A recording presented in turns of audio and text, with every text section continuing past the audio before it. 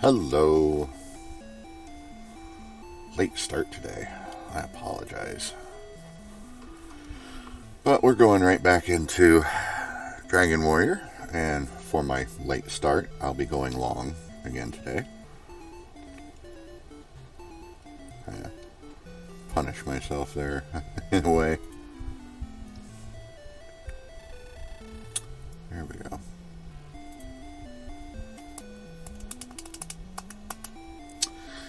It's giving me fits today.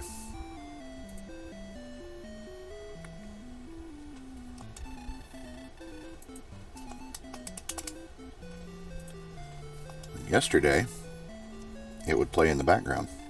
Today it doesn't want to. Get out of the way, cursor. So, this is where we left off, right? Yeah. Make sure I've got the ring. Yep, got the fighter's ring, got the stones of sunlight. Got the fairy flute. Okay, yeah, we're good. We just have, like, no money.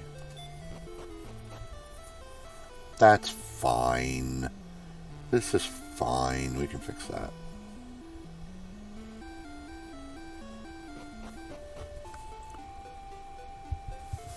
Oh. I've also got to stop giving these last-minute notices that I'm going live. Like, I do have a schedule, but I'm not following that schedule today. I'm off my game. I feel like... Yeah, I thought some resources were missing.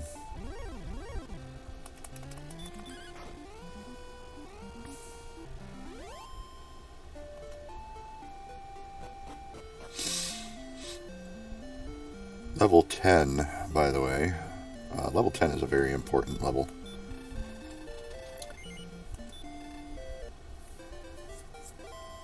At level 10, which is at 2,000 experience, we pick up the spell Stop Spell. Stop Spell is supremely important. So, but I'm hoping to at least have the half plate by then. That reminds me. Okay, I do have the large shield. Couldn't remember if I've completed that or not either. So yeah.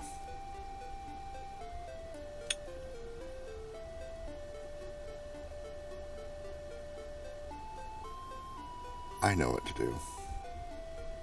Let's, it helps if you go the right direction first. Let's go down south. It's crazy. Gotta go north to go south.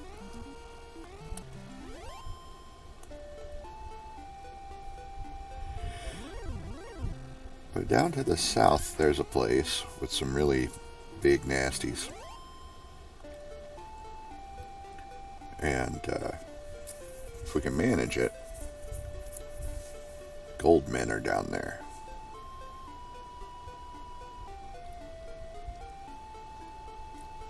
That's where the money is. It's not a good start. Well, at least he does crap damage.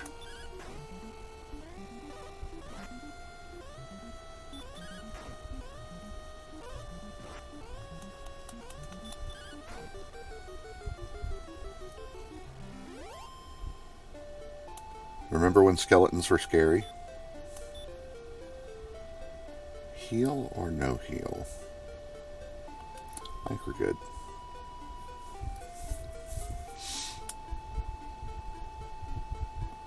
I like totally froze for a second there.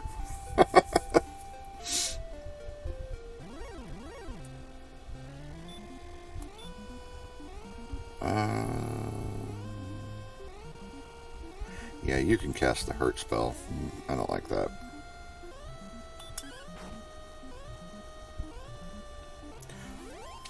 Although we can now one-shot the Magidrake, so I guess I don't need to put it to sleep. Anyway, right down here by this bridge. It's very dry in the house today, so I'm going to be itching a lot. I apologize in advance.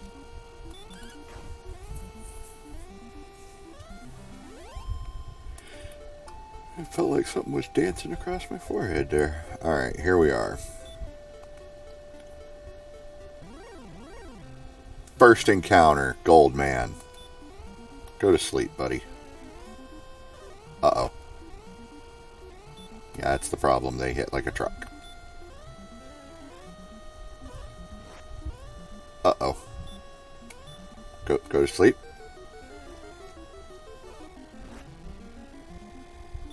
Run away.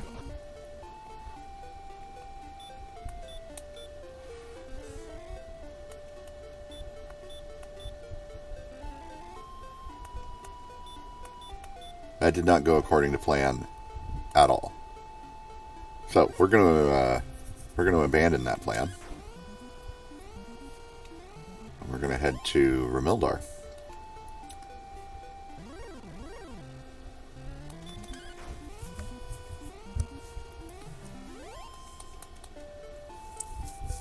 Thankfully, everything we will encounter for a good distance is, well, almost everything we're going to encounter for a good distance is going to be one shot. Bam. Gone.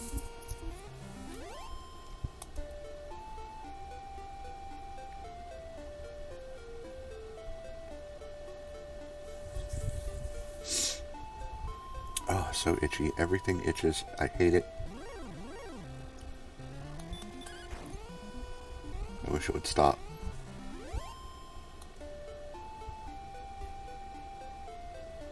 Oh, I went too far. I got lost. I need to be up here at Garinham. Done with Garinham. I don't need... Well... No, I'm not. That's something I could do. I think that's what I talked about last time, was going into the Grave of Garin and getting the Silver Harp. We've got keys. Could do it.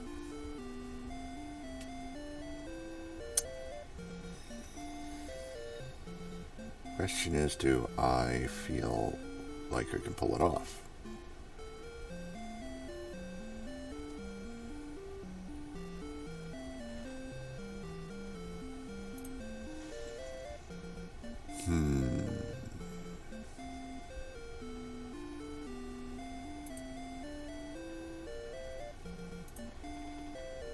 Yeah, sure.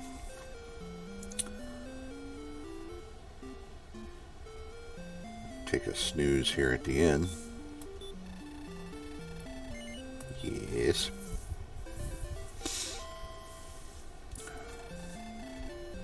$25 gold. This is extortion, sir.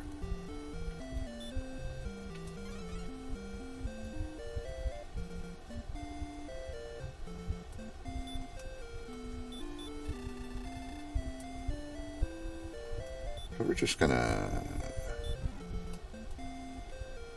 Ooh, a torch.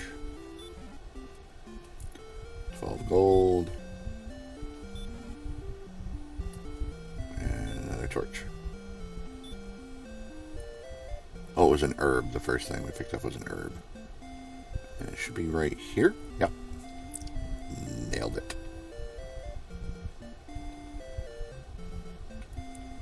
I'm going to be very careful not to walk out of the town. Because this is it. This is the corner right here. You take one step either north or east. Well, you guys would be that way. And that's it. You're out of the town.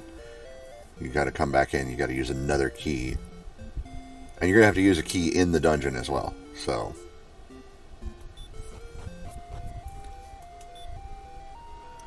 Alright. We're going to use the Radiant spell. Could just use a torch, but no. So...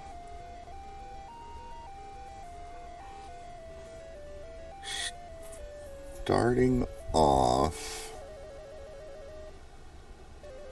I'm going to skip all those.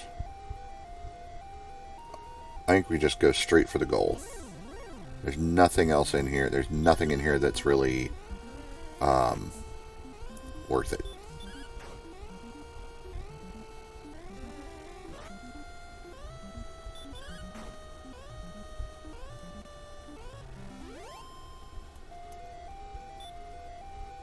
Right off the bat, we're going to burn that herb. I know what I said.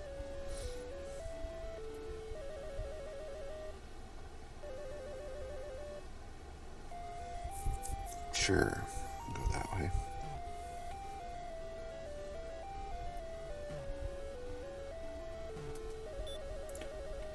Again, sorry, but you're just going to have to deal with the bumps.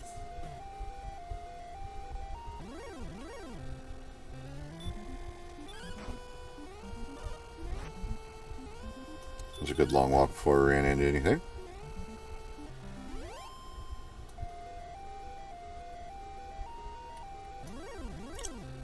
On the stairs.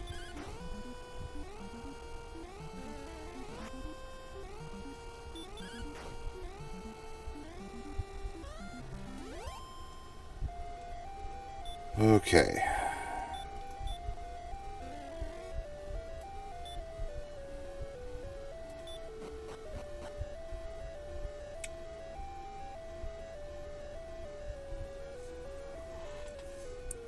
Don't go down the staircase right next to us, because that's a trap.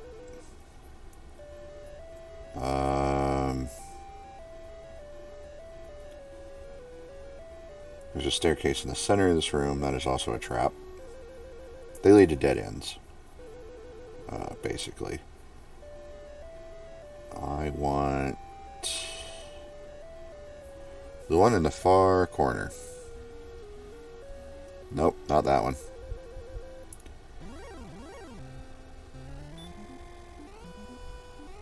A wolf. Going to put you to sleep.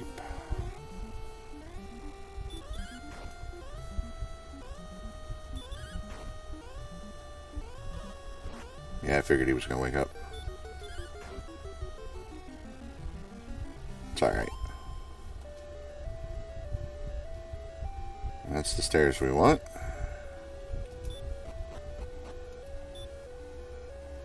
The third floor. Okay. Yeah, that's a thing. Oh, run away.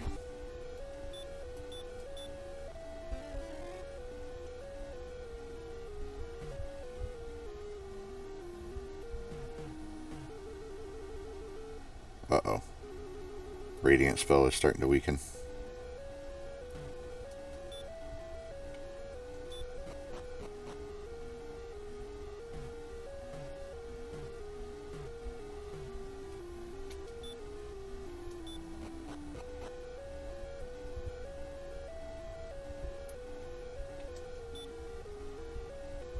This is it. Found the Silver Harp. Now let's get out of here.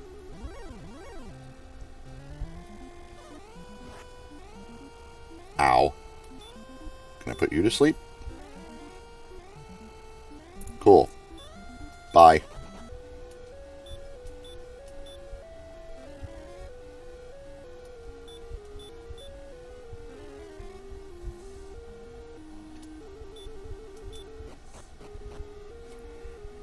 There is better than average chance that we will not survive the trip out of here. So that's why you try to put them to sleep before you run. Uh-oh. Now it's no better than a torch.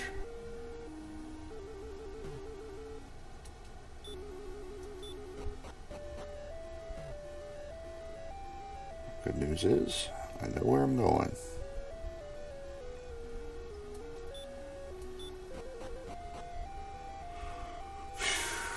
Okay. This floor, not so bad. And if the spell goes out on us, I can navigate by bumps.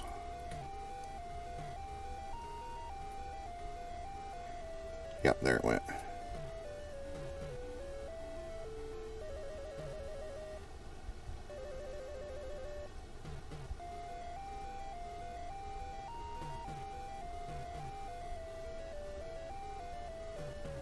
Okay.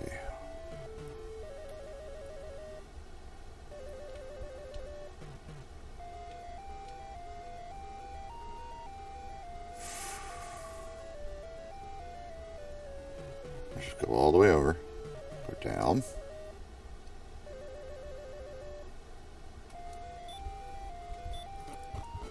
There we go. Made it. We have the Silver Harp. Bonk. Bonk, bonk.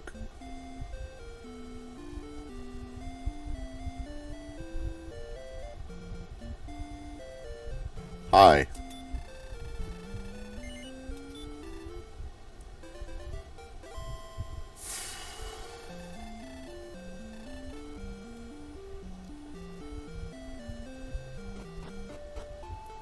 So, what's so special about the Silver Harp, other than the fact that we need it for the Staff of Rain? Check this out. First of all, it sounds really pretty.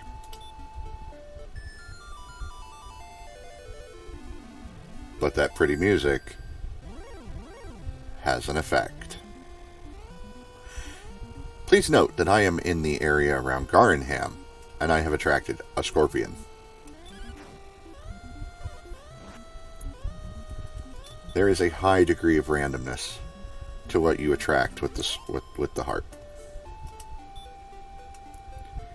So, it's really not a bad idea. Take the harp. And we're going to go stand right outside Breckenary.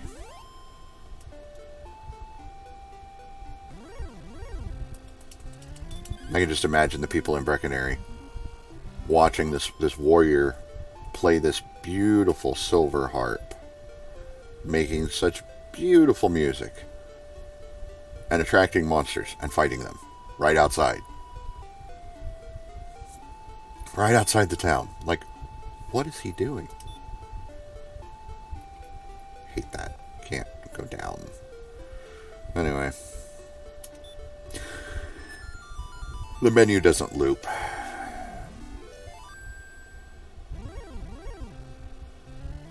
Got a slime.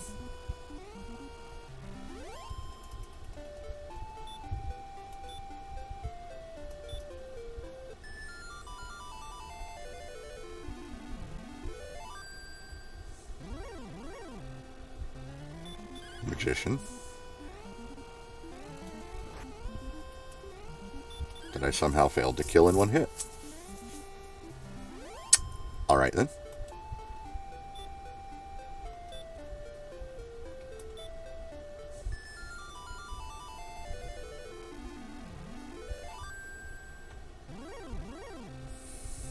A red slime.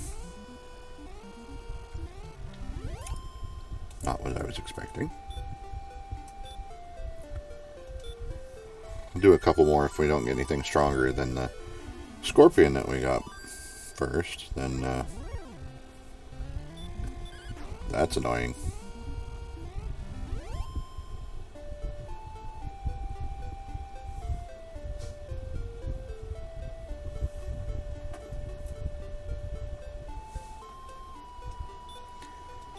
I'll do one more. And if this doesn't work out, then we're going to Remildar.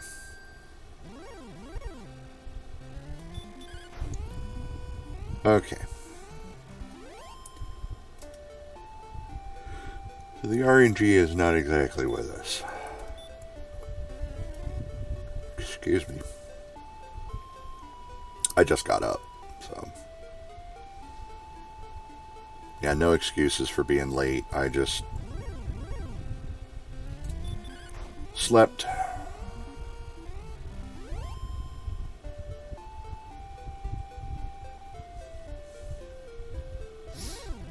Trying to catch up on sleep. I got a kind of a tough weekend coming up.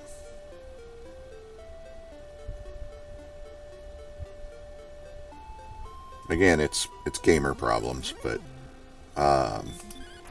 I play in a Dungeons and Dragons game on every other Friday, and then on every other Saturday offset from that. And then I run one on the Sundays of the weekends that I have the game on Friday. But there's a day in between. So I've got time to recover. And it's like the Friday game. That's right, you run away. I'm glad that ghost popped up there.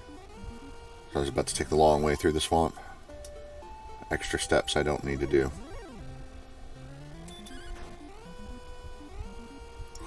Oh, didn't get it in one hit. Oh well. Whew, excuse me, goodness. But yeah,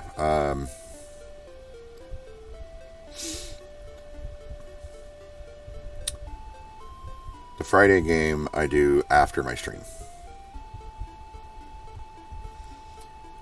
The Saturday games and the Sunday games I do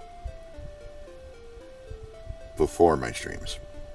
Which is why sometimes on Saturdays and Sundays the stream will either be late or it just won't happen.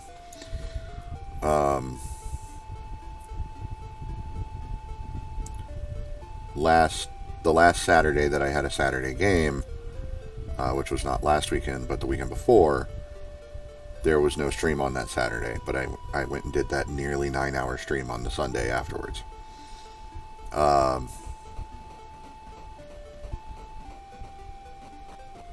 Such a wonderful sound.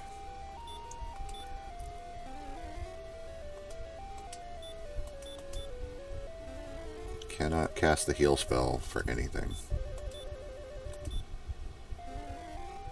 Should have just used the torch. Should have just used the torch. Should have just used the torch.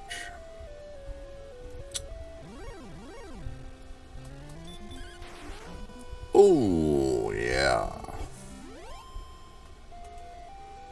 Goodbye, Scorpion.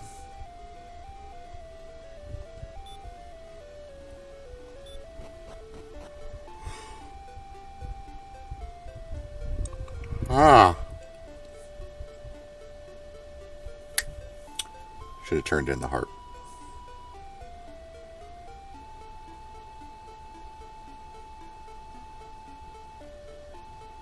Can do that later.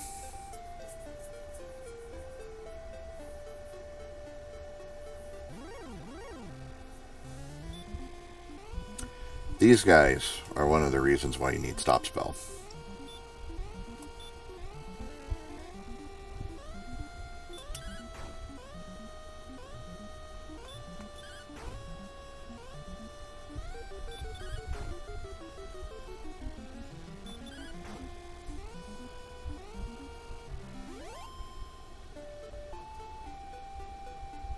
I can't believe that worked.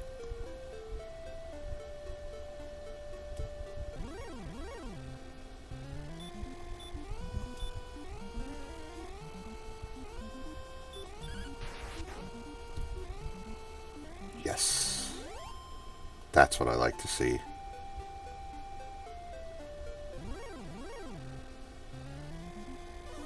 Not that. Not that. Don't like that. That's bad. Stop that.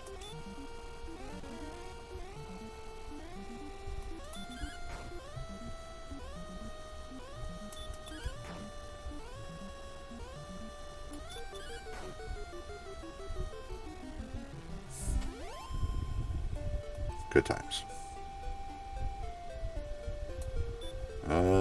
Don't need to go into town yet either.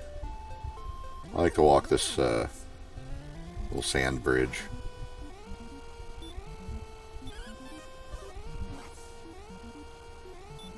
Well, I wasn't going to put you to sleep, but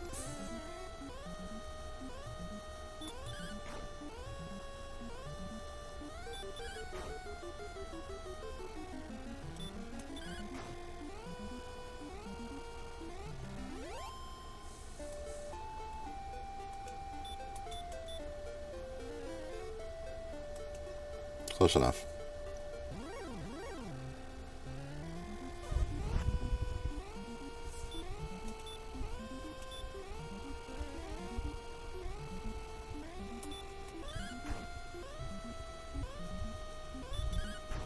Hit him for 15.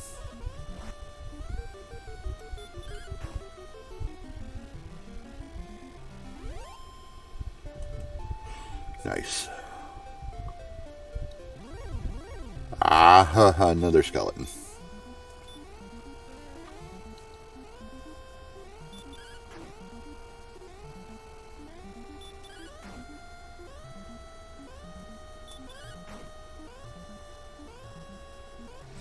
I'll just tell you how dangerous the skeleton is, though.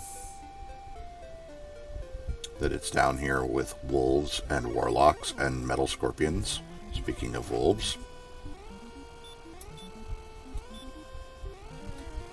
And the skeleton is the least dangerous thing here.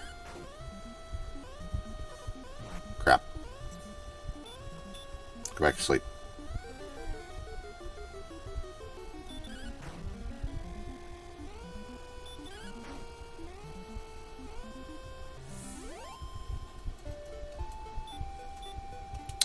Not enough. Alright.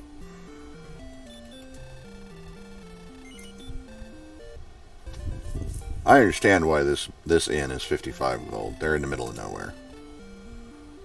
And it's, I mean, they're not as bad off as, say, Cantlin.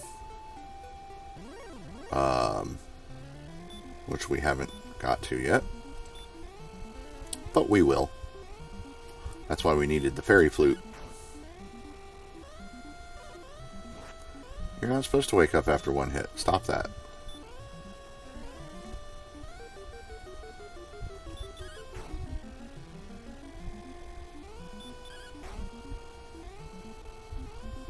Exactly. You're supposed to stay asleep so I can beat you to death.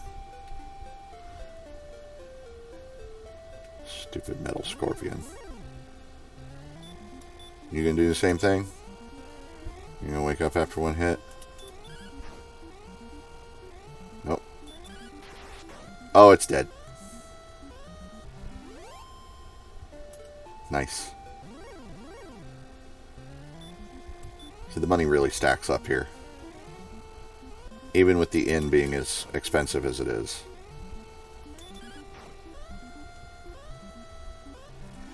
Two hits. And no need for a crit. Very nice.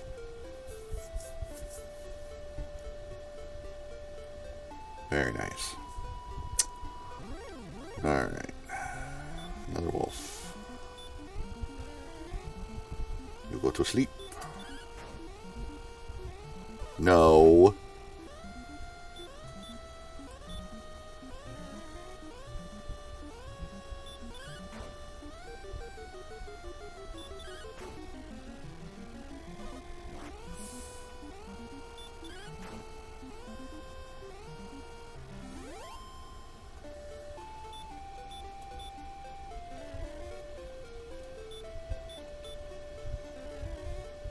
Every time I have to cast heal, it cuts into the number of times that I can fight something. So.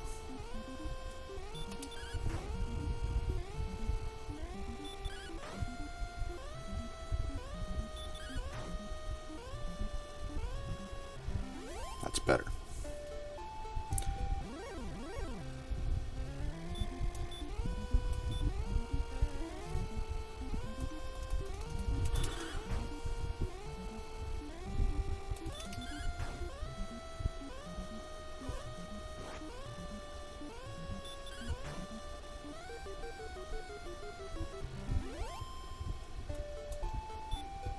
Ah, we're good.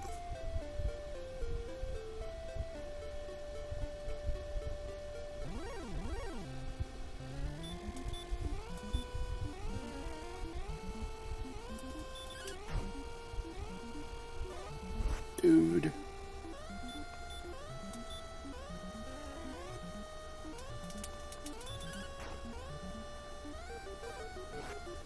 Okay, come on now. Alright.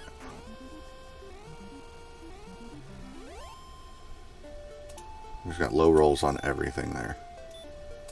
One heal is not going to do it. Yeah, didn't think so.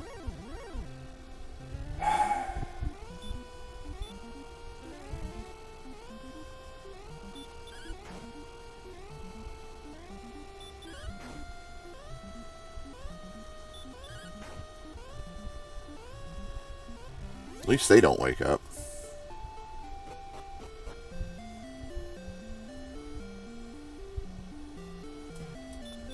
Really cutting into my profits there.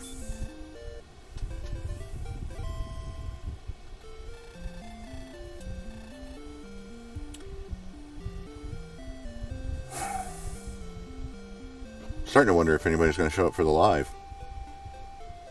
I got nothing. Nobody here.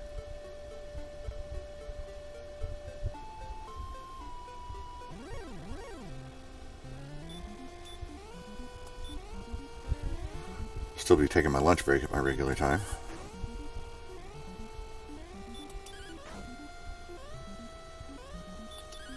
It's in about a half an hour. Just gotta have like, what, 2 hit points left? Come on.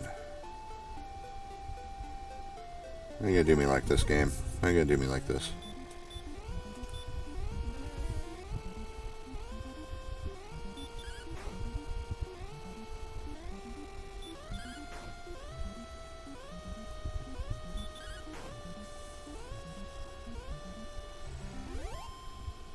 All these low damage rolls too. It's crazy.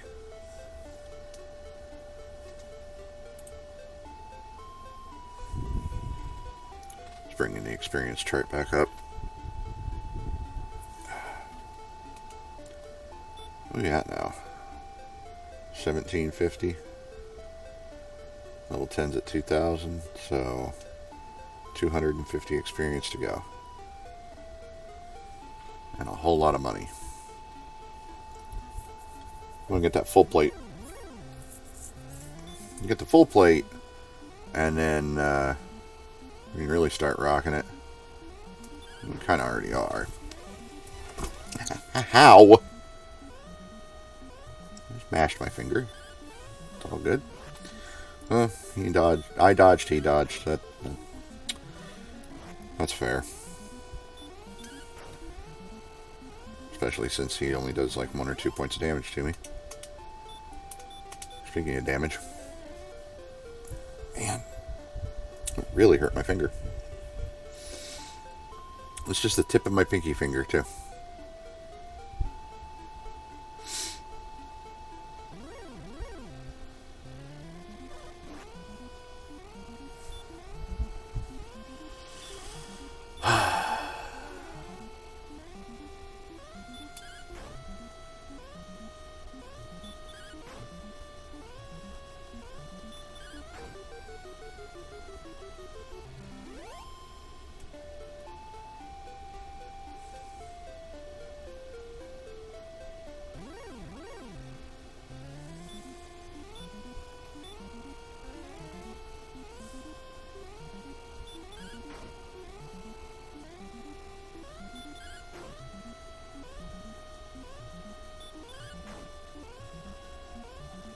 I like that for the Metal Scorpion they didn't just do a color palette swap, but they also flipped it. Makes it feel a little bit different, you know. Ow. My neck popped, but it didn't feel good. It's painful. Good now, though.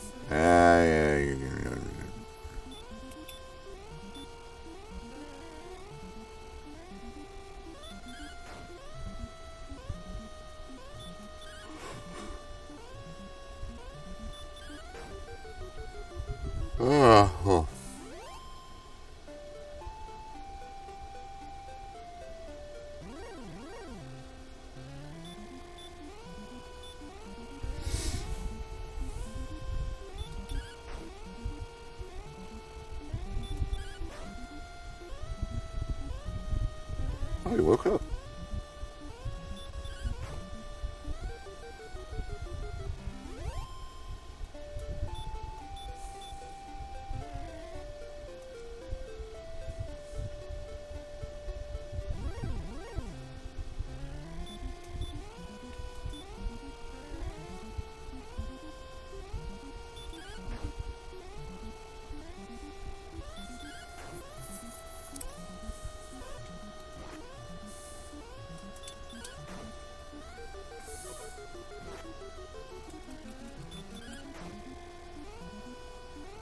I think it's funny, in yesterday's stream I said something about needing to have more viewers.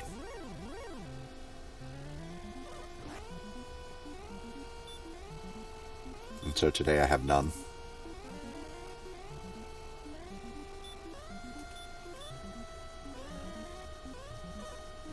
Of course he did.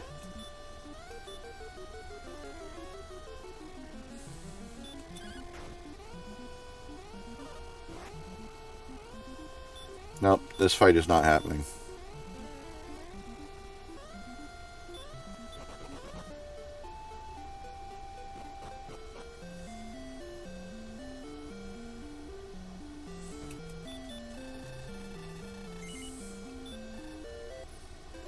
Seriously thinking about going back up and getting the half plate so that we can make these fights last a little bit longer.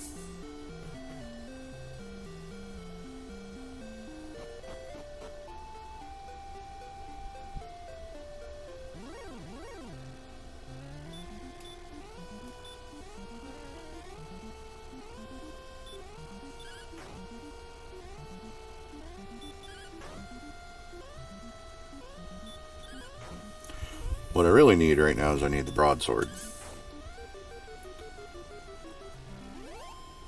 Yeah, my defense could be better, but my offense could be better too.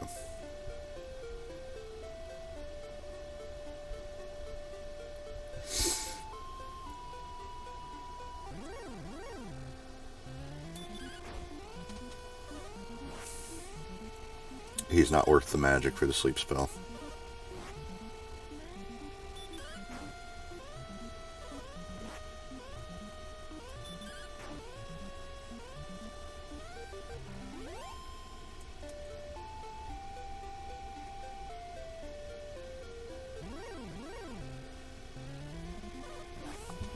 Really?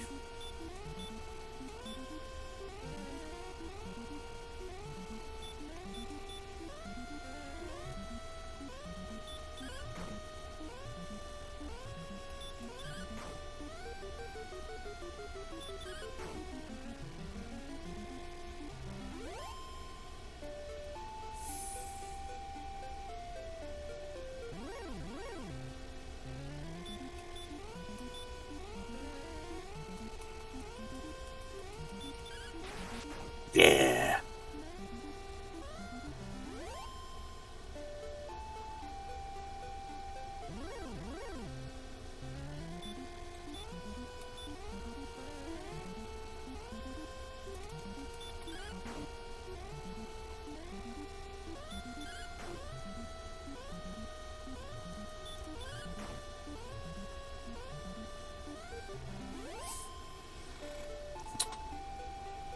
Okay. I got enough I can go get the half plate. But we're just going to keep going. This is fine.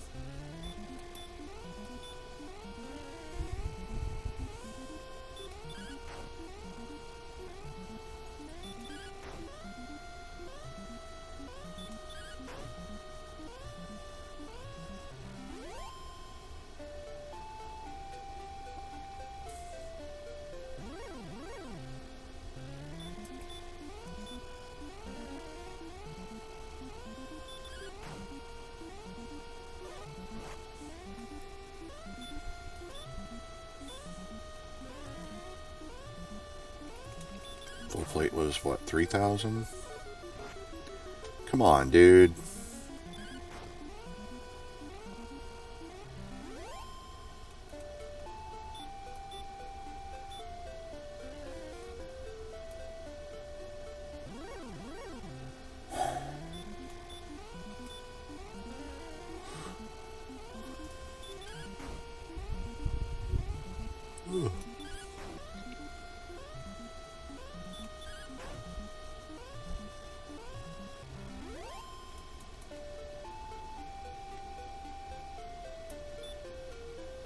Like 2 or 3 more fights would have that level. Really, Mr. Skeleton? Is that how you feel? We'll get the broadsword first. I've made that decision.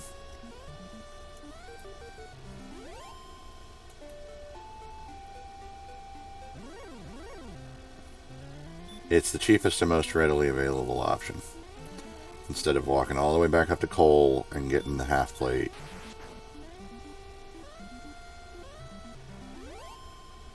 Good times.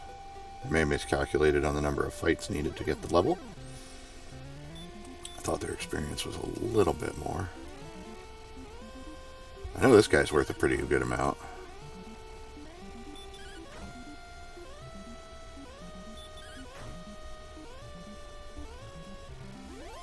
$16, yeah. So like, one more fight might do it. Depends on what I get.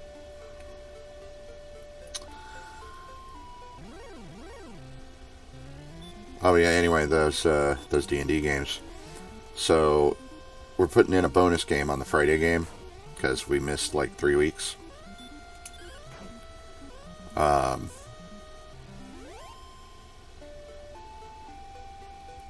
Man, really?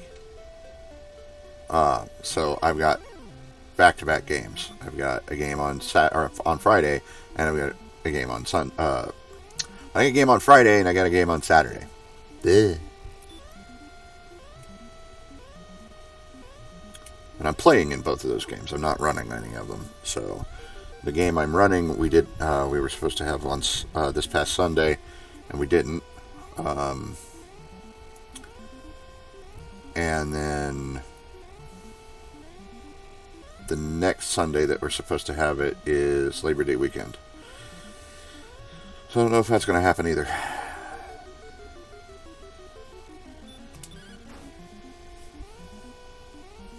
I hate missing back-to-back sessions.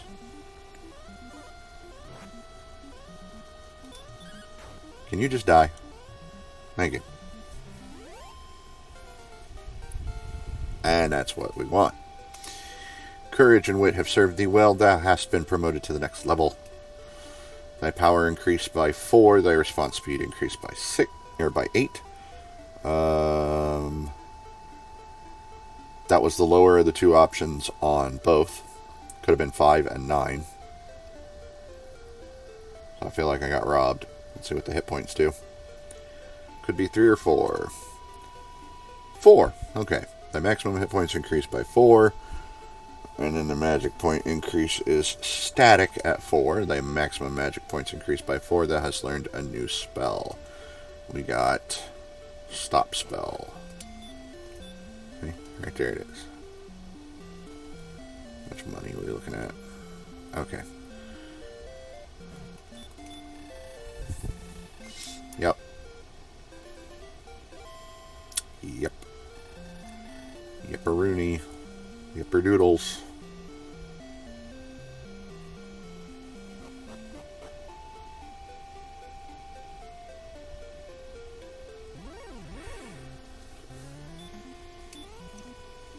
Sleep.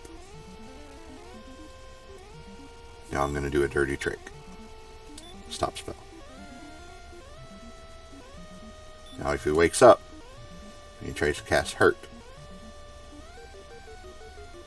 it is quite literally going to be a rude awakening. Why is my spell not working? Or sleep. That's right, he can cast sleep. Except now he can't. Now he can't cast anything because he's dead.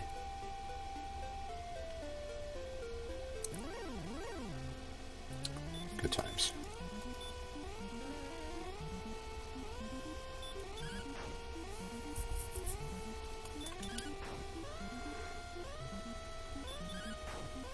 Oh, excuse me. Let me check something real quick. Okay, so yeah, the broadsword is 5 points of attack better than the hand axe. So we're going to go from 47 to 52. That's really good. Not quite there yet, though.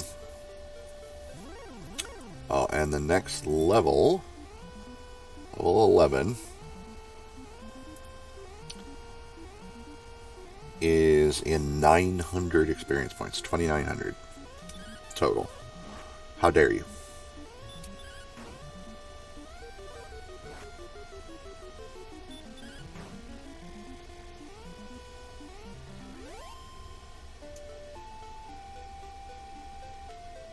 Two-shot in the skeletons.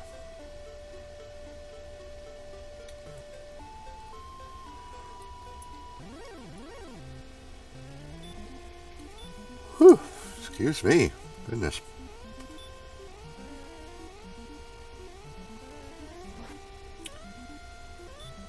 Alright.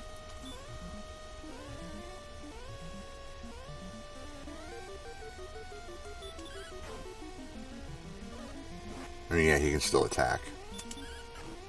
He's not exactly a pushover on his physical attack either.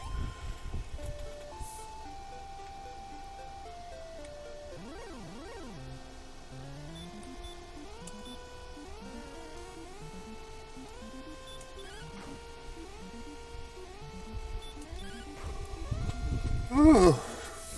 That's okay, you're dead anyway.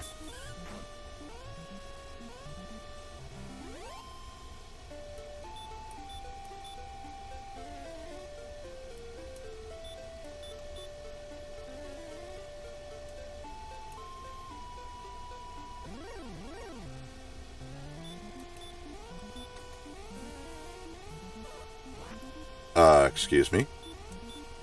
I said go to sleep.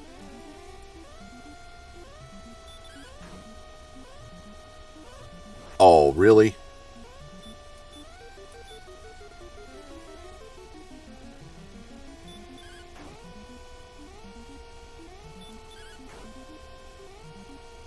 Okay, then. Let's go get that sword. There will be no more of these shenanigans.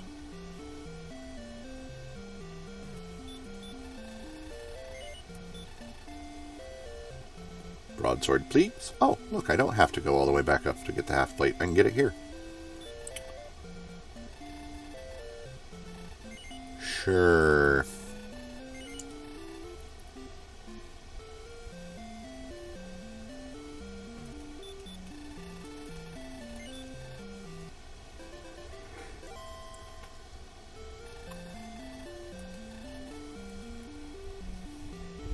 Oh, goodness.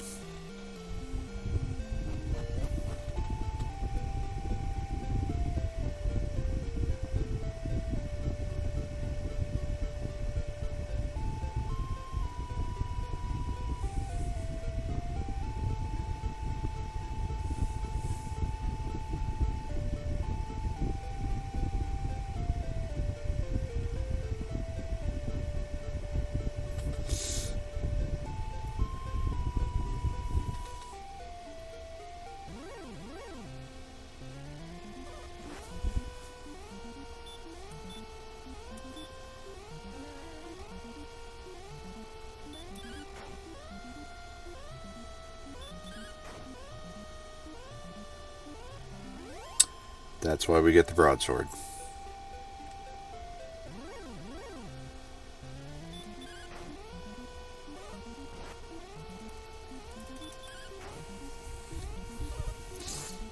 Really? Low damage roll, low damage roll.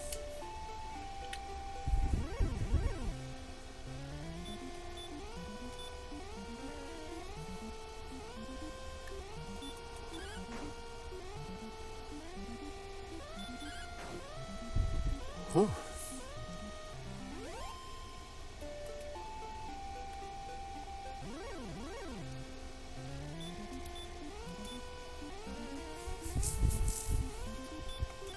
I figure get the half plate and then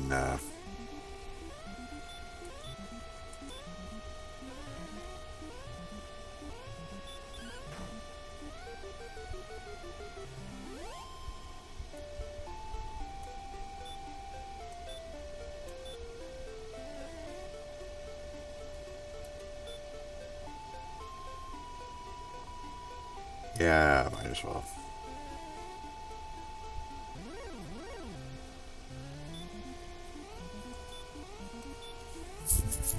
Get the half plate and we can try the gold bin again.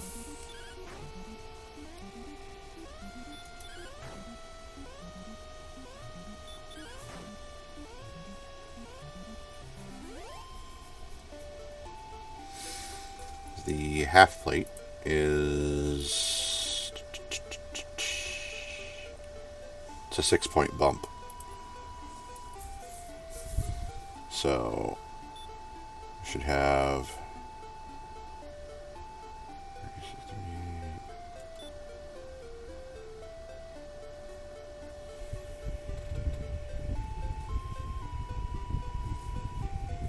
I'll do math.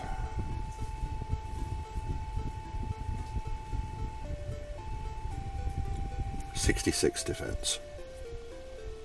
So that's a full 30 points better than what we got right now. And that's good. That's real good.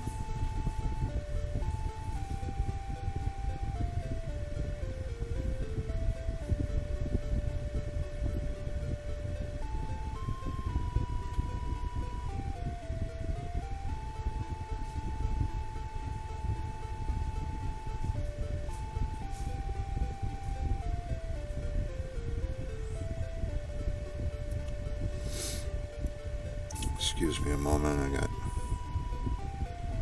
people bugging me, blowing up my phone.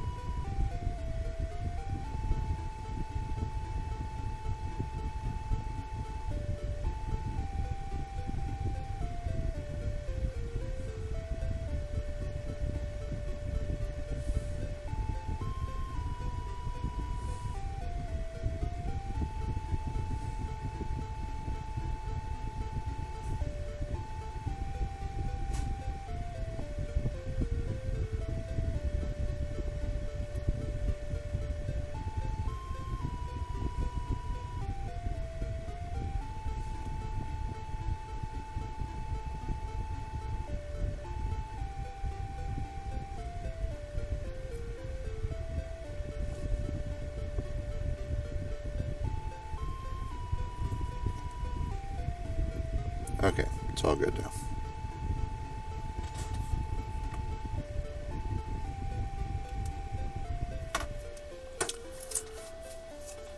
What?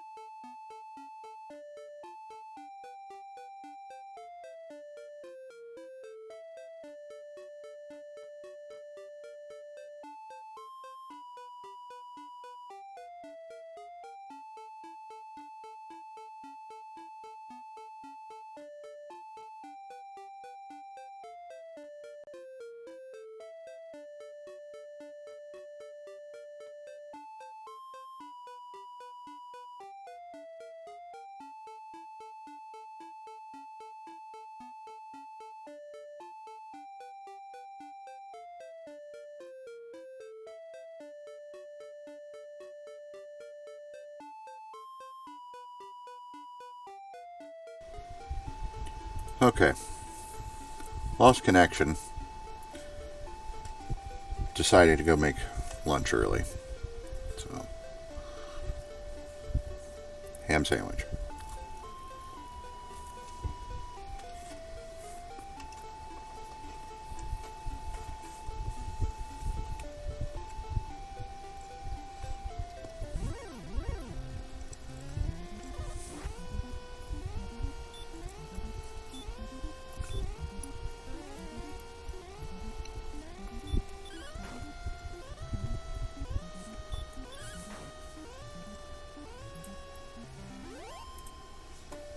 Excellent.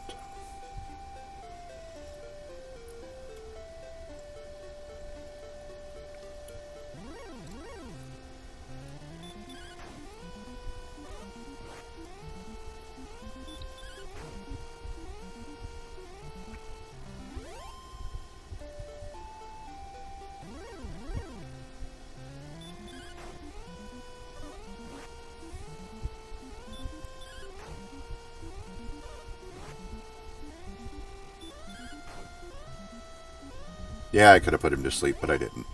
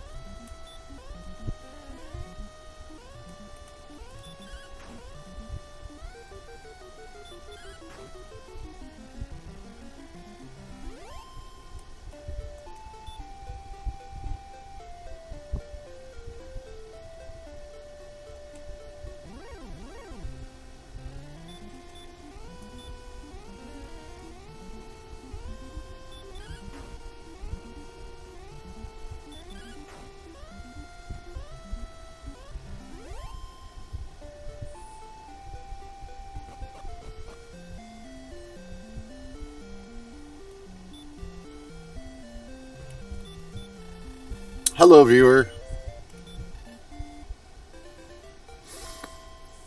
How are you today? Welcome to day 2 of Dragon Warrior. The grind.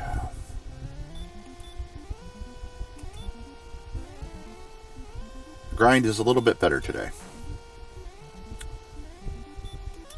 You missed me getting the Silver Harp earlier. But we have the Silver Harp. Working on getting the half plate right now. Got the broadsword. That happened recently. Took a little break because I lost my connection for reasons completely unknown.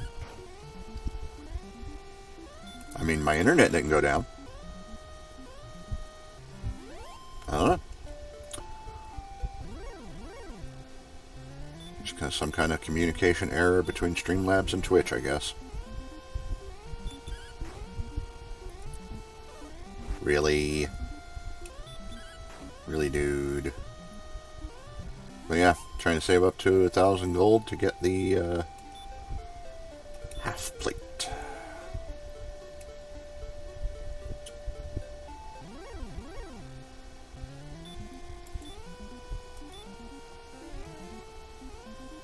Oh yeah, we hit level 10 and got a stop spell.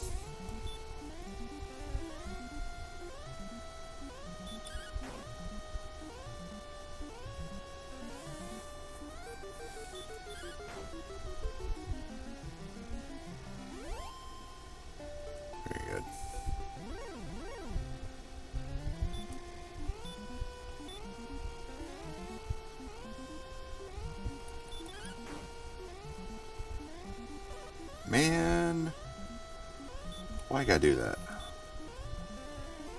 Go back to sleep. Stay that way.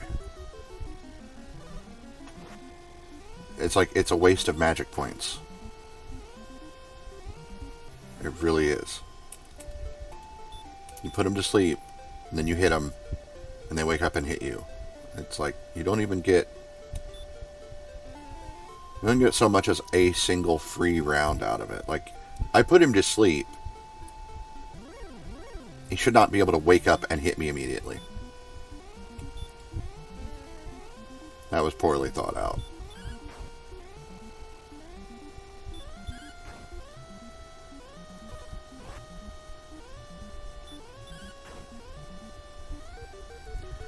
Because if I get put to sleep by one of the monsters, I don't get to attack on the turn I wake up.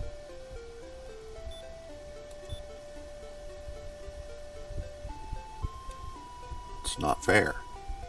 There's no balance there.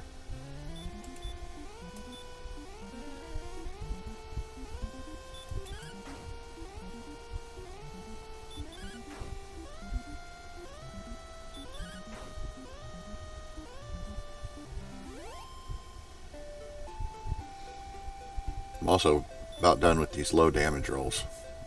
Like, I just got the broadsword, come on, you know? It should be hitting a lot better than that. Like, a 9? Really? I don't think so.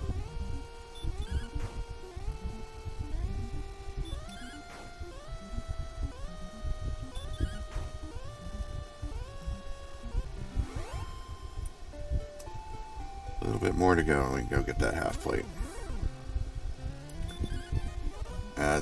Haha! Two can play at that game. But yeah, the half plate's really going to turn things around. So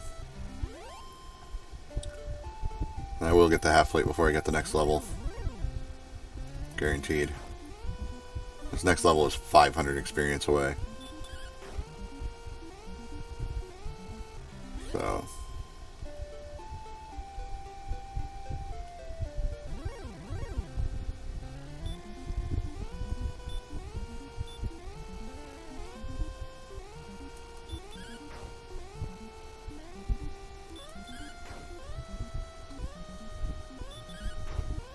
I did find last night I decided to go looking through other servers on Neverwinter Nights. And I had filtered off empty servers. There was a server that's empty that I don't think should be empty. And I would like people to join me on that server. So, the one day I did feature the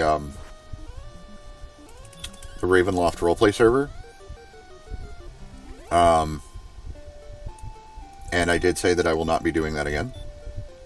However, I found they have another server. It is the Ravenloft Prisoners of the Mist action server. Far less focus on the roleplay aspect. This is for people who want to play in the setting, but they want to focus more on the action aspect of it.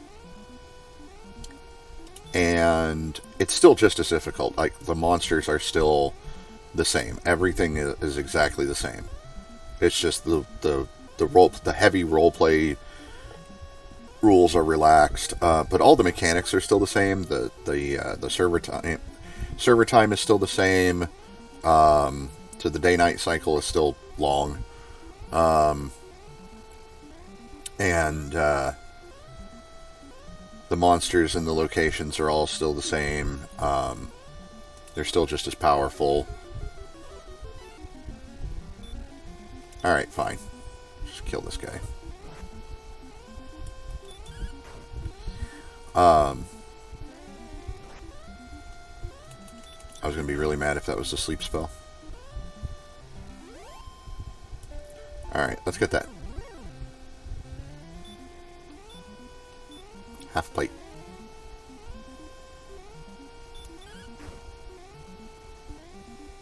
Really?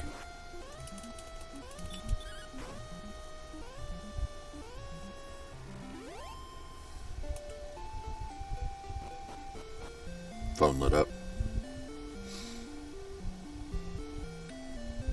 Anyway, yeah, I would love it if people would join me on the Ravenloft action server. There was nobody there. Which on one hand was kind of refreshing, and on the other hand, it was boring.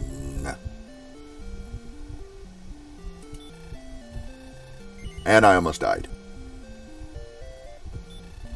So there's that too.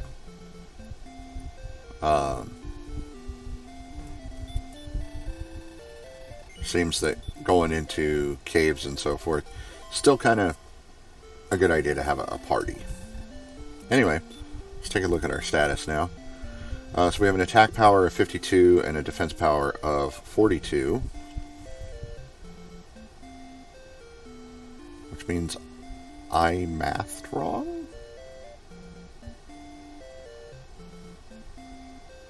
Okay, so we have an agility of 28. I have the dragon scale, so that's going to bring it up to 30.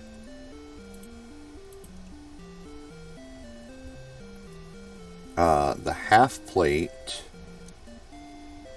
is 16. So that should be 46.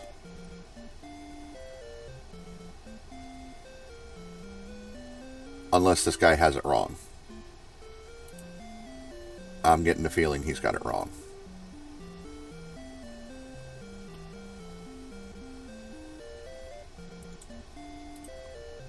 Got another source here. Oh, that's nice.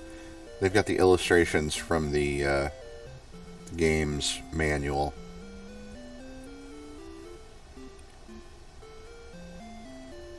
That is so cool.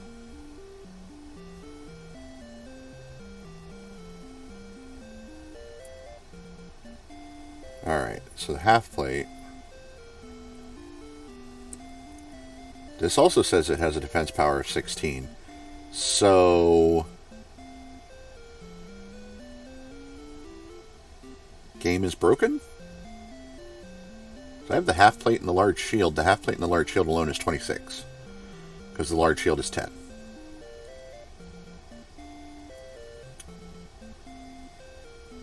And we figured this out earlier, yesterday, actually, that your attack power and your defense power are just your strength or agility plus the weapon or armor. So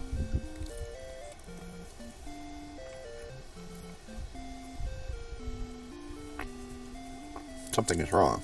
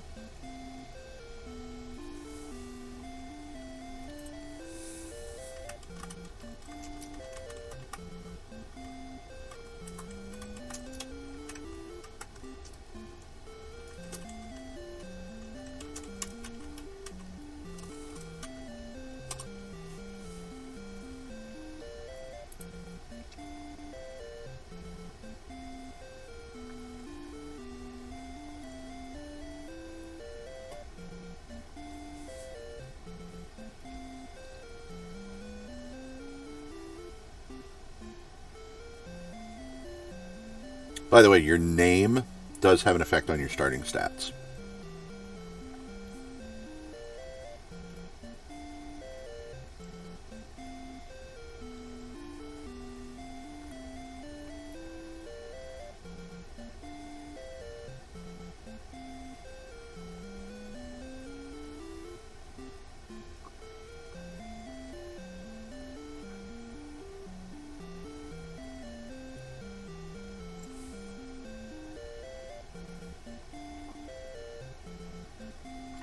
Okay, so the Silver Harp will only summon a slime, a red slime, a drakey, a ghost, a magician, or a scorpion with equal chance.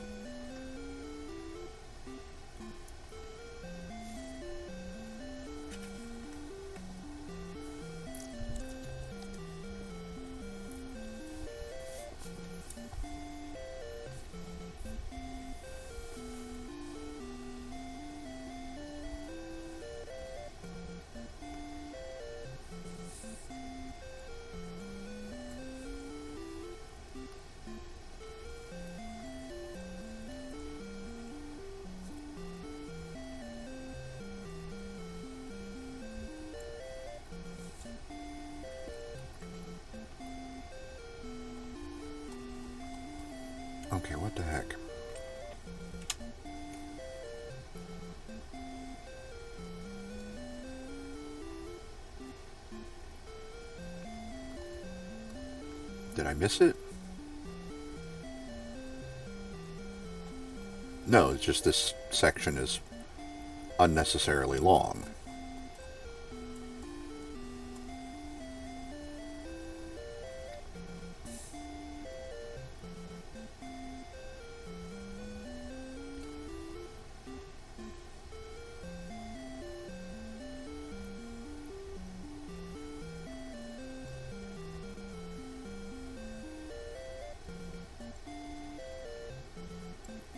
Okay.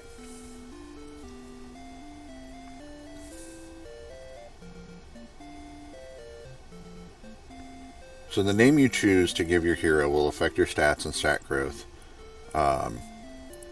Only the first 4 letters of the name are used in the calculation. Each letter has a corresponding numerical value, and they are added up to find the final result.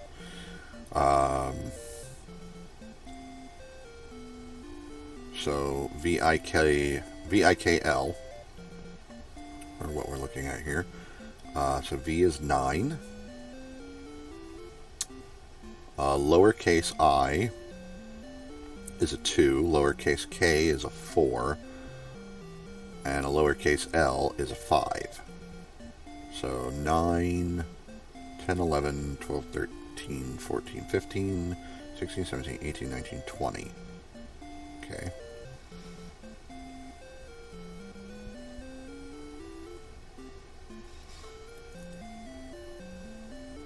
Divide the sum by 4.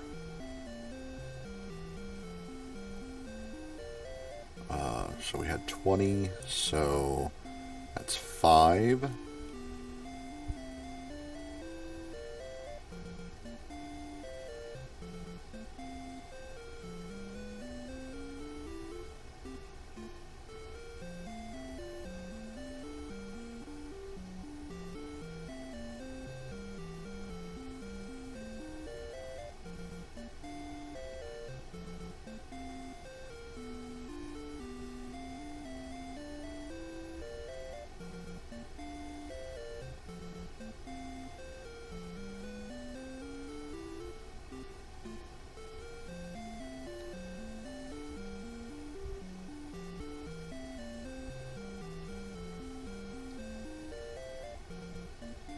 Wow.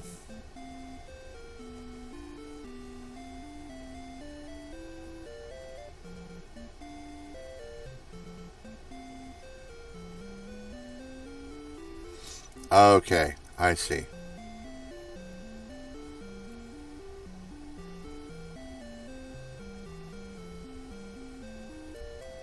Interesting.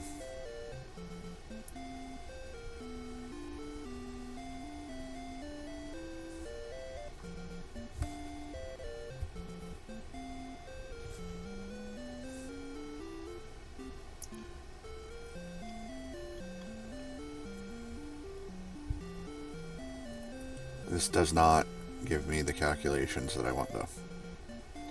There's a formula guide, but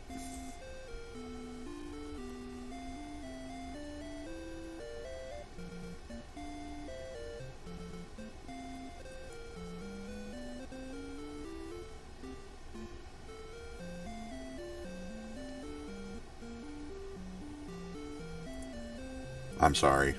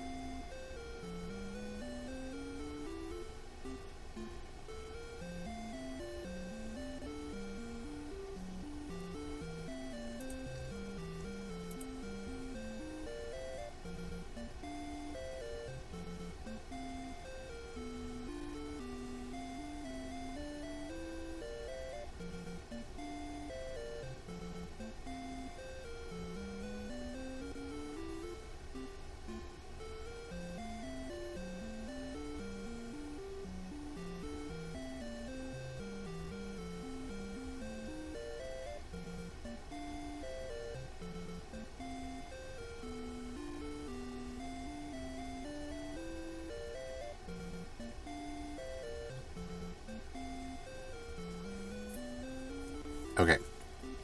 So my attack is 52. I have a 32 strength.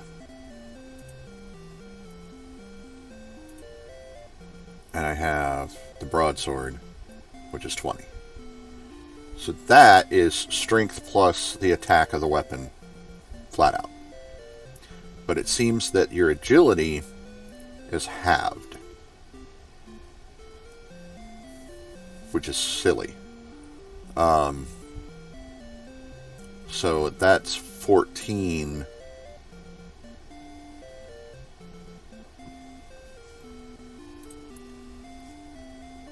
Plus the 16 for the half plate, that would be 30.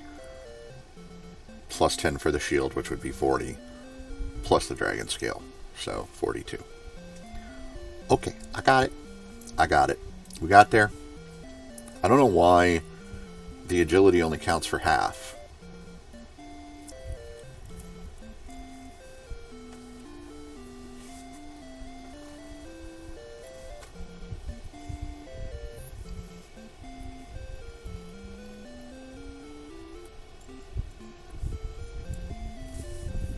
Does not make any sense.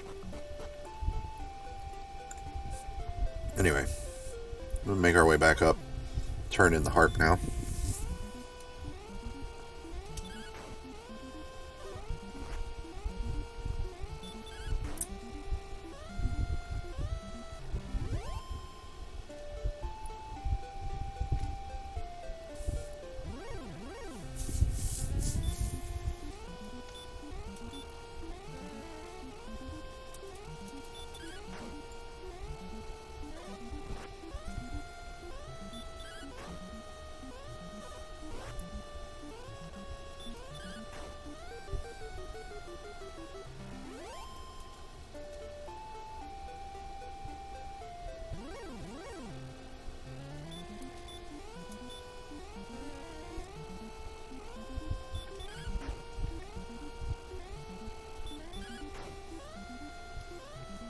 There are gold men to the south of Vermildar as well, but the monsters there, other than the gold men, are obnoxiously powerful. Really?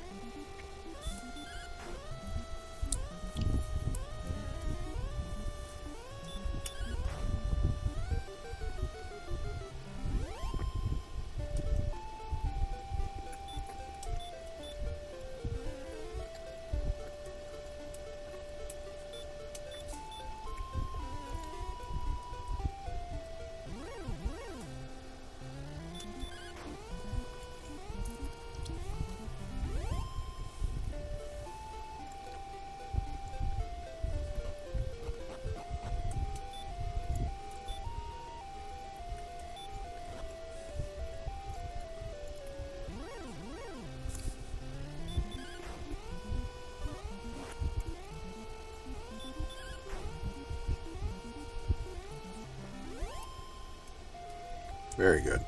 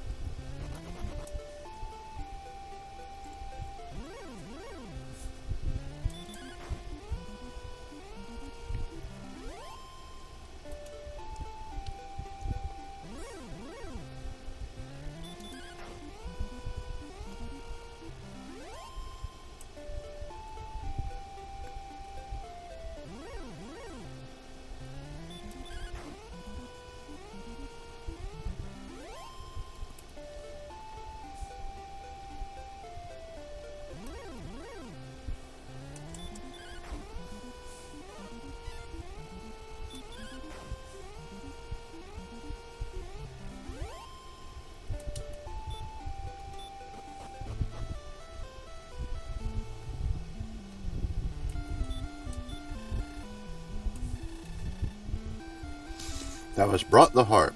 Good, I have been waiting for one such as thee. Take the treasure chest. And poof, he just disappears. Fortune smiles upon thee, Viklos. Thou hast found the Staff of Rain.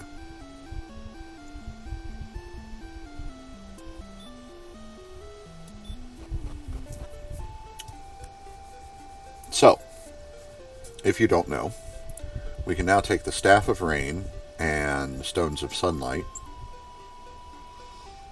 Once we have the Erdrick's token, to the guy at the island south of Ramildar, and he will give us the Rainbow Drop. And with the Rainbow Drop, we can build a bridge to the island of Sharlock, whereupon is the home of the Dragon Lord.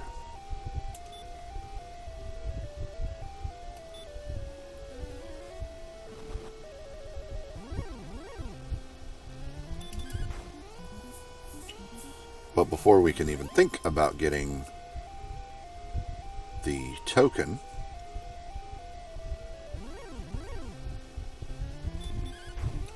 we've got a couple of other things we've got to hammer out.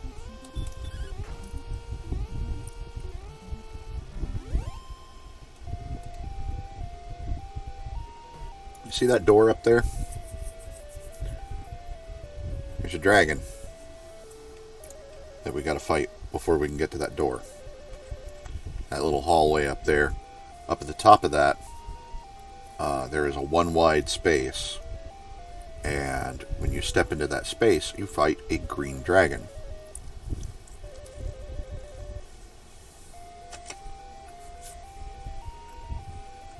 And he is mean.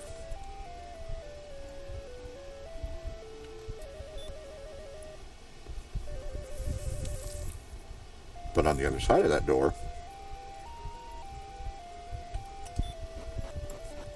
is the princess.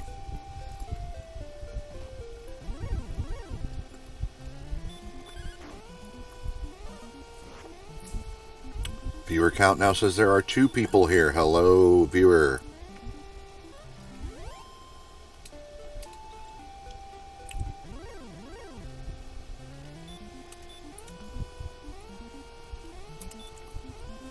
Welcome, welcome, welcome.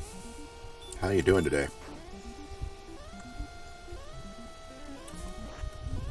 We are rocking out here with some Dragon Warrior.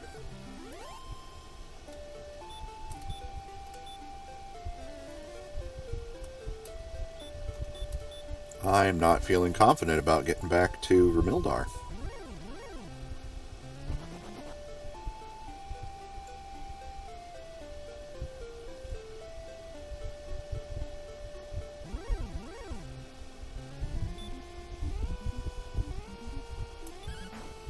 Taking a risk here.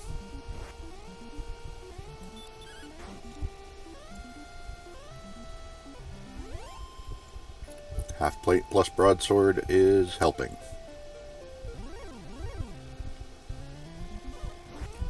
This is bad. Ah.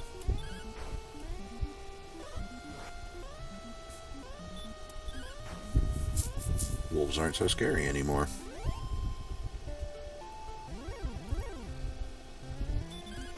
Now this could be a problem. Okay, we got him. Uh-oh. Uh-oh. Oh, good.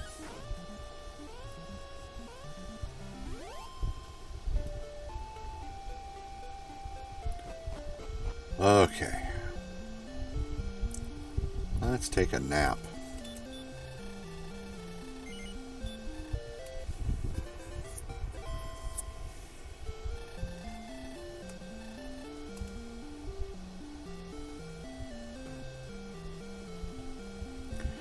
It's one of the things I really like about the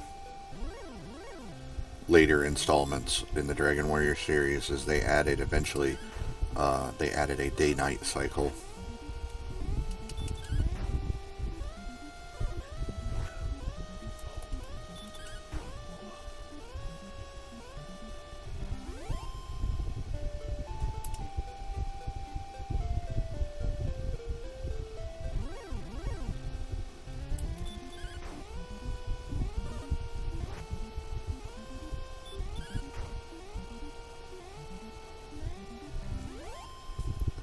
Another thing that I did last night in my server hopping on Neverwinter Nights. So, I had been recommended to the Aerith server, I believe it was. So there are four. There are four different Aerith servers, and they all covered like different areas. I jumped onto the one labeled Surface. I hated it.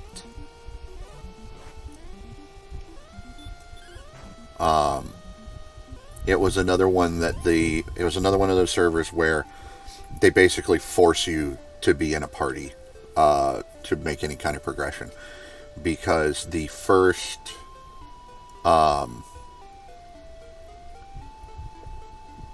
job that I picked up, you have two options when you first get in. You can either go to a roleplay heavy area, which is like this big port city, or you can go to this island, which is a little more adventure based. So I went to the island. And the first job that you get is to go take care of these like rats in the cellar. The tavern has rats in the cellar, and the granary has a rat problem as well.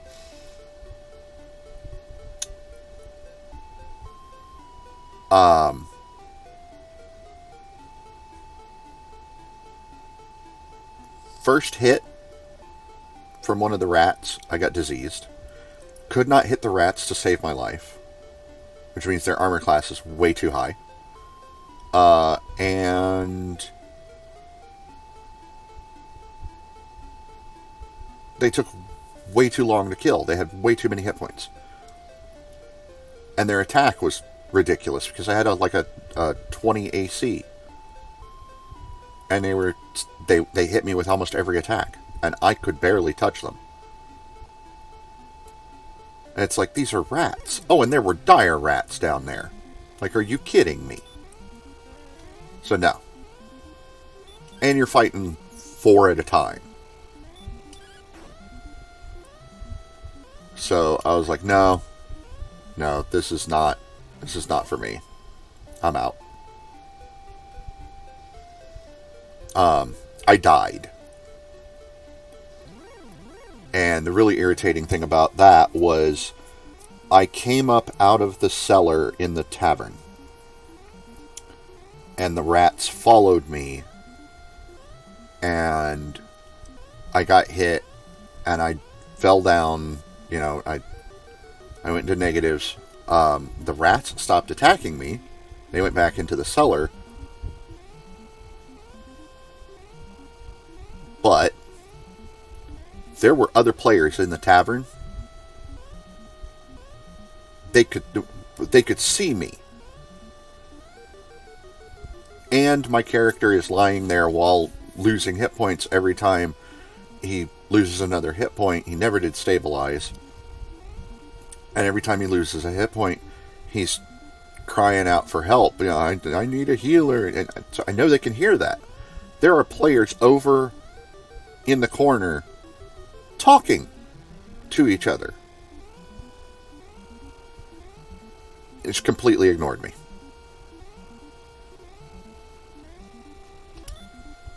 So, not a good experience, not going back there.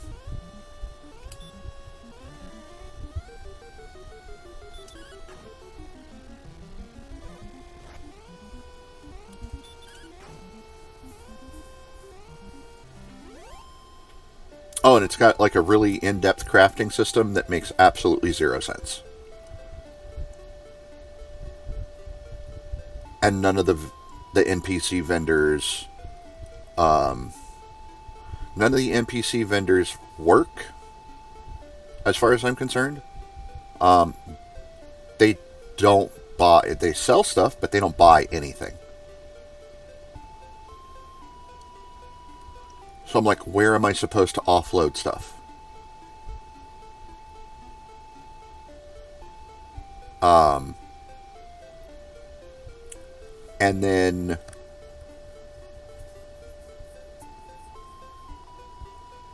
there's a player market, sort of. There's basically weapon racks that people will put stuff on to sell. And you got to rent that weapon rack to run your shop out of. But everything, all the prices are player set, and they're all ridiculously high. And everybody has like really powerful stuff. Nobody's got any beginner stuff. Nobody has any basic stuff.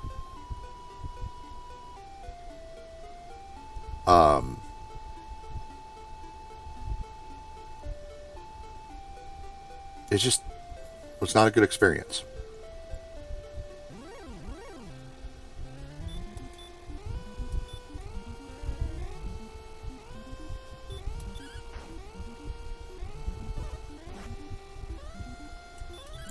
And I really, really don't like when people overcomplicate the crafting system. It's one of the things I like about Blackstone Keep. It's got a crafting system. Um, it's super simple.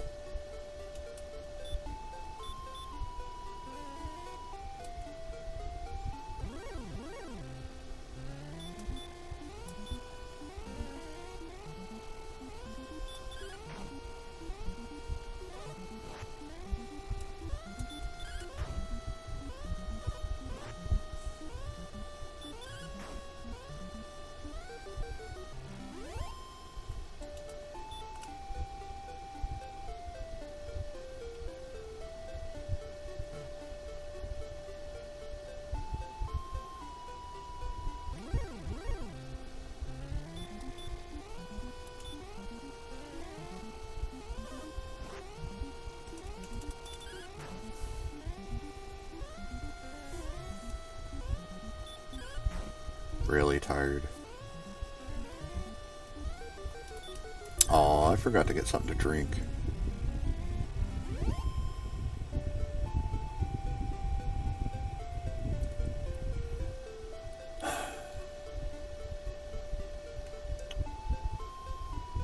I'll do that in a second.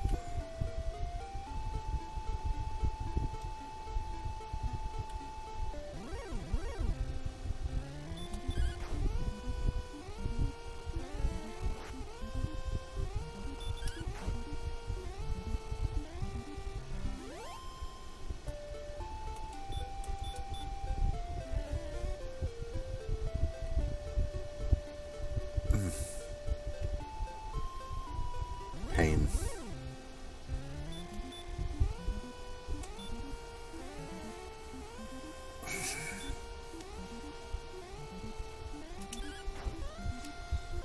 So my shirt today says, I'm not arguing, I'm just explaining why I'm right.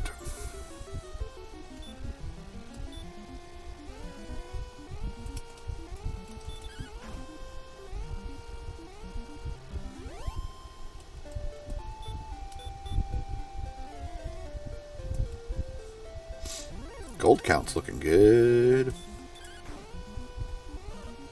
Experience is looking good too. Got 92 experience until level. That's cool.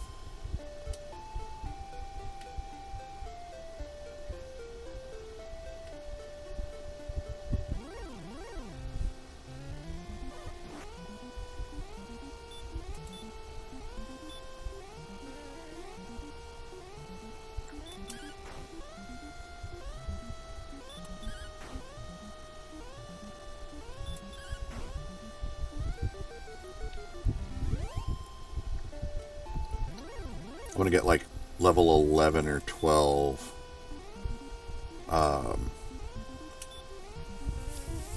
before I go to take on that dragon and try to rescue the princess.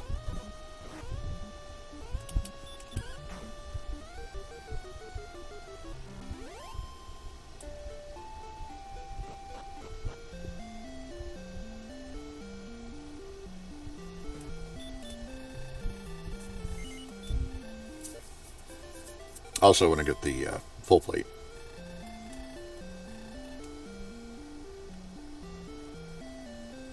But we're getting stuff done. We're getting stuff done.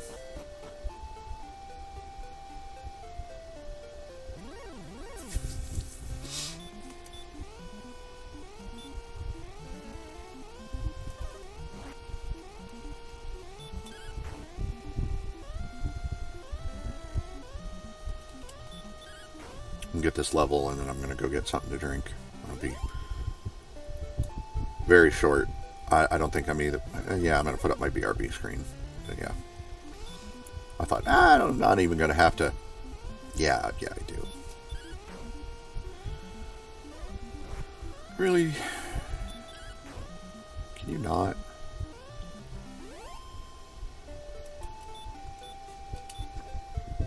Almost there. 23 more experience, so like 2 fights.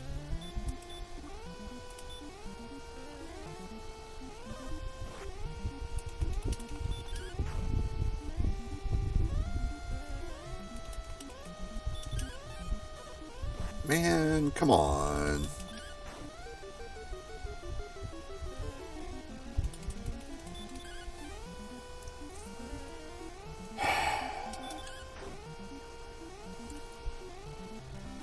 Hello, new viewer. We're about to hit level 11.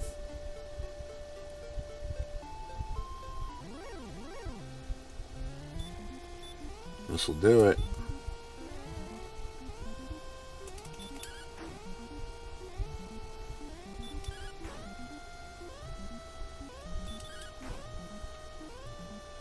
Nice. Courage and wit have served thee well. That has been promoted to the next level. So at this level, strength is going to go up by 5, agility is going to go up by 4, and then we'll see what the magic points and the hit points do. Thy power increases by 5, thy response speed increases by 4. Thy maximum hit points increase by 8. That is the higher of the two, and thy maximum magic points increase by 10. It's the max. Alright. So that's good.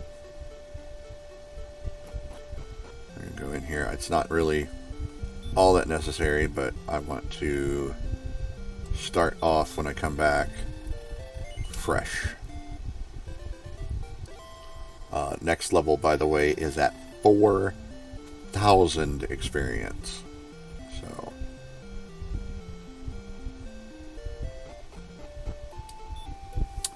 I will be right back. I'm going to go get something to drink.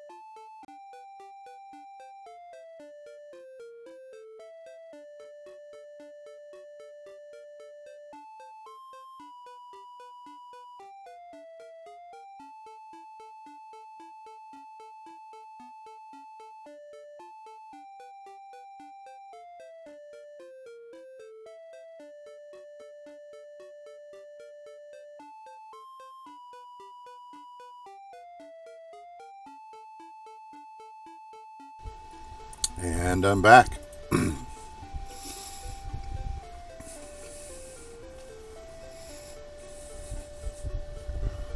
All right. Sleep.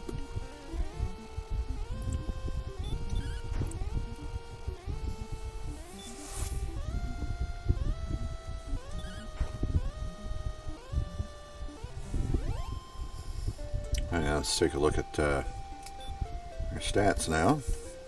So we now have an attack power of 57 and a defense power of 44.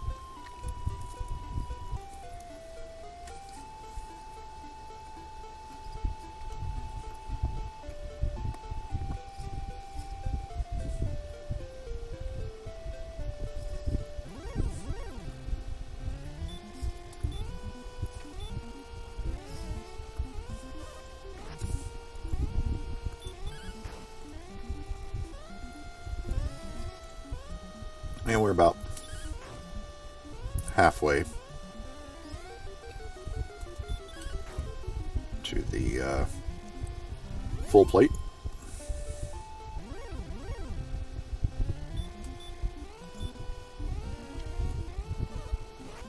Uh-oh.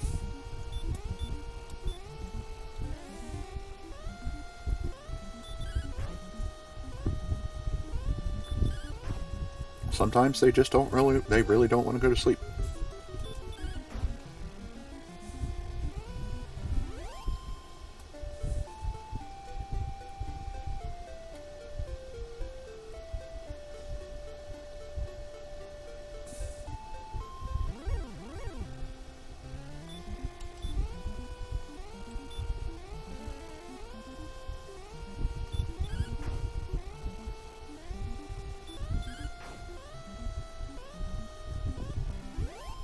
That was very nice. 2 back-to-back 20 damage hits.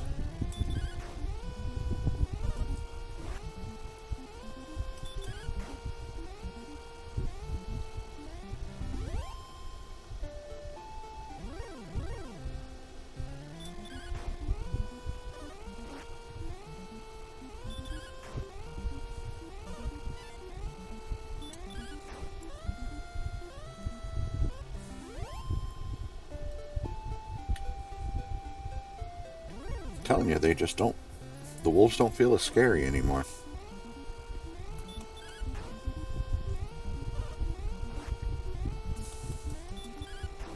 All it took was a simple armor upgrade. So imagine what we'll be able to do with the full plate.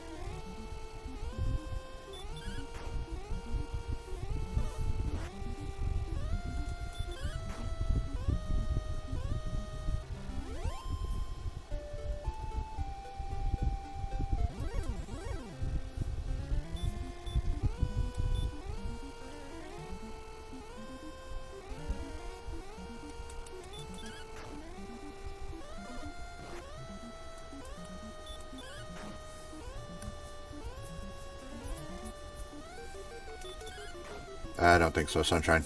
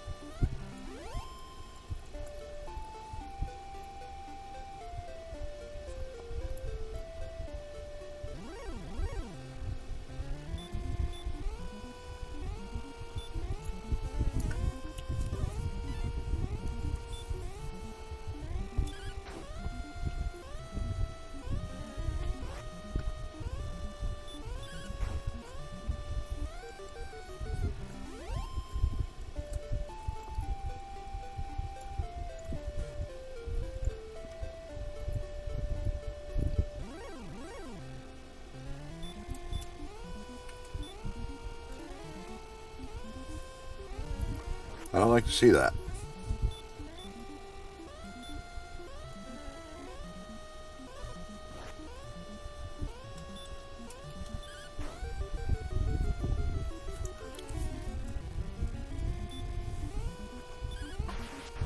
Oh.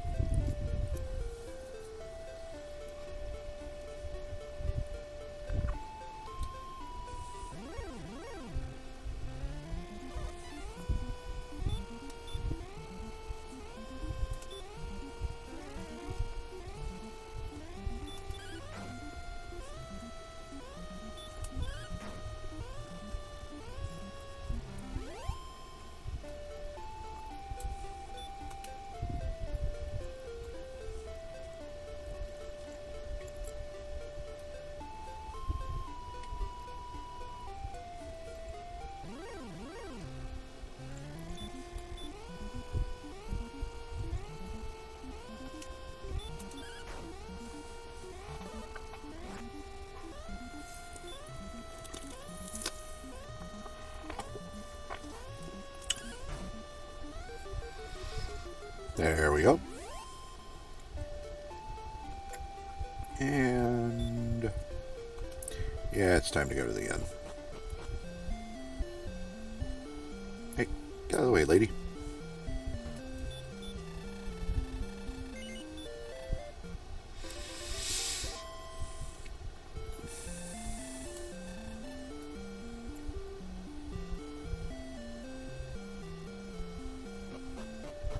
Want to try to fight a gold man?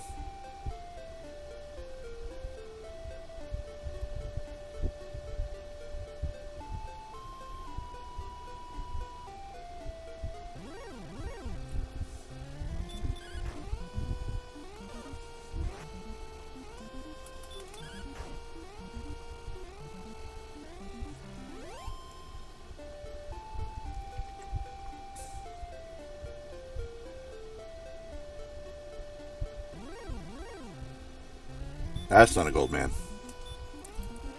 That's a wyvern.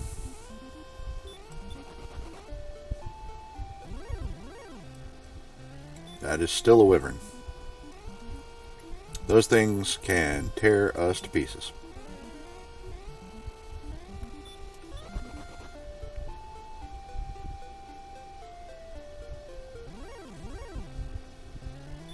That's a wraith.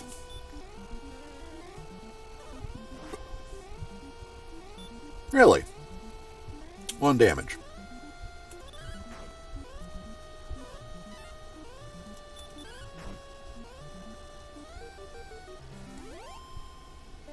Huh. Maybe the wyverns won't do as badly as I thought. Oh, no. No, no, no, no, no, no.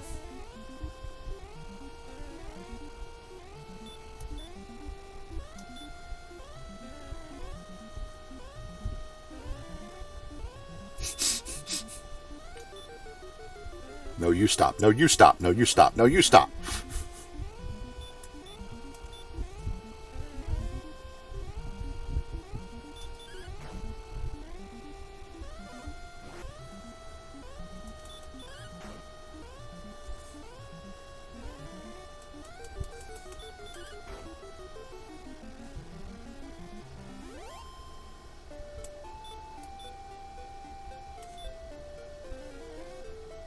All right. Doing all right so far.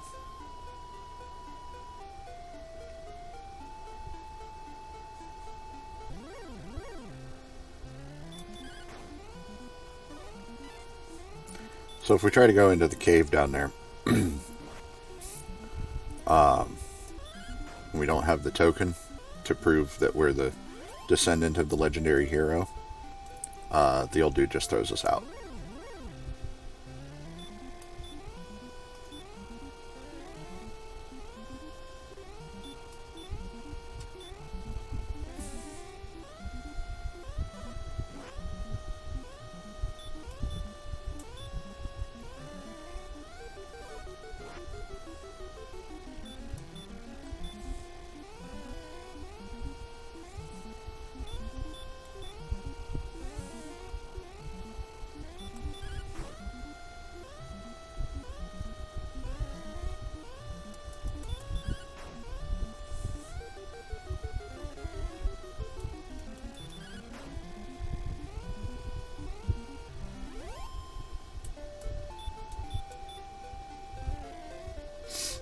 Good times.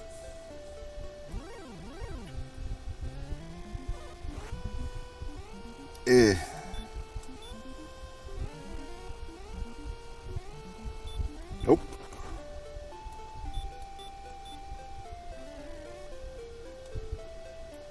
We're going to start making our way back up.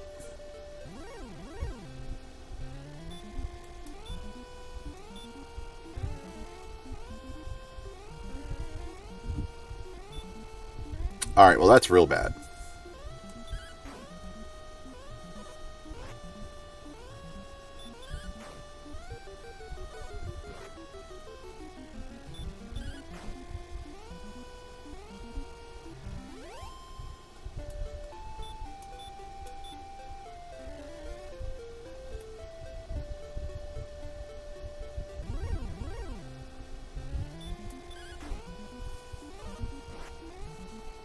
It's just a regular wolf. Kind of want to hug it. Because at least it's not going to shut down my spells. Speaking of shutting down spells.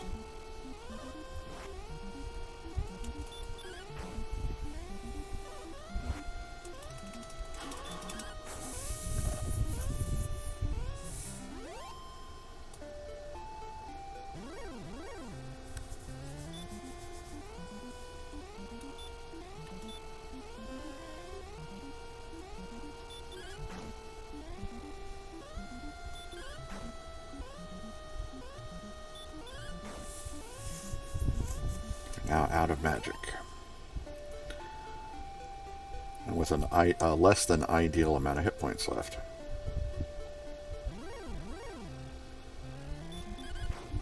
This is risky.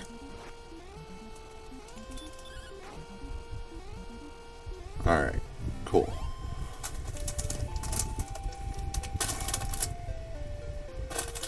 Deserves a treat.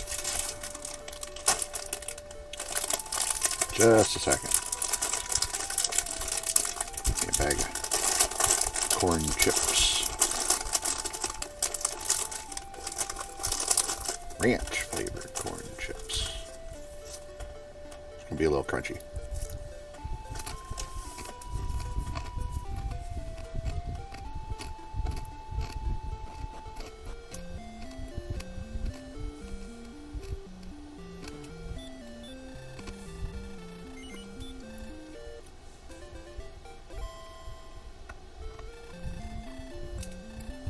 Did not encounter a single gold man while we were down there. That would have solved all the money problems right now. So we're going to go again.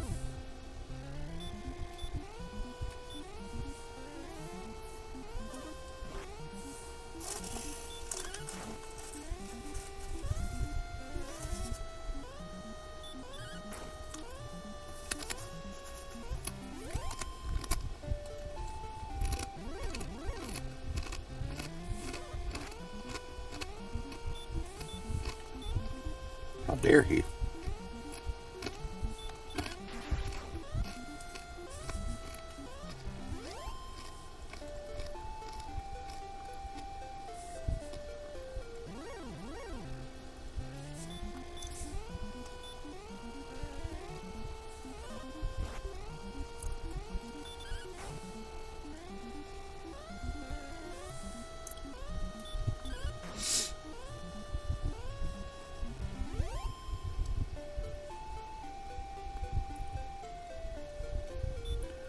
I wish somebody in the chat would talk to me.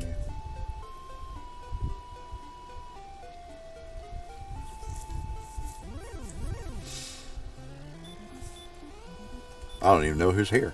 It's one person. I don't know who it is. Is it the real Grumpelstiltskin?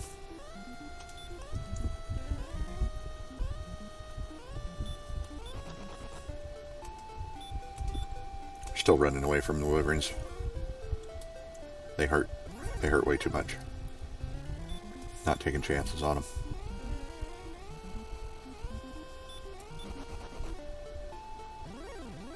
Put them to sleep. Get that guaranteed runaway.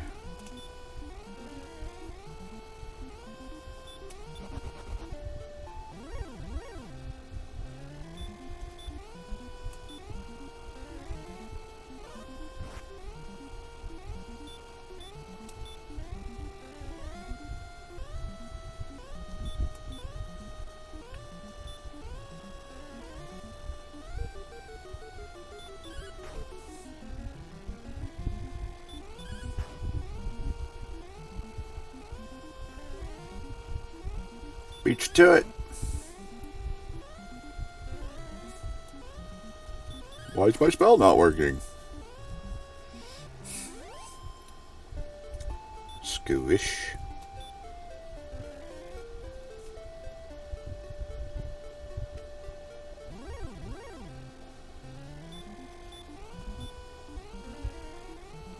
We'll try one.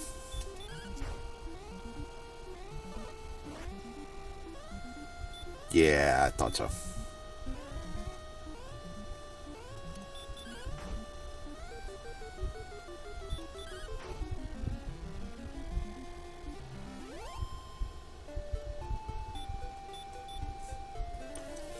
I guess he was kind of worth it, but not comfortable with the number up. Man, wonder if this works. It's supposed to put monsters to sleep. Nope. Just the golem, I guess.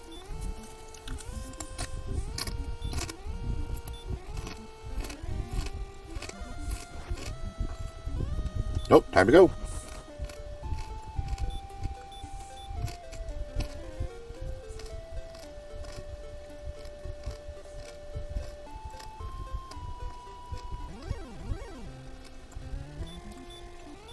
That's not what I wanted.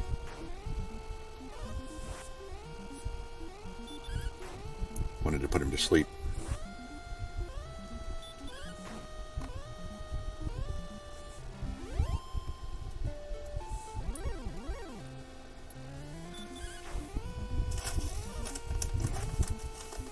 They can smell the blood.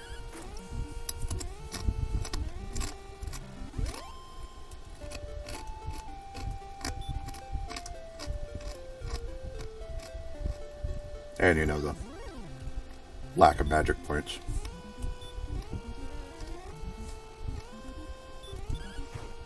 It's like he's almost out, guys. Let's get him.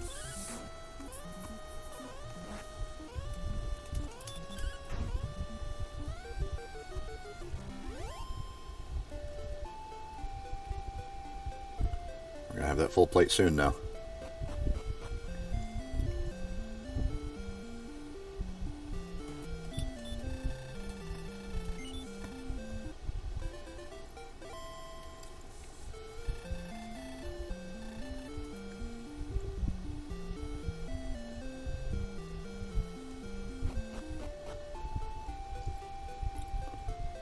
Still deathless, yes. Had a couple of close calls, though.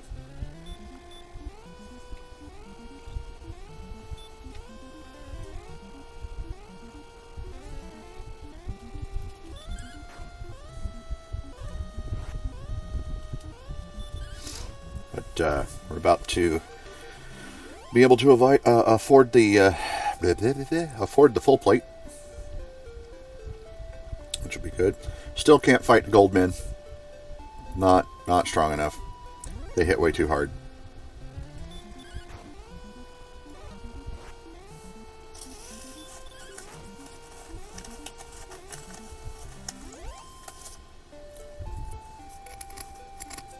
But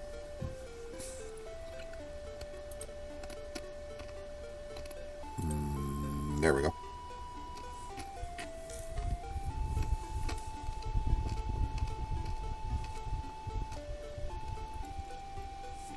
Yeah, I didn't like it.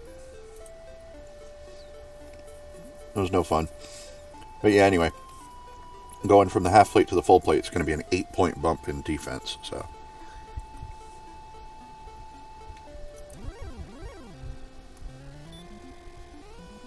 It's tied for the second strongest armor in the game.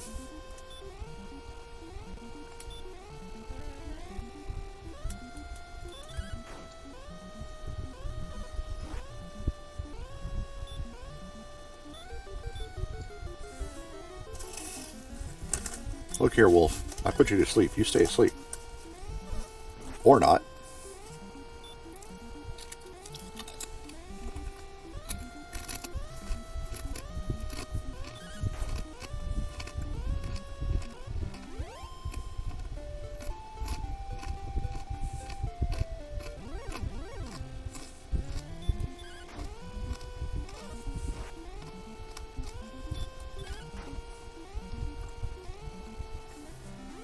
Nice.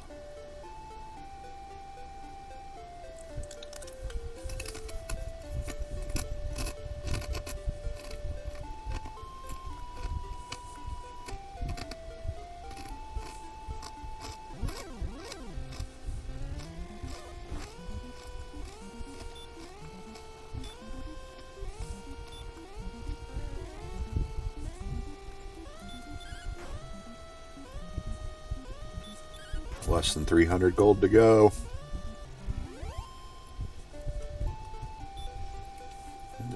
230, as a matter of fact.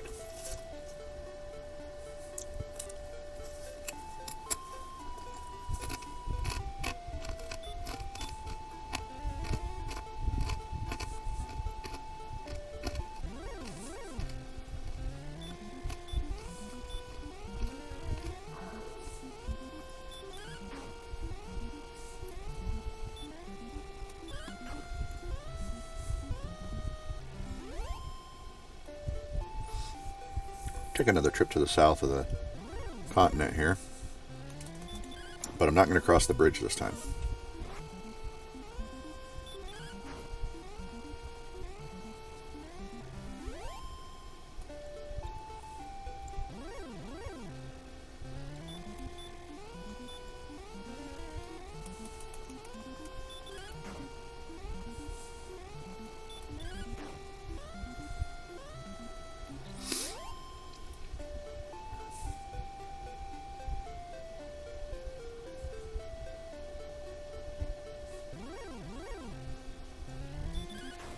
Yeah, when I did the when I popped onto the Ravenloft action server, though,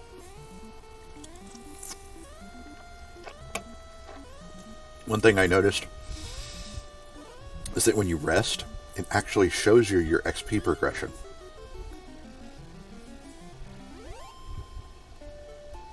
So, oh boy. Oh boy, we're almost there.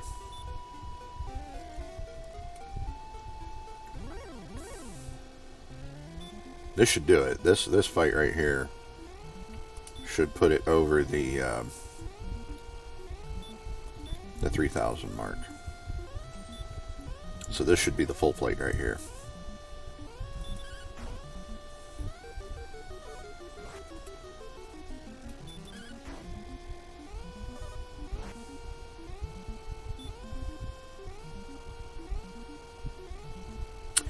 It was alright, except that it's empty.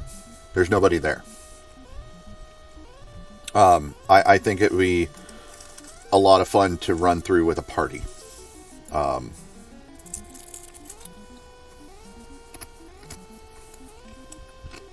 It'd be a very slow grind, but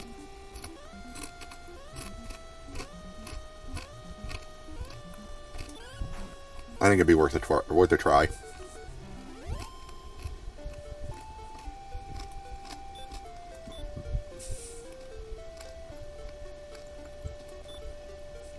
And I would encourage anybody who makes a party and goes on the action server, I would encourage you not to use like Discord or something like that for TeamSpeak. Take things slow, talk things out through chat in the game, because you're still going to get roleplay experience. So, talking out your stuff in-game is actually going to help. The one rule that I did notice, which I didn't have a problem with whatsoever, was anything that happens on the action server, you're not supposed to talk about on the roleplay server, and vice versa, and that's fine.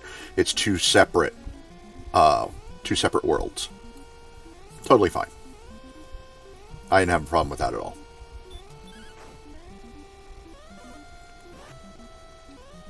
Especially since I'm not sure I'm ever going to go back to the roleplay server.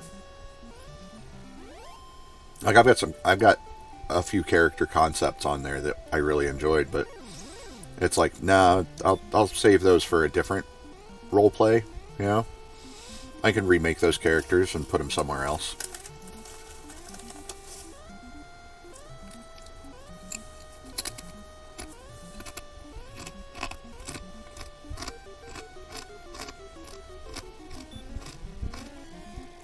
Maybe I'll add them to my already large library of characters on Blackstone Keep.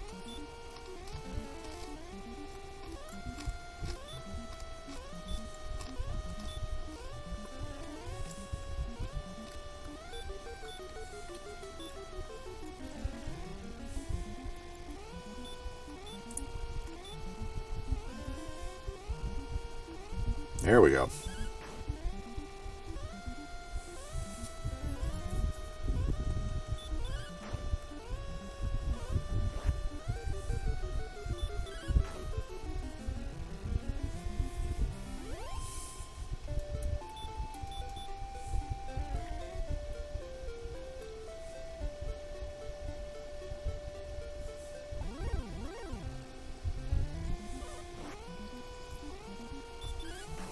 I also know how the repel spell works on here. Not that I have it yet, but...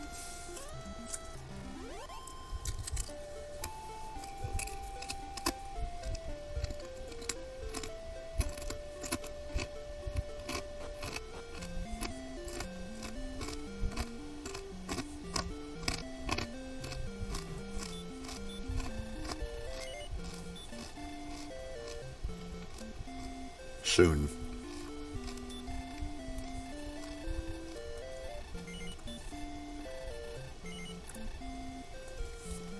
Okay, there it is. So we now have a 57 attack power and a 52 defense power. 62 maximum hit points and 50 maximum magic points. I think we're doing pretty well.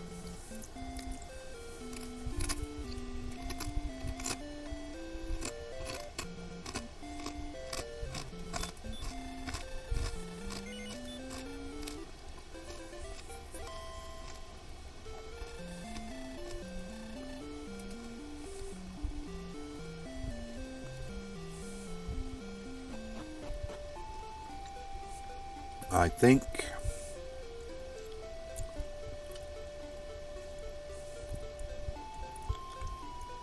yeah, time is now.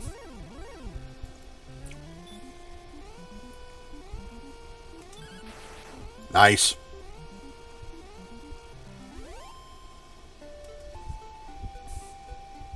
I think we're going to go fight a dragon.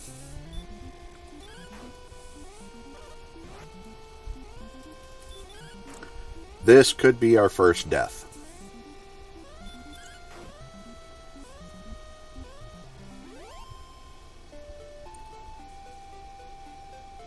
If it happens, it happens.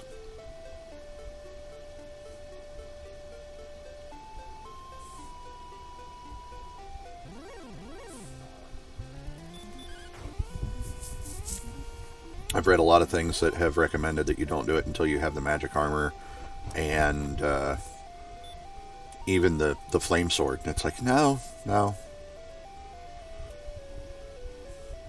One, there's no point in waiting until you have the magic armor because it has the same defense rating as the full plate.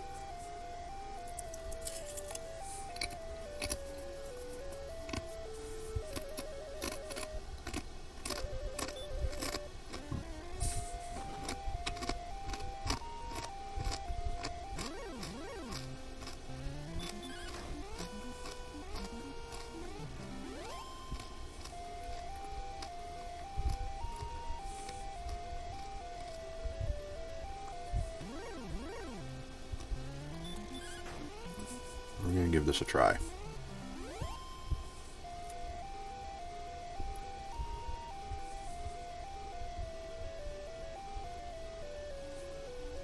All right. Are we ready?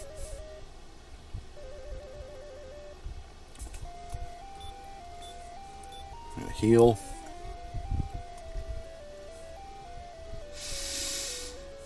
Dragon.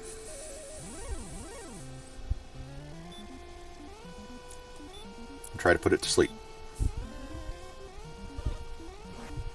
Not a good start. Oh yeah, this guy's gonna kill us.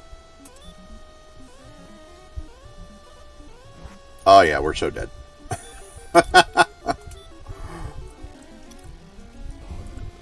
Oh, he cooked us. Oh.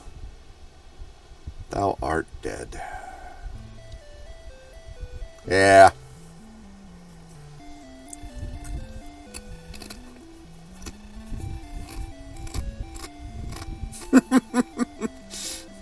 I don't think so.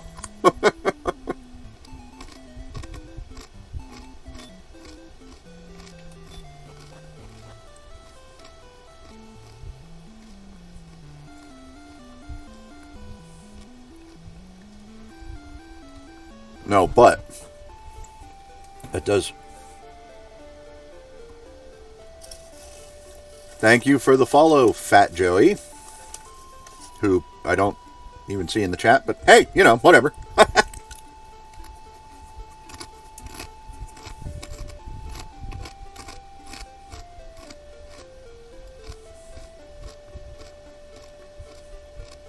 But no,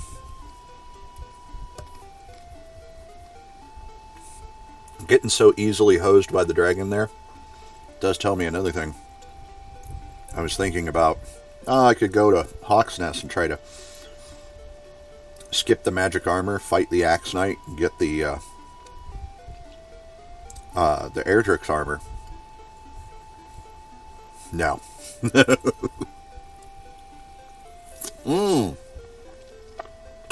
Okay. I see.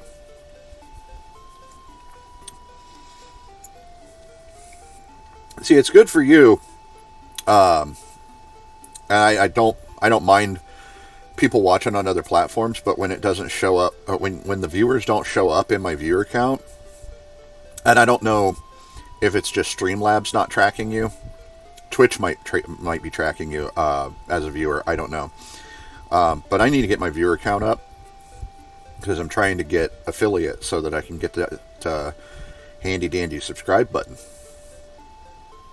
Now I see 2 people on the tracker. So, I don't know. Well, let's see. What do I do now?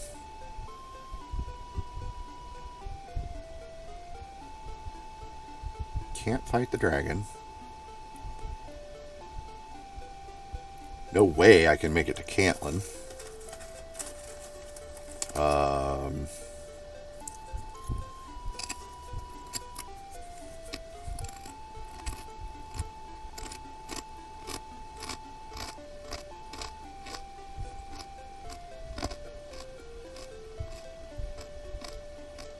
Okay, cool.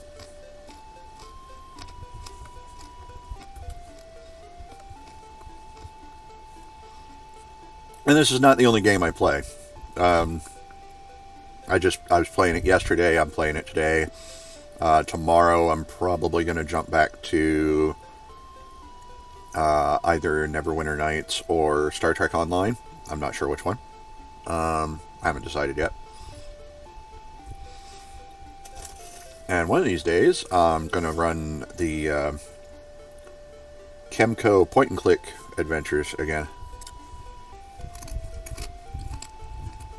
I'm curious, how loudly is my crunching coming through? Because I'm hoping it's not too bad.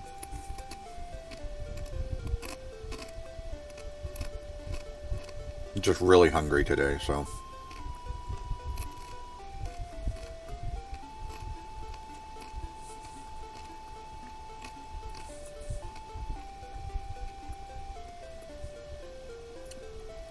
I'm going to try to fight some goldmen.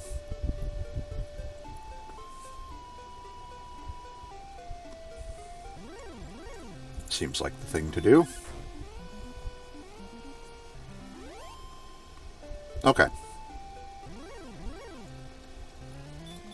Because in my head, like in my own ears, with the headphones on, the crunching is very loud to me.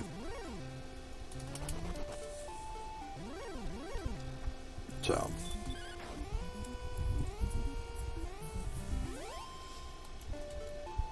And I really don't like eating on stream, but I started late today. I'm going to be going long to make up for that as it is. And, yeah, I didn't want to stop for lunch. So, well, yeah.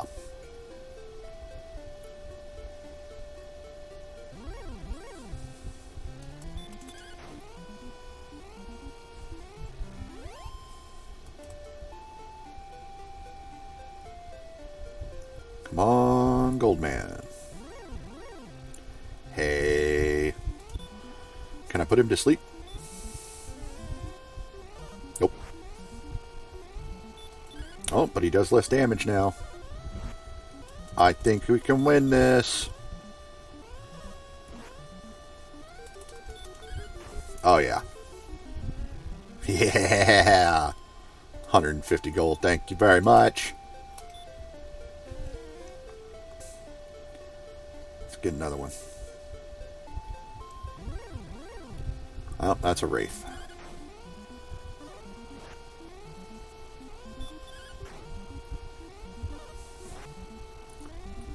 Wraiths are good experience, though.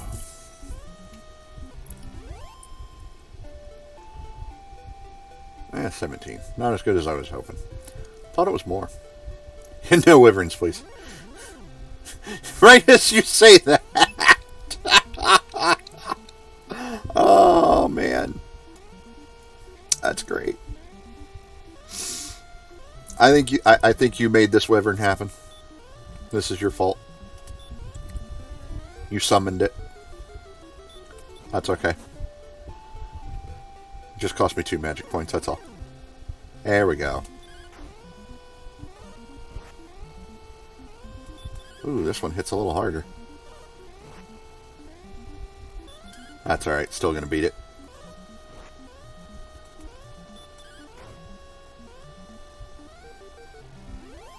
Yeah.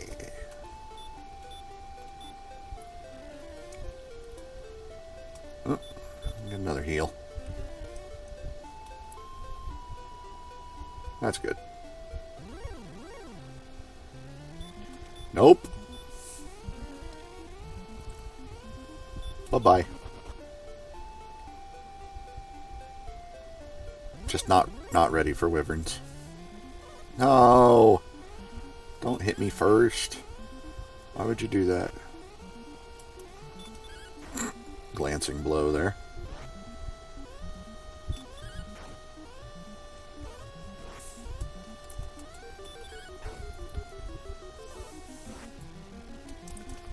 I am really excited about my my D&D game on Saturday, though. This would be the first game. So we're doing Dragonlance, Shadow of the Dragon Queen, and I'm playing a Warlock Sorcerer combo. And I just took my test of for the Towers of High Sorcery.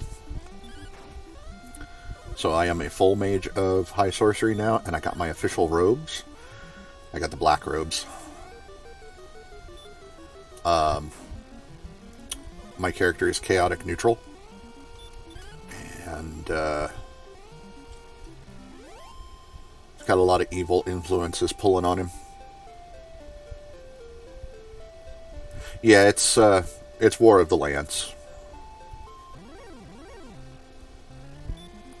So, yeah, we just tracked down, we just followed Lord Soth and his contingent of the Red Dragon army, through the wastelands, to the north of,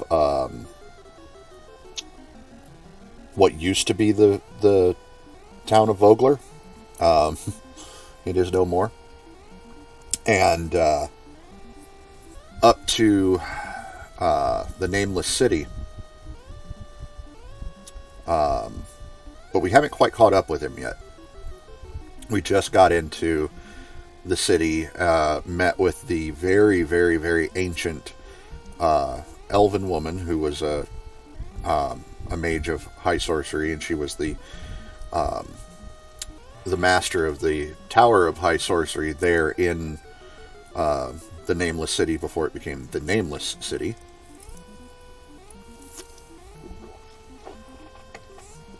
And she's the one that administered my test. But yeah, our next stop is we've got to go to the Temple of Paladine to have the curse removed from the Dragonlance.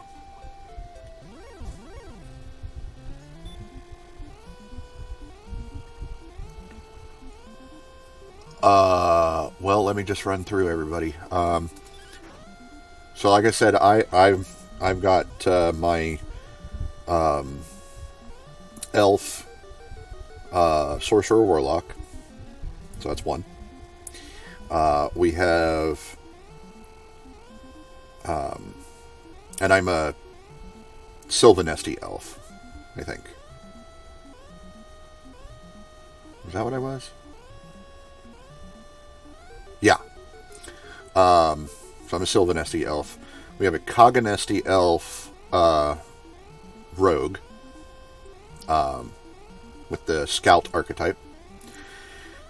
We have a human ranger who is a knight of Solamnia. We have a human barbarian. We have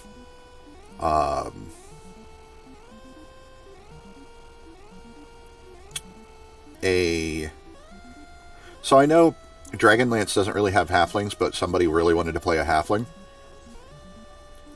So we kind of wrote in some lore. There is an island far off the northwest coast. I disconnected again, didn't I? It was like for half a second. Anyway, so yeah. So me, Cogonesty elf, rogue, human ranger, human barbarian. We have a halfling cleric, a halfling druid. So that's 6, and we have a gnome artificer. So 7. Yeah, we've got 7. We got 7 people.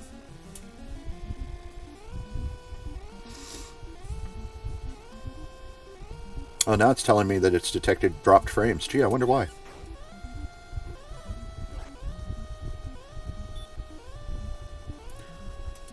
I'll run through it again. We have 7 total. I'm a Sylvanesty elf warlock sorcerer. We have a Cogonesty elf rogue with the scout archetype.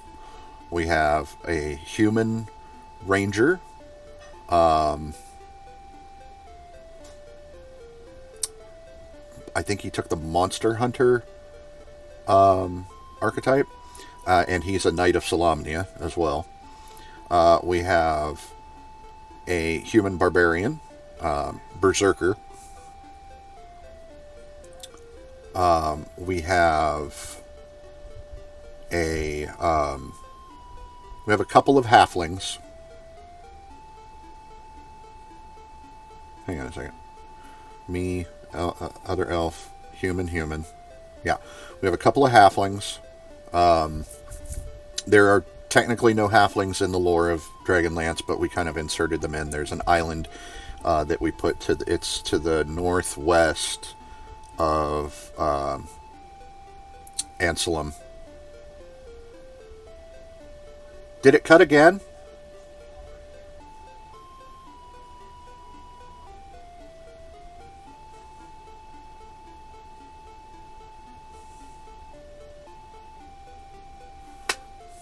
I'm just going to type it out.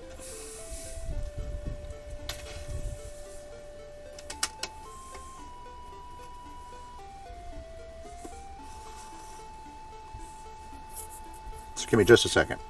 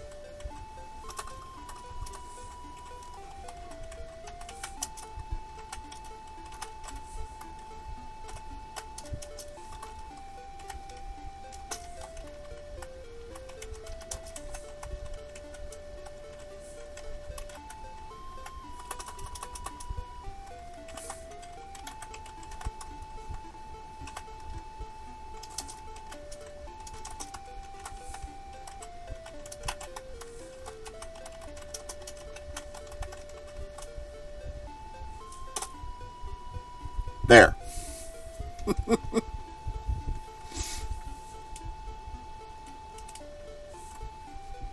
It's still telling me it's dropping frames. I'm just having a day. Come on now. Stop that. That's all me.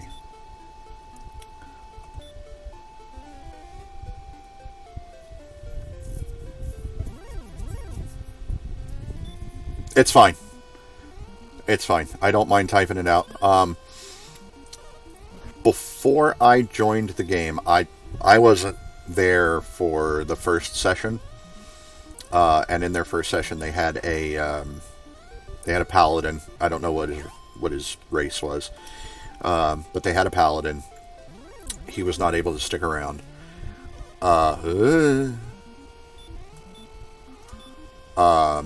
And they had we had a human fighter for a while. Yeah, our human ranger, he's he's highly suspicious of Kender.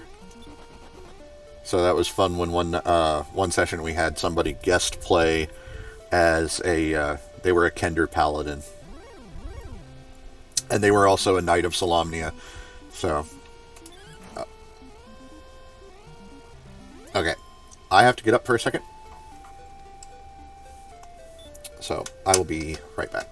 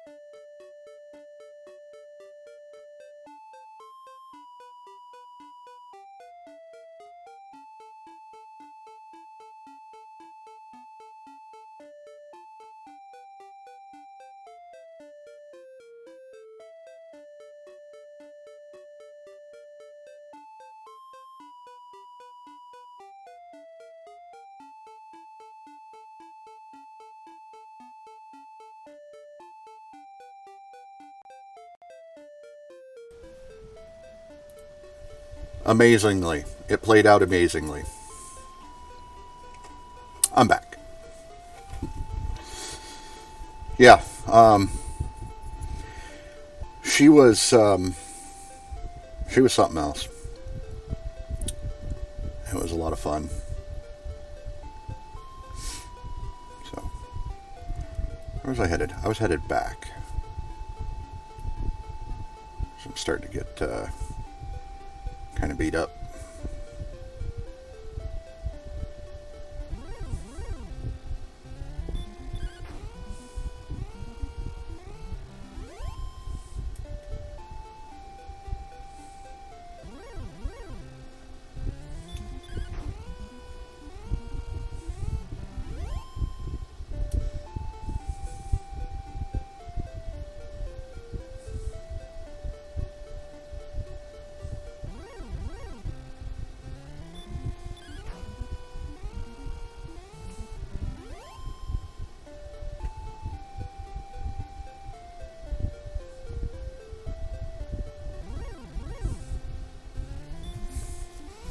It was funny too, because the ranger, like I said, he's got he's highly suspicious, to say the least, of Kender, and he's a knight of Solamnia, but he's a lower rank, and by virtue of her being a paladin, the Kender was higher rank than he is. So it was funny. It was very funny watching him have to like pay respect to her, and like if she gave an order, he had to follow it. Which didn't happen often. She was pretty relaxed, but it's like that's watching him sweat. Basically, it was fantastic.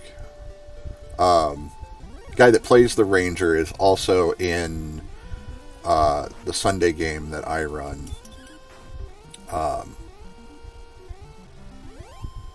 Yeah. But yeah, he's in the Sunday game that I run. I've got 6 players altogether in that. We've got he's playing a Moon Elf fighter. We've got we got an Earth Genasi, and this is in Forgotten Realms. They're in Waterdeep. I'm doing Dragon Heist with them, and then I plan to do, after Dragon Heist, I plan to move them into Dungeon of the Mad Mage. Because who doesn't like running through Undermountain and risking death for glory and gold?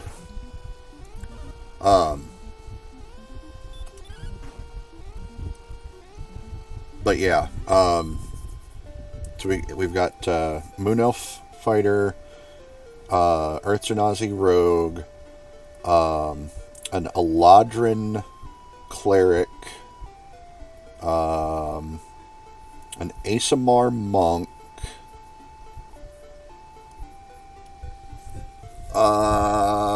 we have a warlock. I can't remember what his race is. And a warforged barbarian. The story with the warforged is he does not remember who made him. But the person he used to serve found him far to the east, like over near but not in Thay, one of the places over there. I can't remember the name of it right now.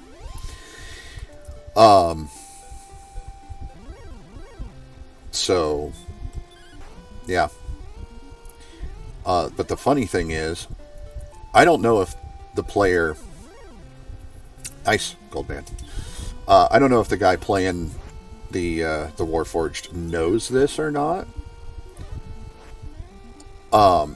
Sprinkled all throughout Faerun, there are portals not just to other parts of Toril, but to other planes and other worlds. There is a portal over in the eastern regions, the far eastern regions of Faerun. I don't remember exactly where it is, but it's near where he said he was found, that leads to Eberron. So, that's cool.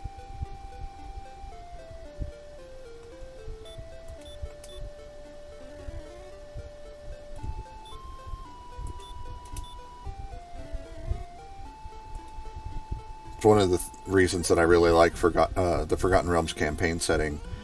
It's why I like Toril as a whole, because one, Toril, as I've stated before, Toril is home to like 4 different campaign settings. But because of its portal connections to so many other places, you can literally have anything you want in a Forgotten Realms game. If it exists in another world, it can show up in Faerun. It's fantastic. It's kind of like it's the same thing with Ravenloft. You know, the mists extend into all the other planes and all the other worlds, so anything can show up in Ravenloft.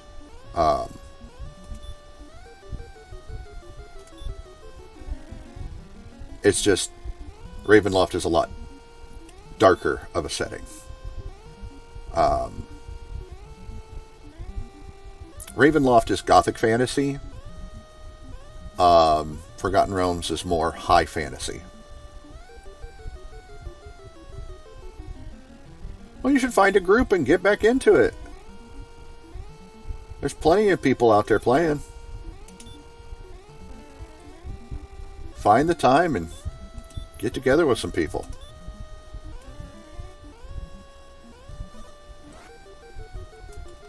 It's good fun.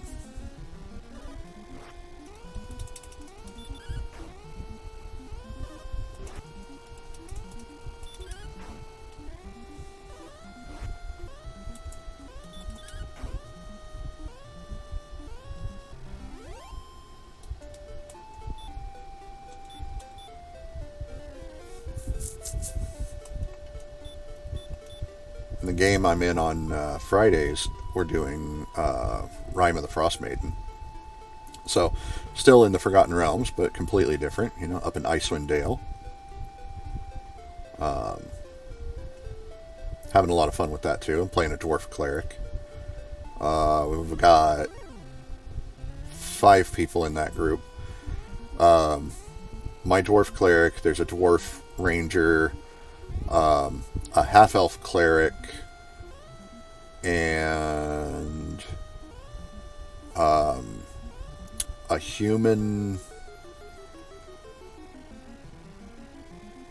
sorcerer?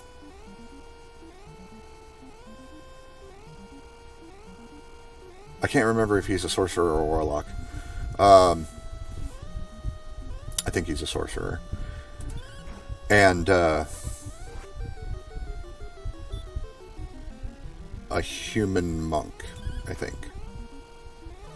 Anyway.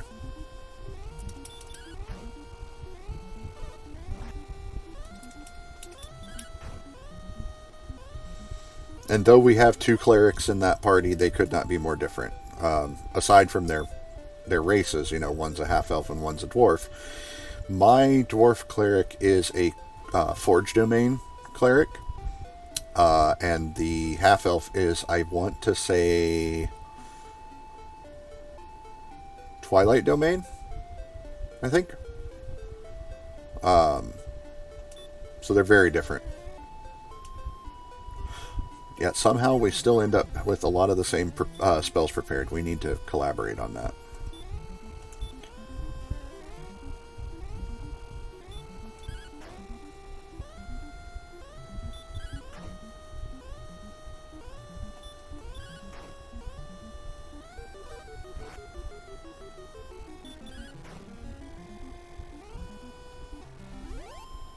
There. I fought a wyvern.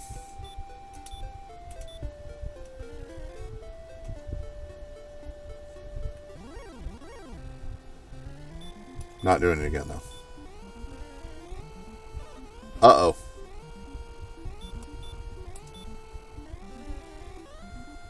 Okay.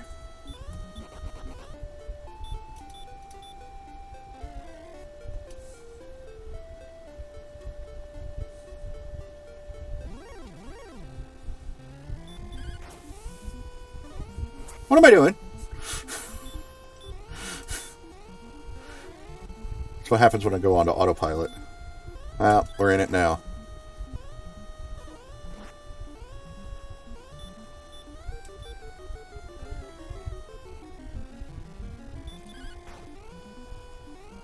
Oh, stop it.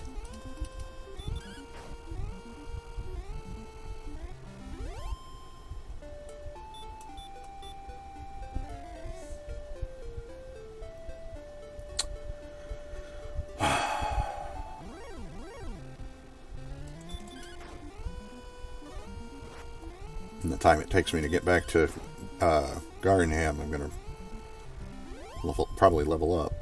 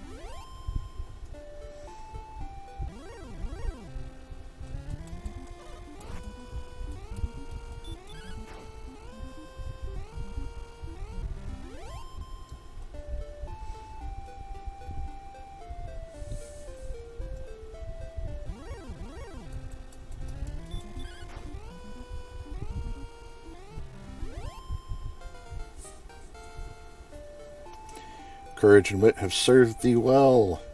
Thou hast been promoted to the next level.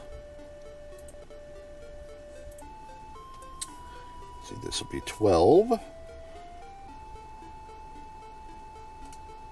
Thy power increases by 7. That was the minimum.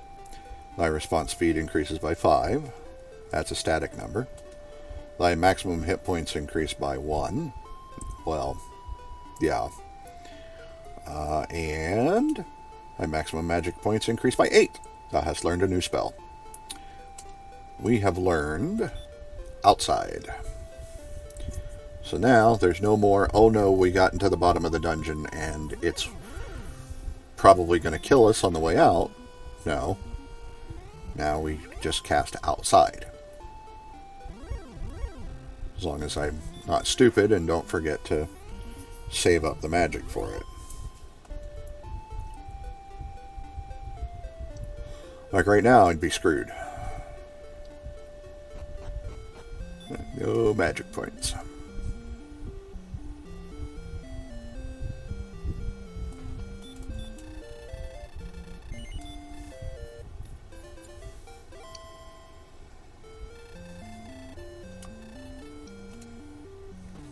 Hey, come on, get out of the way.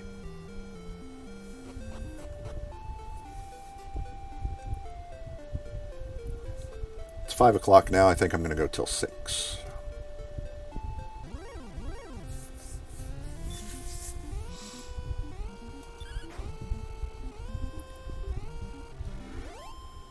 The goldmen have not been paying out as well as I remember. I remember them being like over 200 gold.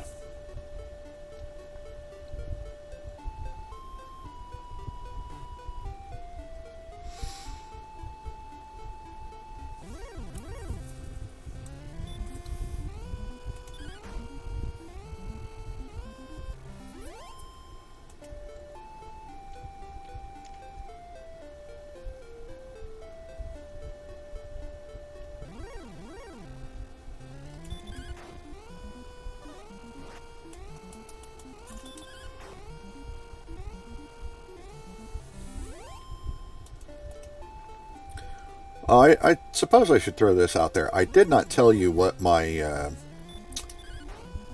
warlock sorcerer, what his archetypes are with either of those two classes. So sorcerer was my first class, and I went with aberrant mind. And to continue on with that theme for warlock, I took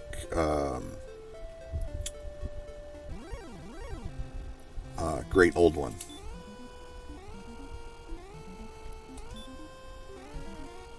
So, all the psionics.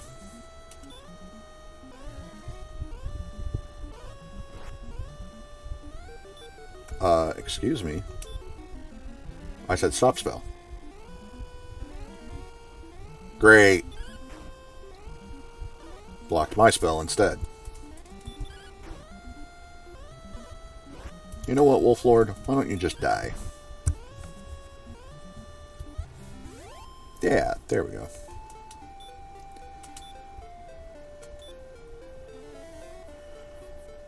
We were talking yesterday about the lack of swearing on stream, and I was talking about keeping things clean. One of the benefits of keeping the stream clean is that while I put this stuff up on YouTube, I don't have to age restrict it.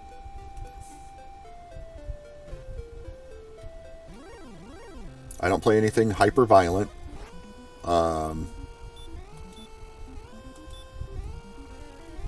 We don't talk about gross violence or anything like that. Nothing really of an adult nature.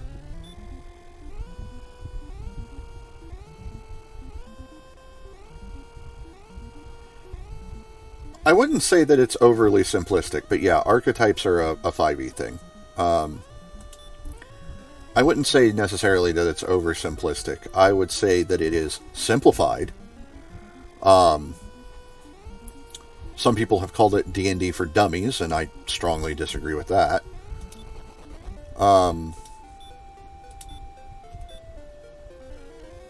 It's got... So, 3rd and 3.5 got overly complicated. Because it was just, here are 1,000,000,001 options for your character builds. So you could get 10 people sit down at a table, everybody make a human fighter. Okay, everybody makes a human fighter, and not a single one of those 10 characters will have any similarities except for being human and being a fighter. They will all, take it up to level 5. And they will all be vastly different, because there's so many different options to choose from. And that's just if you put a boundary on them.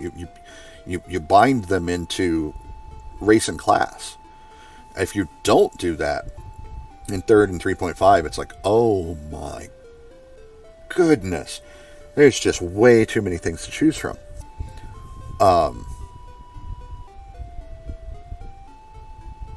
So, and you could play an entire lifetime of nothing but 3rd or 3.5, especially 3.5, and you will never get to use everything. It's not going to happen.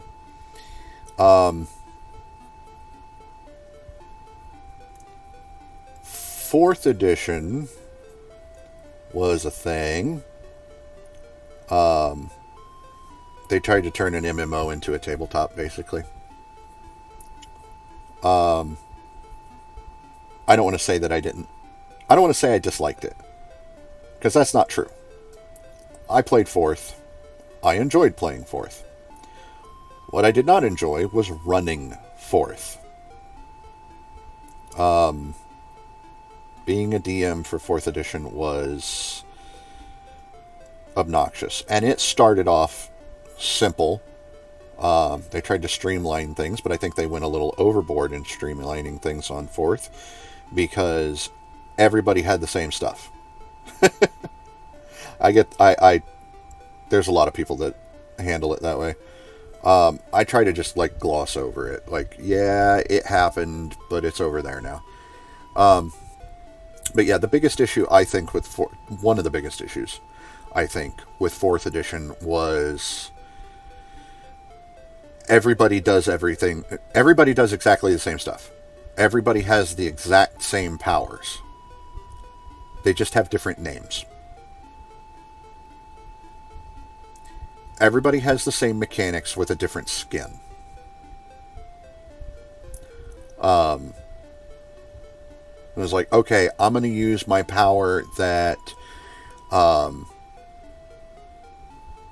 I make an attack against that guy's AC, and if it hits, it does 2 weapon damage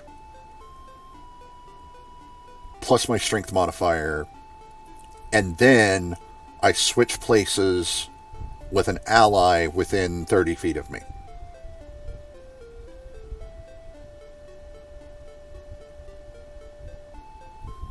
Whose power did I just describe? Answer: anybody. Everybody has a power that does that. Whether they purchase that power or not, everybody has that power as an option. It just has a different name for each different class. It's unnecessary. Each class has some powers that are a little bit unique, but they're not super unique. Because they're not unique to that class, they're unique to that class's role. And there are 4 roles. There's leader, striker, controller, and I can't for the life of me remember what the other one was. But basically it's like any other game. It's like any other, it's like an MMO. You have tank, healer, and DPS. And that's kind of what they were going for. Except they wanted to tabletop it. And it's like, no, this doesn't work. This doesn't work. And there were 2 classes, or it was either 2 or 3 classes per role. So you had a little bit of choice on which one of those you wanted to be, but they were all the same.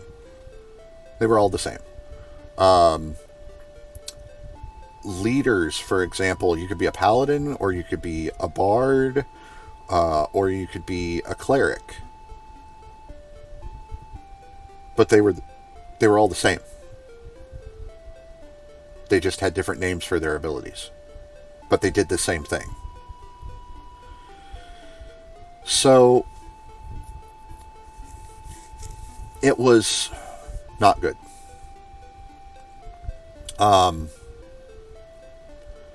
5th edition, I think it's very comparable to 2nd edition. No, they didn't bring back THAC0. What they did do was, instead of everybody having a different like base attack bonus progression or a different THAC0 progression or anything like that, you have a proficiency bonus. Everybody has the same proficiency bonus if they're the same level. Everybody's proficiency bonus increases at the same rate. It's basically every 5 levels.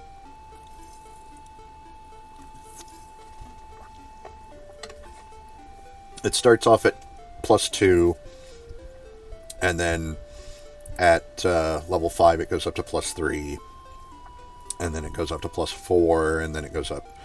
I think it goes up to +5.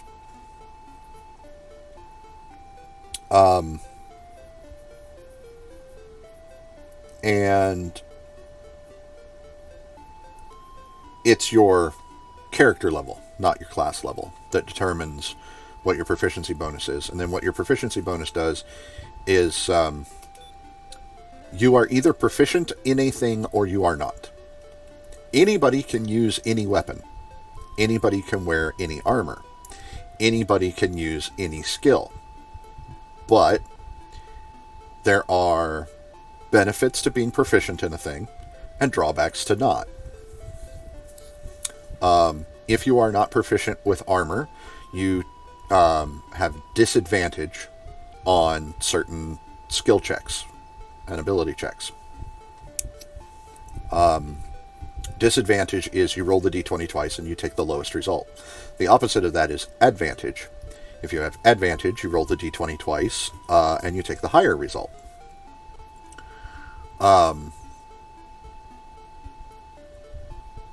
Any number of instances of something that give you advantage and any number of instances of something that give you disadvantage completely cancel out. If you have advantage from 3 different sources and you have disadvantage from 1, straight roll. It's a total cancellation because you can only have advantage once. You can't get like advantage from 3 different sources and then, okay, well, that's just more extra rolls. No. You get it once.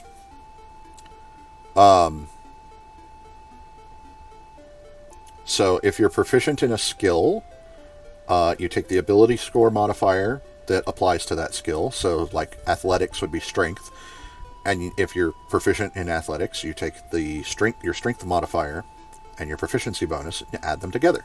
That's your bonus on athletics. Same thing with attack rolls. If you're proficient with the weapon, you add your proficiency bonus. If not, you don't.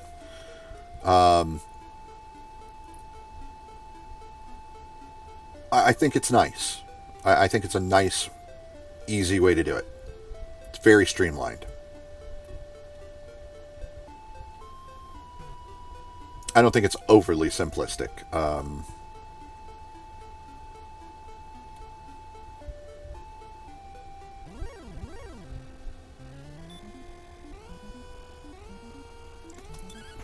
I don't think it's bad. I when it first came out, I had been playing 3rd and 3.5 for so long.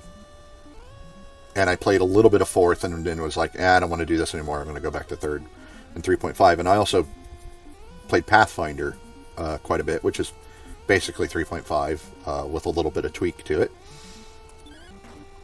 And I'd been doing that for so many years by that point. And the last time they tried to change something, it was so bad that people broke off from the company that made the game and went and made their own company. Well, didn't make their own company, but they...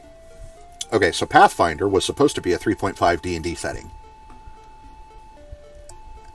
And then Wizards of the Coast decided we're going to stop all production on all 3.5 products, period.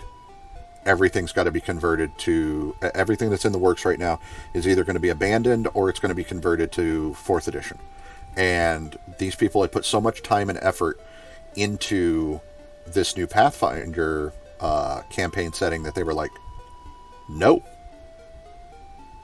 So at first they struck out on their own and they tried to publish it themselves. That didn't work. And then this little-known publishing company came along called Paizo and said, hey, we're looking to break into the tabletop pen and paper RPG world. We would love to publish your game. So they did. And that's how we got Pathfinder as a popular game. And then they had to go and ruin it with 2nd edition. I don't like 2nd edition. I do not like Pathfinder 2e. Because it's back to an illusion of choice. Yes, you can choose to not do what everybody else playing a ranger does when you make a ranger. But you're so hamstrung by it. It becomes so suboptimal that if you don't make this particular list of choices, you become so suboptimal that you become progressively more and more useless. And I think that's messed up. Like, here's all these options that you have. But if you don't choose this option, you suck. Like, why give me a choice then? There are role-playing games out there. There are tabletop pen and paper role-playing games. And have been for a very long time. That there are no options. The option is at character creation. You choose what you're going to play, and you are that. And every time you advance as that, you get this set thing. And that's fine. I think those games work great. Because they tell you what they are right on the front. There's no illusion. But to put a test in front of... But to put a choice, rather. To put a choice in front of someone.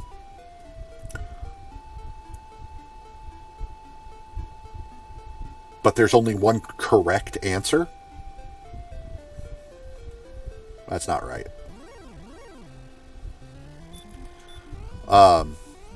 So, I've looked at, and I've read through, a fair amount of material for, Pathfinder 2e. It hasn't changed my opinion of it whatsoever. Yeah. Here are all the options, but if you don't pick the right option, you suck. I mean, I don't know. I don't want to do that. I don't want to do that. Don't give me the options then. That's all I'm saying.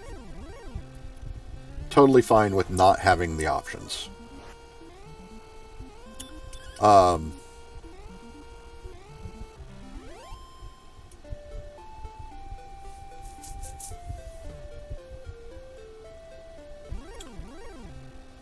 A lot of people have criticized D&D 5e for not having enough options.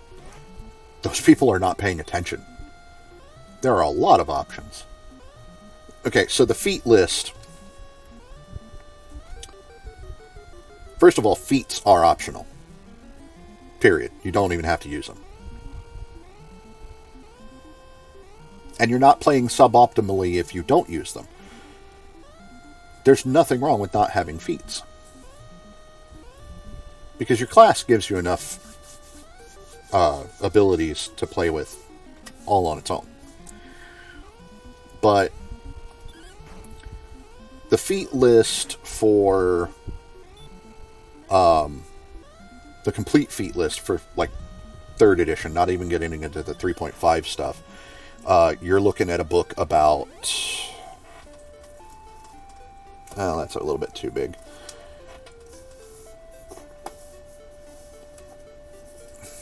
About that thick. Okay.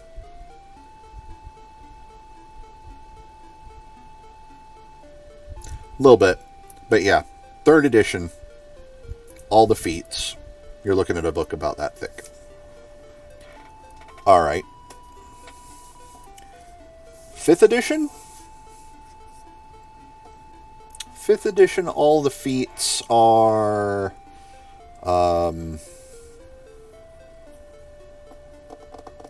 more like... I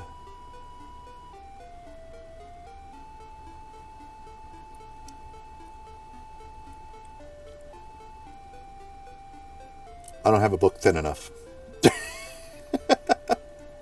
No, I do. Hang on a second. I got one right here. That's it. That's the feats.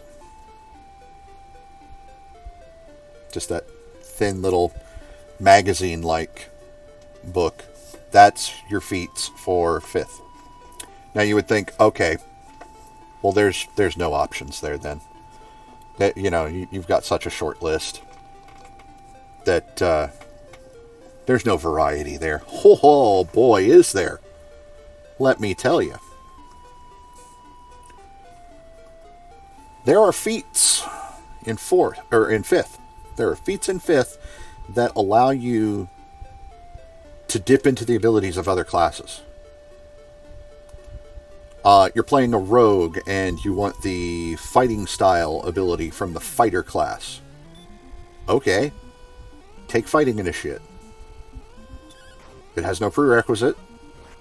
Just take it. Every 4 levels in a class, roughly, you get an ability score increase. You have some options. 1, you can add 2 to 1 ability score of your choice. Or you can add 1 to 2 ability scores of your choice. Or, if you're using feats in your game, you can choose feat. And some of those feats also add 1 to an ability score. It's great. So if you're using feats and you're a rogue and you hit level 4 and you want to get one of the fighting styles from the fighter class, say you want to get what is it? I think it's called Duelist. That's Duelist, not dual as in two things. Dual, D-U-A-L. It's D-U-E-L as in a duel to the death. You can take that fighting style and you get a +2 to damage for one-handed weapons so long as you're only using a single one-handed weapon. Alright, well, I'm using a rapier. That's my one-handed weapon.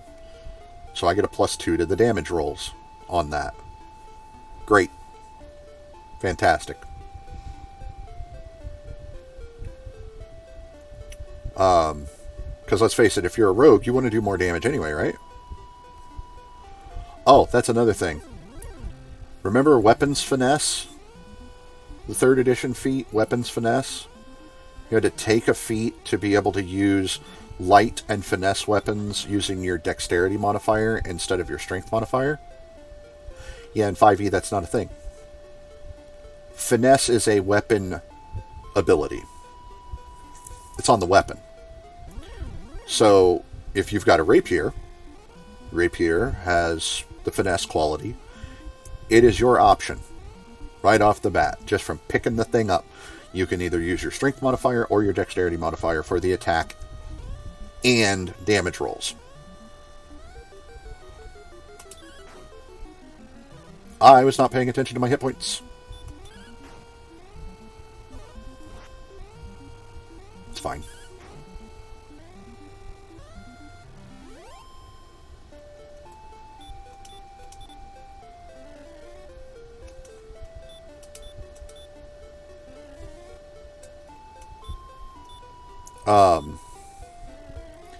Fighting with 2 weapons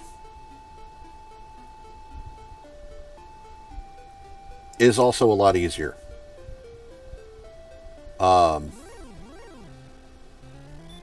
There's no penalty, really, for fighting with 2 weapons. So you can move during your turn up to your speed. You can split your movement, so you can move, say you've got a movement speed of 30. You can move 15 feet, do an action, and then move the other 15 feet. Split movement is great. You have an action, and you have a bonus action. And bonus action, the list of things that are bonus actions is a lot smaller than the list of things that are actions.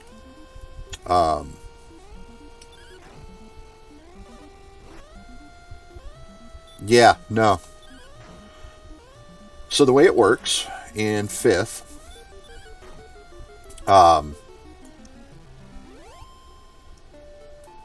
both weapons must have the light quality. So, like short swords. So that means you can't use a rapier and a dagger, because the rapier doesn't have the light quality, but it does have the finesse quality. These two things are not the same. But you can use 2 short swords. That's pretty good. Alright. So I've got my 2 short swords. I want to attack with both. How do I do that? Okay, so you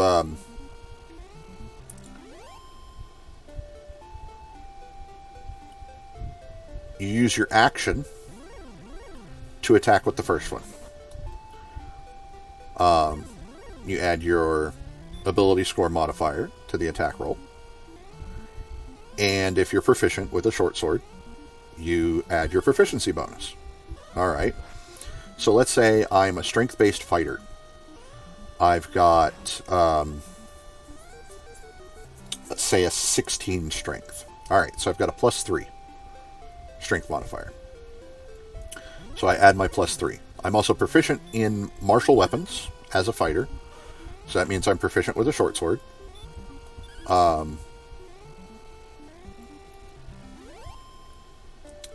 And I'm going to add my proficiency bonus. Now I'm a level 1 fighter, so my proficiency bonus is plus 2. So the 2 from proficiency, the 3 from strength, I get a plus 5 to hit. Okay. So I make my attack at plus 5. And if I hit, I do a d6 plus 3 damage. Cool. Now I want to use the one in my offhand. That uses a bonus action. So I use my bonus action to make my offhand attack. Same bonus, same attack bonus. It's still my strength modifier plus 3. And my proficiency bonus plus 2. So it's a plus 5 to hit. But I don't add my strength modifier to the damage roll. There are some ways to change this. Now we said that for this example, this was a first level fighter. Fighter at first level gets a fighting style. Alright. So let's say they take the 2-weapon fighting style. That's not where I want to go. So you take the 2-weapon fighting style, you're no longer bound to having light weapons for your 2-weapon fighting. Whoa, now I can dual-wield longswords? Yes. You can dual-wield longswords. And there's no penalty. Now, there's a feat. It's called dual wield. You now get to add your ability score modifier to the damage on your offhand weapon. So let's build a level 1 character. Let's make it a human fighter. For the human, for your sub-race, let's go variant human. Which, so human gets a +1, base human gets a +1 to all ability scores. Variant human, you get a +1 to 2 ability scores of your choice, but you also get a feat at first level, and you get an extra skill proficiency. Okay, cool. Not going to worry about the skill proficiency, it's not really relevant to this conversation. For the feat, we're going to take dual wield. We're going to be a level 1 fighter. We're going to take 2-weapon fighting as our fighting style. I'm going to dual wield longswords. I'm not going to take the starting gear packages. I'm going to take the starting gold. I'm going to buy my own gear. I'm going to buy 2 longswords, which is going to run me like 30 gold, I think, because I think they're 15 apiece. But I'm going to have a longsword in each hand, and I'm going to be swinging with a 16 strength, which is pretty decent. I'm going to be swinging +5/+5 for a D8 +3 and a D8 +3. My AC may be a little low because I don't have a shield, but I'm going to wreck stuff.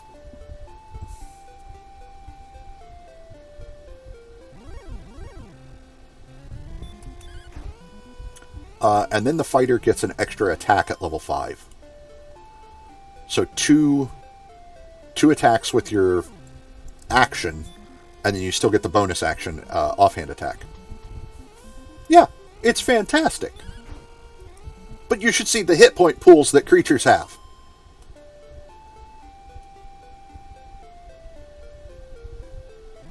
because that's the balancing factor, is your enemies are going to have your standard stuff, like your standard low level fare, like goblins and kobolds and whatnot. They still have no hit points, really. They're, you sneeze in their direction and they fall over dead.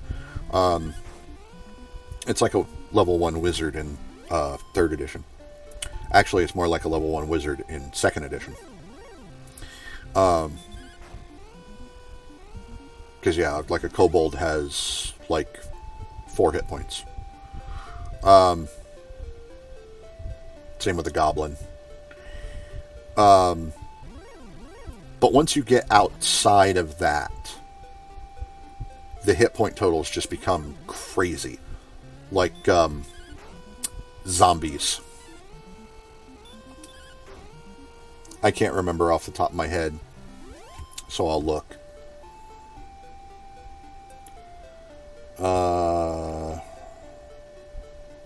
Minimize that.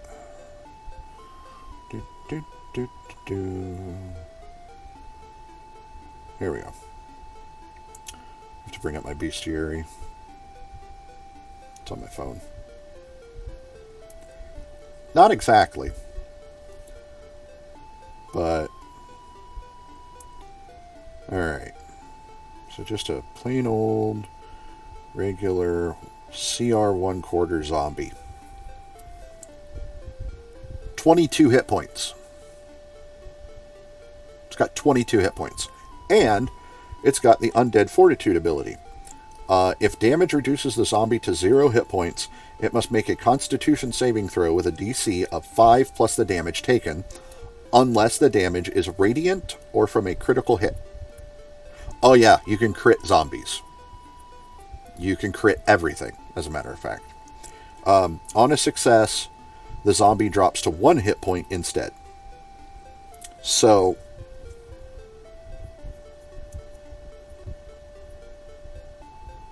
yeah. Zombies are hard to kill. Because they start off with 22 hit points, and then if you do manage to bring them down to 0, they might not actually go to 0.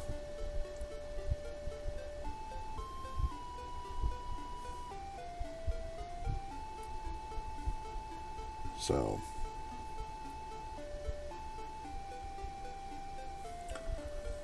yeah, it's a little crazy. And a zombie has only got an AC of 8. If you can't hit the zombie, you've got bigger problems. But yeah.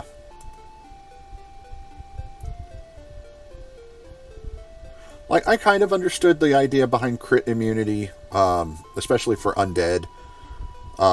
It has no vital parts.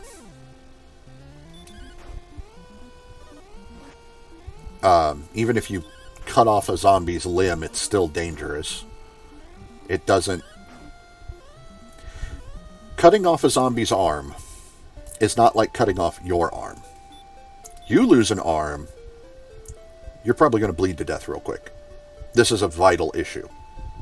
That's a lethal blow. Cutting off a zombie's arm? Zombie doesn't have to worry about bleeding to death.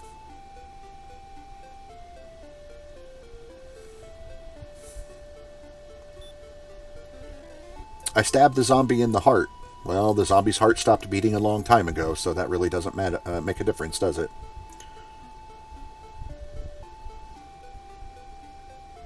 I slashed the zombie across the stomach and its guts fall out. Its guts were already falling out. It's a zombie.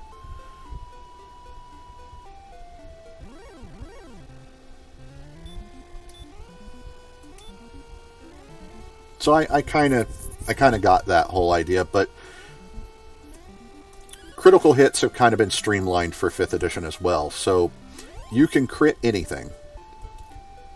Basically what happens is a critical hit occurs on a roll of a natural 20.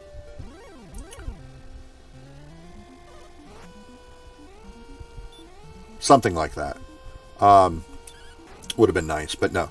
And they've kind of done that with 5th edition. That's kind of what all critical hits have become. So 5th edition, you score a critical hit on a roll of a natural 20. There's no confirmation roll. You rolled a natural 20, you crit. Period, the end. So that's simplified. You don't have to do a confirmation roll. Confirmation rolls were dumb.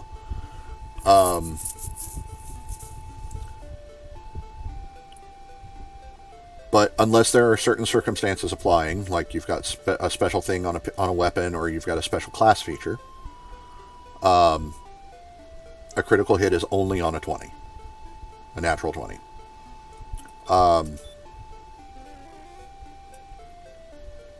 But all it does is double your damage. And it doesn't double all the damage. It doubles your dice. But it doubles all of your dice. So, like a barbarian with a greatsword. Well, let's go with the more stereotypical one. A barbarian with a great axe to D12. Alright. They score a crit, they roll 2d12. Okay. So their damage output is, before strength modifier, 2 to 24. And then they add their strength modifier. Speaking of crit, speak of the crits and they shall arrive. But yeah, you roll double the dice and then add your modifiers. So any static numbers do not multiply. They stay what they are. But all the dice, you double. And there's two ways you can do it. You can either roll twice the dice, or you can roll the dice and then double what you rolled. Multiply it by 2. So I could roll a d12, roll an 8, multiply that by 2, get 16, or I could roll 2 d12s.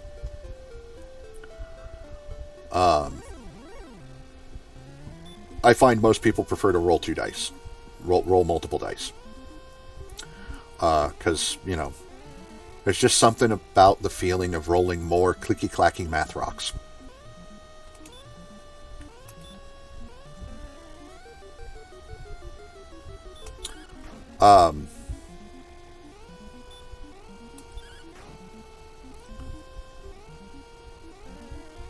But yeah.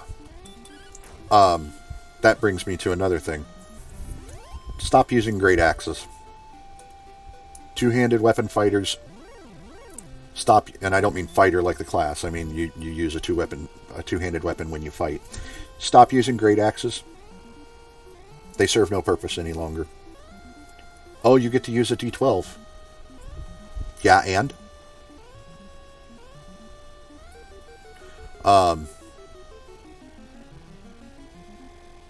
You want slashing damage? Use a greatsword. You want bludgeoning damage? They have this thing called a maul. M-A-U-L, maul. It's a giant hammer.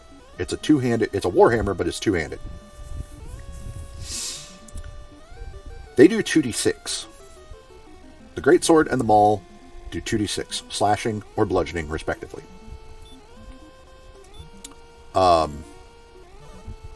Your minimum damage will always be better than it is with a great axe. Because you can't roll 2, or you can't roll 1. You can roll 2 ones, but that's still 2.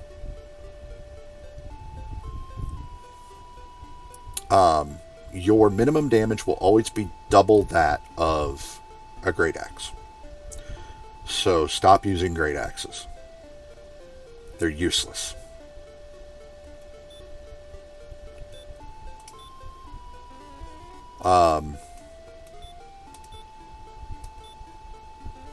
I'd like to say that's my opinion, but it's not. It's just straight up.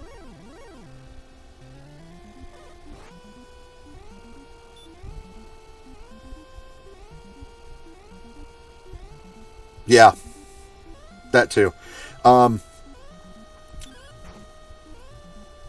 They got rid of the Dwarven War Axe in 5th edition. They also got rid of the Bastard Sword.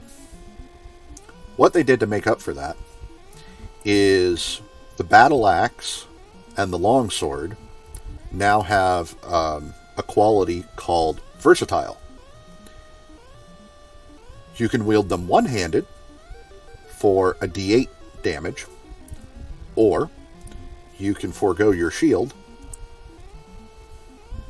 or if you come across one or know somebody who can make one, you can get a animated shield, which will fly in front of you, freeing up both hands, and you still get a shield bonus.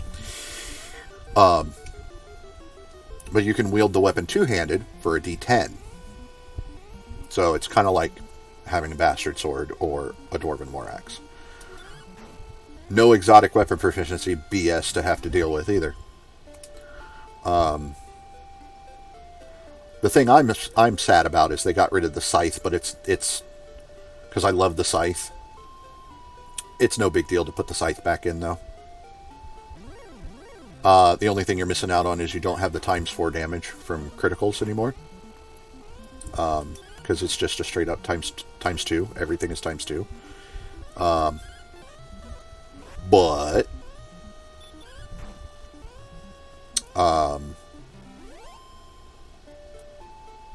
you'd still make it a 2d4 weapon.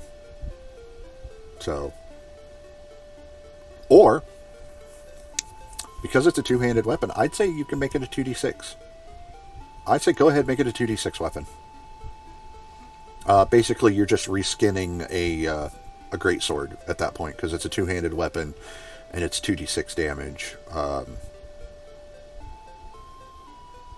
You can either make it a 2d6 weapon or make it a martial weapon, or, because this is something that commoners use, because farmers, hello, you keep it at 2d4 and you make it a simple weapon. It's a simple two-handed weapon, does 2d4 damage. You give it the heavy quality, which means that like halflings and gnomes can't use it. But yeah, you can make it work. You can put the scythe back into the game. It's not a problem.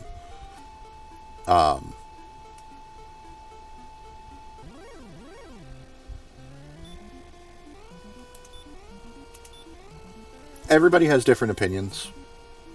I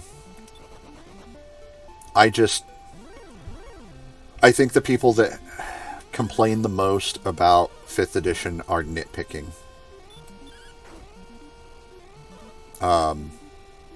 Or they don't know how the game actually works. I have run into so much of that.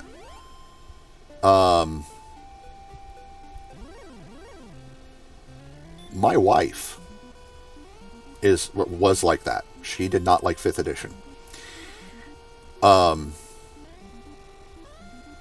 Yeah. And I think with that, I think that's a lot of the time on that. It's people that don't actually know how the game works. Like they've not actually sat down and played it or read it, like actually read the rules objectively to actually figure out how it actually works. Because once you see it in action, it's like, wow, this is totally different. This is not nearly what it's been made out to be.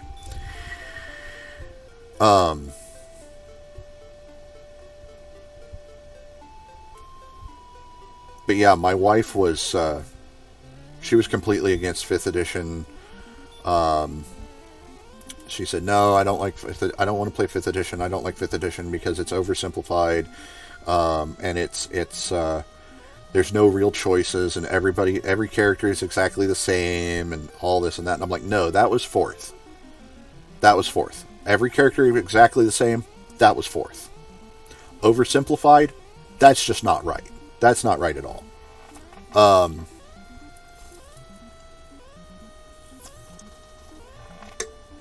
And then, actually, I ran a campaign. And I said, I'm running this campaign at the house. You can be a part of it, or you can sit off to the side and goof around on your computer or whatever, but I'm running this at the house. And she said, okay, I'll play. And she made her standby character. She made a human paladin. And about... Oh, yeah, you can heal. By level 3, which was only 4 sessions into the campaign, she turns and looks at me and goes, "This is not what I thought it was going to be." I said, "What do you mean?" And she said, basically, "I thought that this was going to be another one of those everything's overly simplified and everybody is exactly the same kind of deals, where it was all just going to be different skinned variations of the same characters. And it's not. Everybody is unique." I said, "Yeah." Fifth edition is one of those that you don't have too many options, but everybody is still unique. You can build a party of nothing but clerics. You can have 5 clerics in one party, and everybody be different, and everybody fits a different role. This cleric's job is to buff the party members. This cleric's job is to debuff the enemies. This cleric's job is to tank. This cleric's job is DPS. This cleric's job is to heal.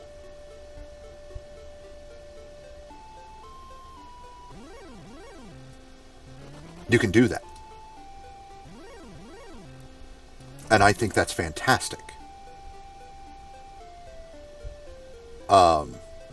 Because it's all about your... Just right off the bat at level 1, it's about your domain choice. What domains did you choose for your cleric?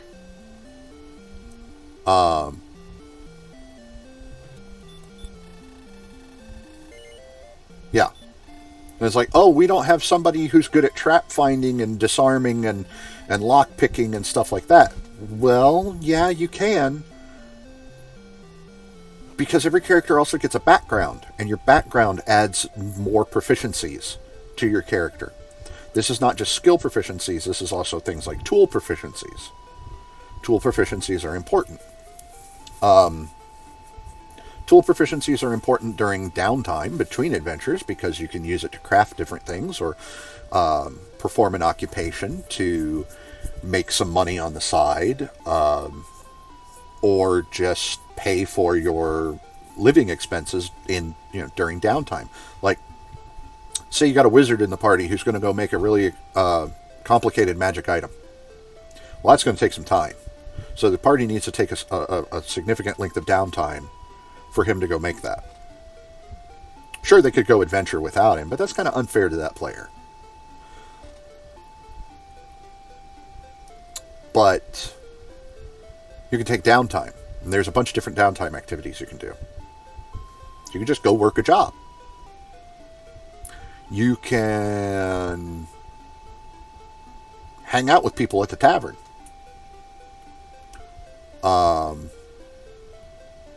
You can run a business.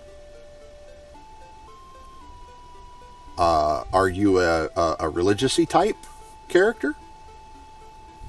Go help out at the temple. There's all kinds of things you can do. But you have lifestyle expenses that you have to take care of while you're doing that downtime in town. Because you have to feed yourself, you have to have shelter. And there's different tiers of lifestyle expenses that determine, 1, the cost, and 2, how comfortable you are during that time. And that also has a lean into what you can do during that downtime.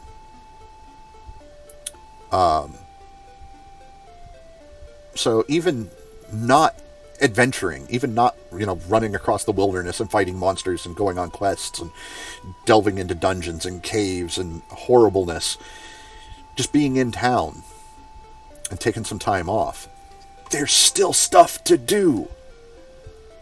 And that's where things like tool proficiencies come in play.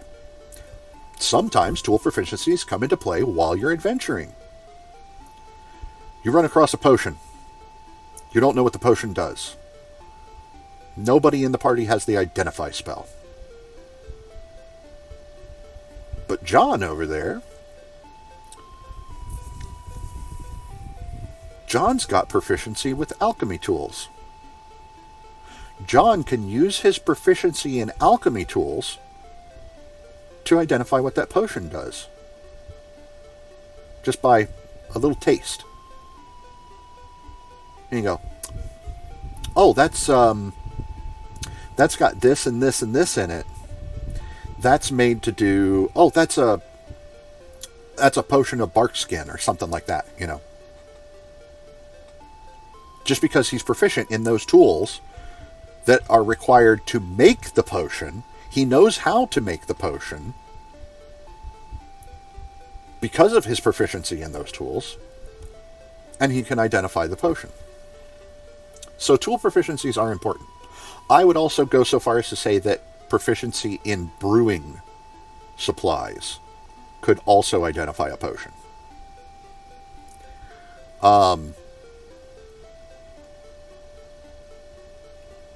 Except that I would require a check. I would make them roll for that. But they would get to add their proficiency bonus, which is good. Because they're proficient in the tools.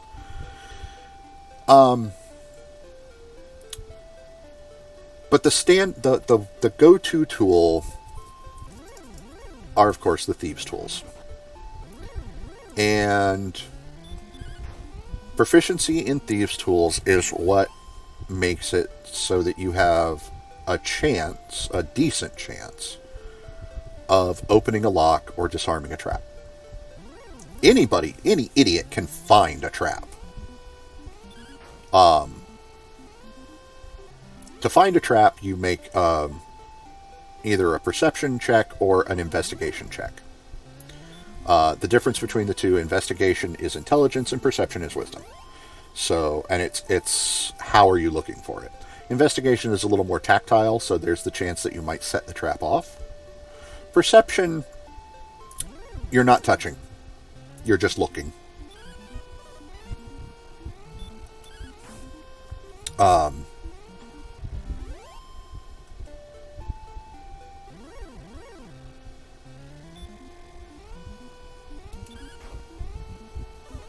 In some ways.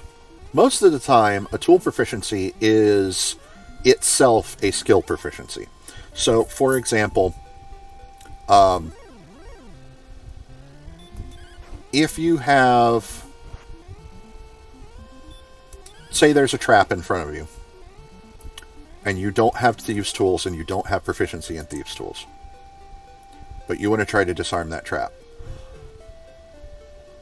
but you're proficient in sleight of hand. All right. Make a sleight of hand check, but with disadvantage, because you don't have the proper tools at hand. And even if you did, you probably don't know how to use them if you don't have proficiency in them. But if you have proficiency in thieves' tools, and you have a set of thieves' tools on hand, you instead make a thieves' tools check. Which, in that case, how dare you? In that case, it's your proficiency bonus, because you're proficient with the tools, plus either your dexterity modifier, meaning that you're trying to finesse the trap into being disarmed, or your intelligence modifier. You're outsmarting the trap. You're sciencing the trap. You're puzzling it. Both of these are viable. And work with your DM on these kinds of things. A good DM is going to be open to ideas. So if you're low dexterity but high intelligence,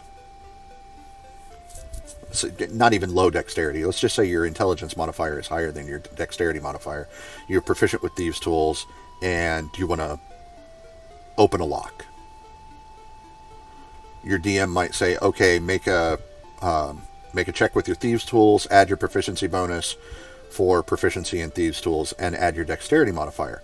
And you go, well, it's not that I'm being really dexterous about it. It's that I have greater knowledge of how the tumblers work. And so I'm going to treat it kind of like a puzzle. And I want to use my intelligence modifier. You've given a justification for it. And it should work.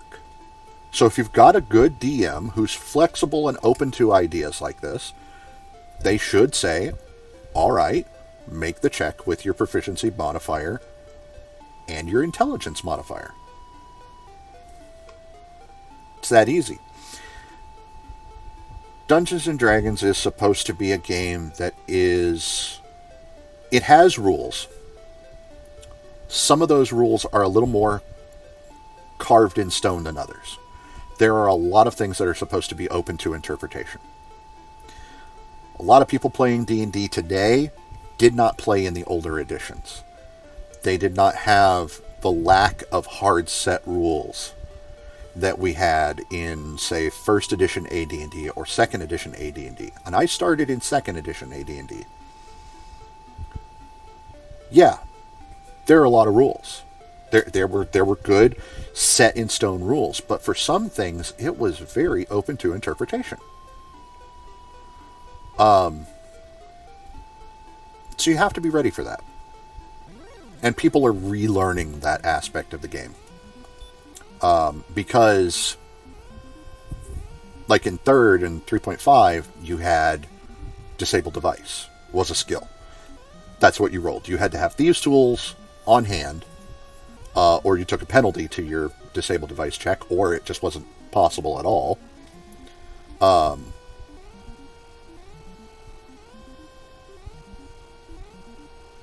Yeah.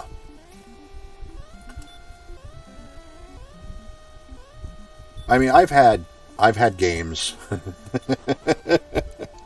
I have had some very creative players, and I have had some very interesting moments in games. One of my earliest 3rd edition games that I ran, there was a natural cavern that had been used as a base of operations for some thieves that were they were basically highwaymen, and the local guard captain was asking the party to go deal with this. You know, go root these guys out. They're causing problems for travelers through the area, and I'm tired of getting complaints about it. The guard is stretched too thin. I can't send one of my people to go deal with it, but I can send you guys. And so they're like, yeah, okay, we'll go do this. So they get into this natural cavern, and they're investigating, and there is, unbeknownst to them, there is a secret door in a wall behind, not necessarily a waterfall, but there's a spot where there's there's an aquifer that is kind of leaking through the top part of the wall. And there's water kind of thinly cascading down the rock wall. And it looks like the wall has been eroded by this, but what it actually is it's a cleverly concealed hidden door. And so there's this sorcerer, this human sorcerer in the party, who was prone to doing really crazy things. And he knows there's something about this feature. There's something there. There's something bothering him about it. Like, I know there's something here. He presses his ear to the very wet wall, and he can hear something on the other side, but he can't quite make out what it is. But it doesn't sound like natural cavern noises. It sounds like activity of living beings. He's searching all over the place, and he just cannot find this door. So finally, he's frustrated with this wall, and I'm like, okay, well, what do you want to do? And he looks at me, and he just says, you know what? I punch the wall. Okay. Give me an attack roll.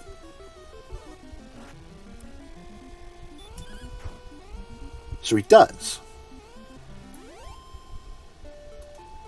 And I was hoping it was going to be a natural 20. Or a 1. Because on a 1, I would have had him injure himself. But no, he rolls like a 16. It's a wall. It's not going anywhere. He's just, you could try to punch the wall and whiff. I mean, you really could. But no, it's got an AC of 5. He hit it. I said, okay, roll your damage. So he rolls the damage. And I set a certain threshold. I wasn't trying to get him to break through the wall or through the door, because I knew what that was going to take.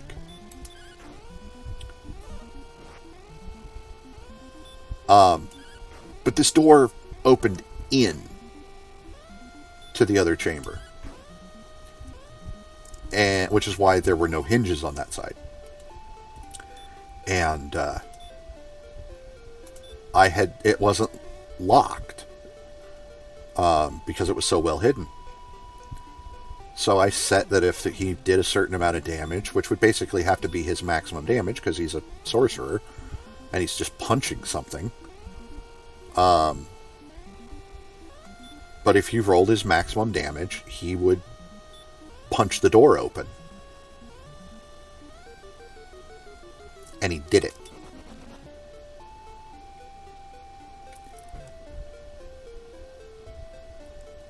And this became a thing. There was another one. We had a dungeon that had teleportation circles that were hidden. And somebody stepped on one. He was a human monk, and he dual wielded kamas.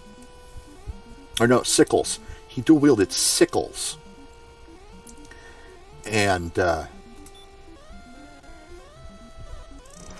he gets teleported into this room with an ice golem. And he's like, this thing's going to kick my butt. Well, he got to go first. And he says, okay, I'm going to make a trip attempt. Because a sickle gives you a bonus on trip. And he's a monk. He has improved trip. So he doesn't provoke an attack of opportunity for it. I'm like, all right, cool. Go for it. Nat 20. I rolled a 2. So he trips the ice golem. This is a 15-foot tall, 2,000-pound construct made of ice. What do you think happened to the ice golem? Just take a guess.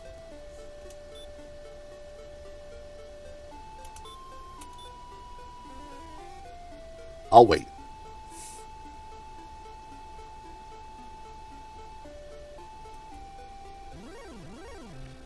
Yeah, it shattered. I set up this encounter. I thought, there's no way. Nobody's going to think of that. That's not going to happen. First thing, first round, first action, trip, whoop, bam, gone. Shattered. Ice everywhere. I'm like, yeah, I should have known this was going to happen, because the first time this guy played in a game, that campaign, I used the optional critical death rule, where if you roll a natural 20, and then on your confirmation roll, you roll another natural 20, and then on your confirmation of your confirmation, you score a hit, the thing dies. Yeah. So he is solo adventuring. He is a level 2 human fighter. I roll on a random encounter table. He gets a bullet. This is one of those, oh God, run away moments. Because it hasn't seen him. So he could just totally avoid it. He says, do I know anything about these? Like my character. Does my character know anything about these? I said, I don't know. Roll. It's a natural creature. You can roll a knowledge nature check. So he does. And he rolls like a 18, and he's got a bonus to it. He put ranks in it. And with, being a human fighter, that's putting ranks in a knowledge skill? That's almost a waste of points. But he knew he was going to be solo adventuring at first, so he wanted to be able to know some things about the natural world around him. Made sense. And he had a 14 intelligence, so +2 there. He put 2 ranks into knowledge nature, so he's got a +4. He rolled I think he rolled an 18, so he got a 22. So yeah, he knows about bullets. He knows that they're very thickly armored hides, are very good at deflecting blows from all sorts of weapons, but they have a soft underbelly. He said, well, how tall does this thing stand on its 4 legs? I said, well, it's a really big creature, because you got to remember this was a huge creature.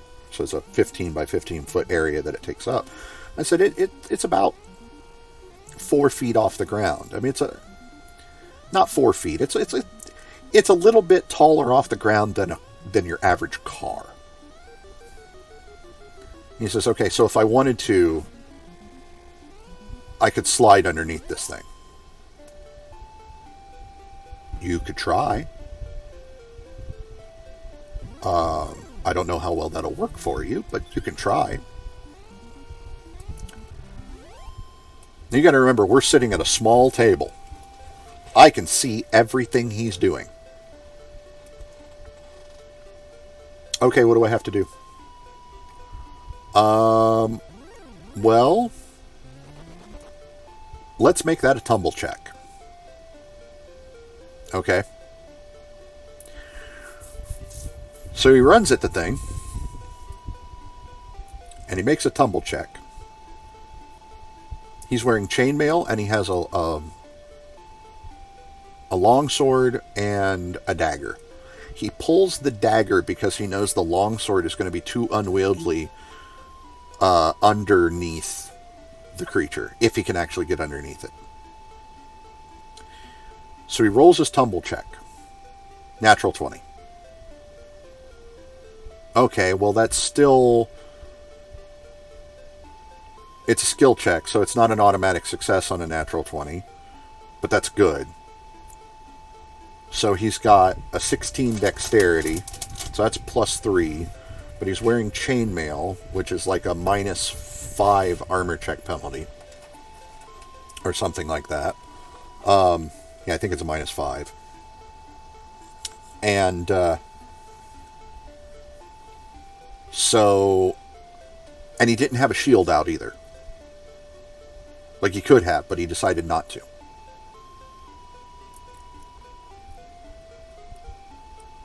And his reasoning for that was, his shield is solid, it can act like a sled for him to slide on to get underneath the bullet.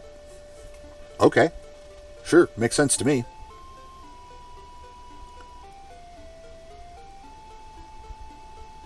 So I gave him a +1 circumstance bonus for that. Because he's utilizing what he's got in an out-of-the-box kind of way. But it should work.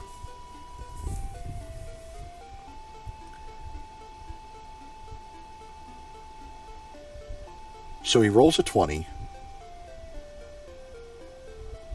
+3 takes him to 23. Plus 1 takes him to 24. Minus 5 for the armor check penalty brings him back down to 19. No ranks in tumble. No ranks in tumble. It's just straight up dexterity. Slides underneath. Doesn't provoke an attack of opportunity. Alright. Now make your attack roll. Natural 20. Alright. Well, roll to confirm. Natural 20. Okay. I've got on my thing here that I'm using critical death. You might kill it with one shot. Roll to confirm critical death. Natural 20. He nat 20'd 4 rolls in a row. And I'm sitting there watching the whole thing. And I can't say that he's using loaded dice. He didn't own any dice. He's using mine.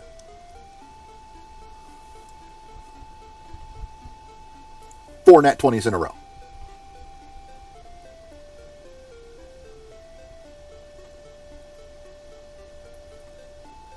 So yeah, he killed it.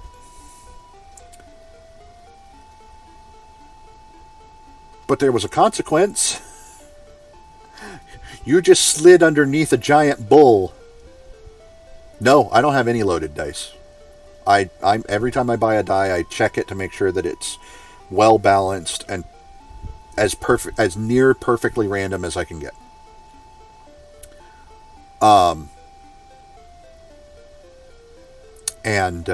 He was just really lucky, and he was always this way. He was always this lucky. But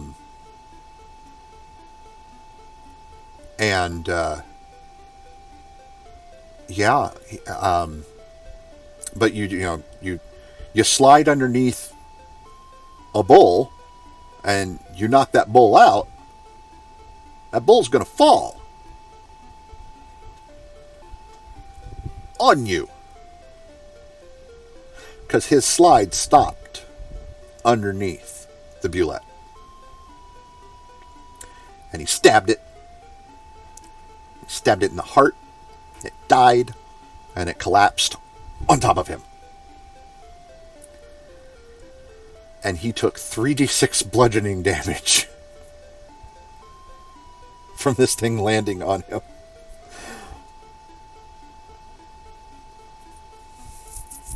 No, because he was out of actions. He had done everything he could for that turn. And I could have given him a reflex save. But I was like, no, you've pushed this to its absolute limit. You don't have the time to try to reflex out of the way.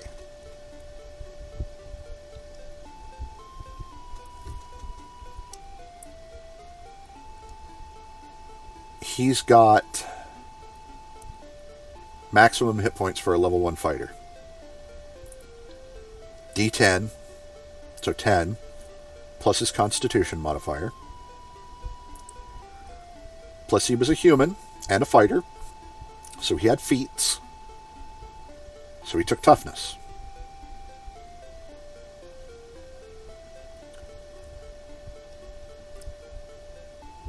He's got a 17 constitution. So he's got 14 hit points. 3d6 damage might put him out. 14 hit points, he took 13 points of damage from this thing landing on him. So he's got a 2-ton animal, dead animal, laying on him while he's at 1 hit point. And he's out in the wilderness. He said, "Are my arms free?" I said, give me an escape artist check. He got like a 15 total on that.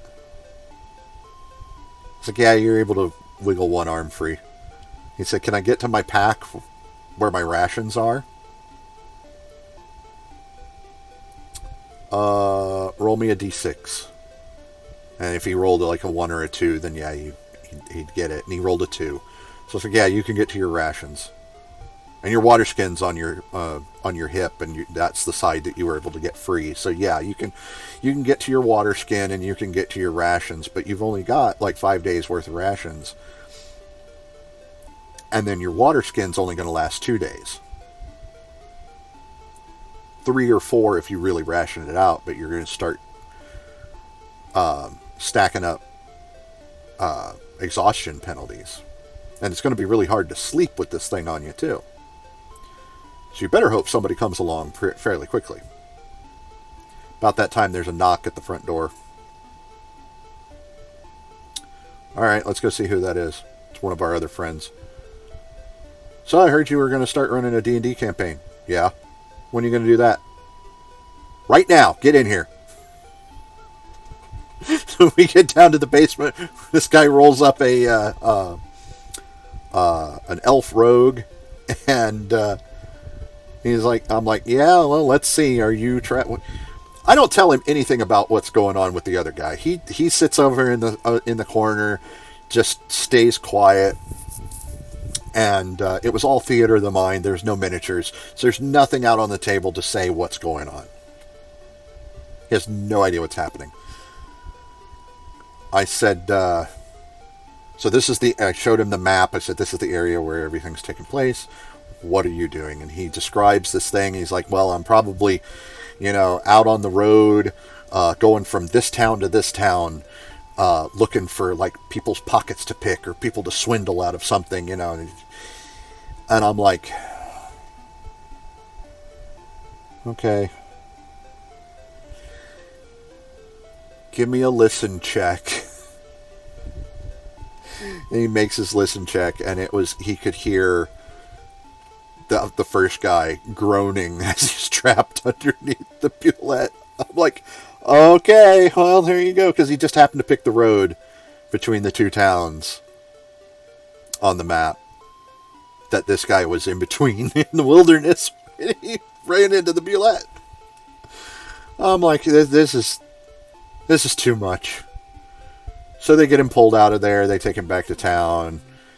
They rest up. The fighter rests up and gets a little help from the local clergy, and everything was fine. And by the next time we played, which was like 3 days later, we had a party of like 6. Because they were in high school, and I had just a couple years before that finished high school. And they went to school, and they told all their friends about this really cool D&D game that they had played, and their friends knew me as well, because when I was in high school, they were in middle school or freshmen in high school, and they rode the same school bus as I did, because the middle school was right next to the high school.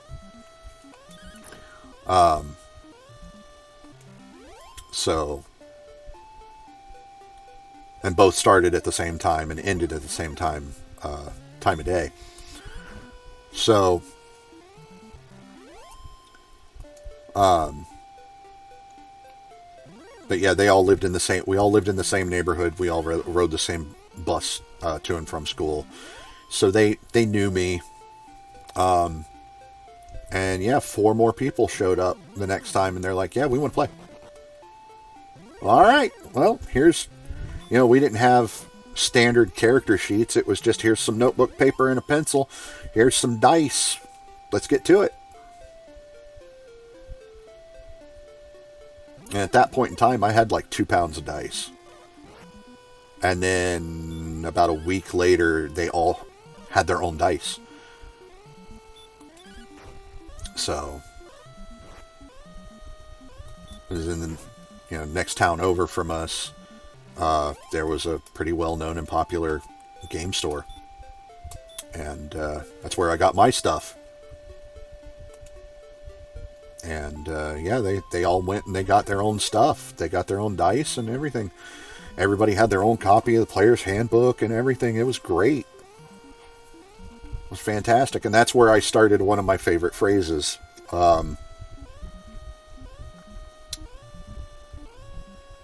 which was whenever somebody would ask, how does blah work? The first time a new player asks how to do a thing or how a thing works, how a mechanic works, I'll walk them through it. After that, if they have their own copy of the rulebook or there is a rulebook available for them to borrow, to use, to look it up, RTFRB. Read the flippin' rulebook.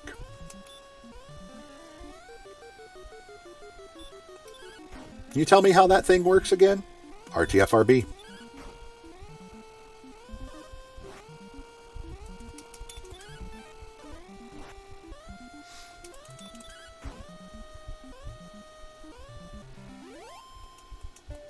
And of course, at the table, it wasn't flippin', but you know what it was.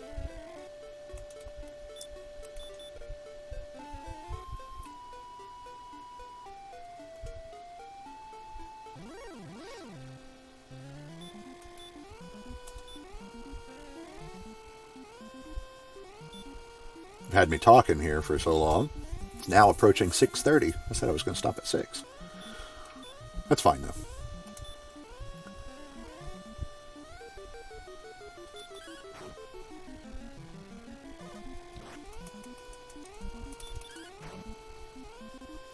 I'll go for a little bit longer. I mean, look at how much gold. We've got over 5,000 gold now.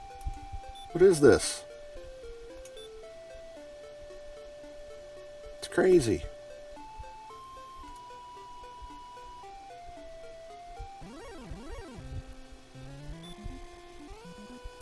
Oh no, it's no problem. It's no problem. And I enjoy talking about things. That's one of the reasons why I'm streaming, is because I like to talk about stuff. I like to talk about games. That's why I'm streaming games.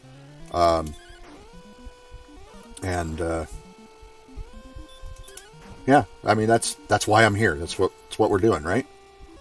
That's the whole point. So it'd be really cool if there was more people involved in the conversation, but that'll happen. You know, eventually we'll get there. So I'm in no rush. It'll happen when it happens.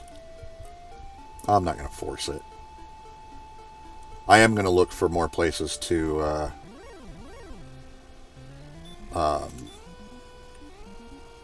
advertise the stream, but I'm not in a super big hurry. He did not stay asleep.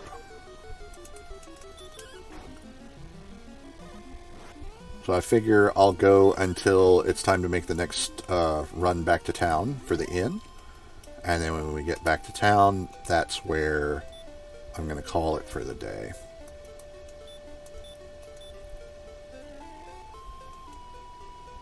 And we're getting there. We're getting close to that point.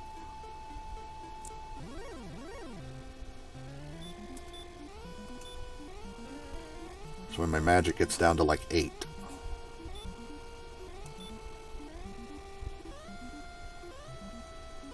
Yeah, I'm not going to do that. There's been a couple of times where it's like, I don't have the energy for it. I'm not getting on today.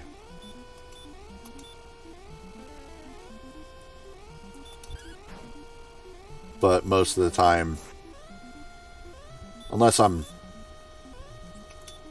dying or just completely exhausted, I'll be here. Might be late, but I'll be here. I'll try to be on time most of the time.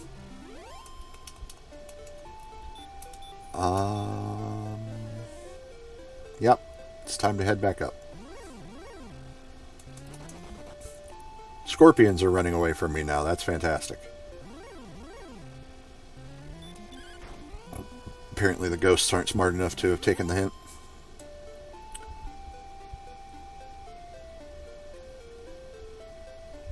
It's going to take a long time for me to get burned out on anything anyway, because I'm too stubborn.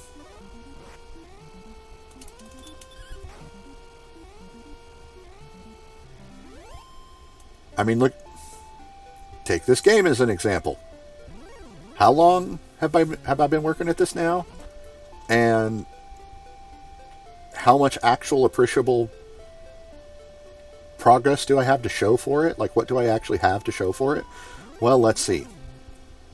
I'm level 12 out of a possible 30.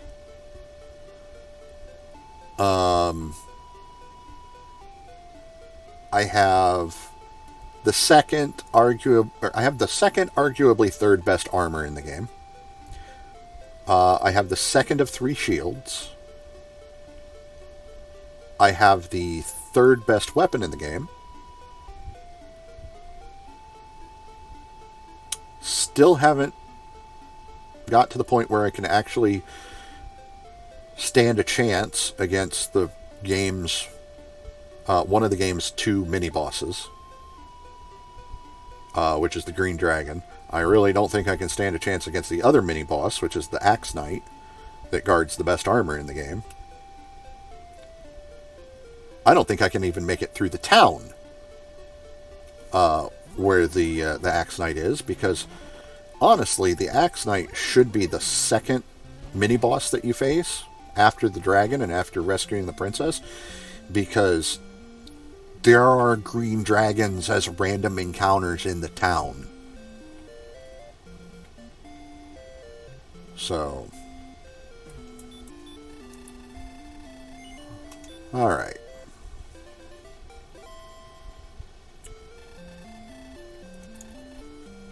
I'm going to get back to the castle so we can save.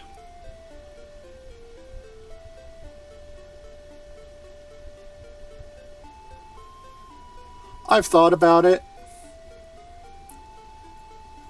but I don't want to stream somebody else's game. So neither of the 2 games that I'm playing in on Fridays or Saturdays are going to appear on the stream. I can't really stream the game that I'm running right now on Sundays because it's at a game store. And just, it's not, I'm sure I could get permission from the people at the game store to stream. That's not the issue. The issues are background noise, because although they're a new store, they're stupidly popular. So it's busy in there all the time.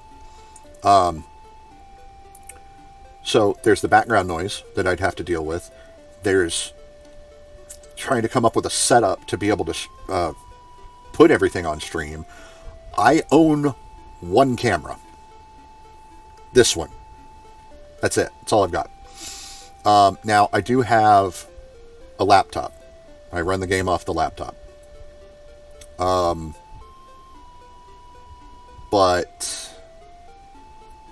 And it's got a camera in it, so I'd have a camera that faces me, but I'm constantly going back and forth between standing up and sitting down. And it's just, it would be such a production hassle to try to figure that out. I would have to hire somebody as a producer to be able to work that out. I can't do that on my own.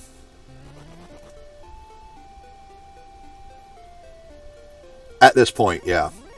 Down the line, anything's possible.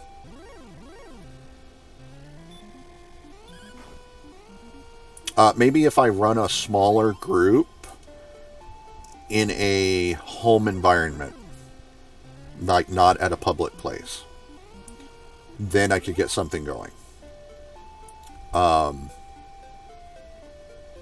But there's still more equipment that I would have to get first, and I'm broke, so it'll have to wait.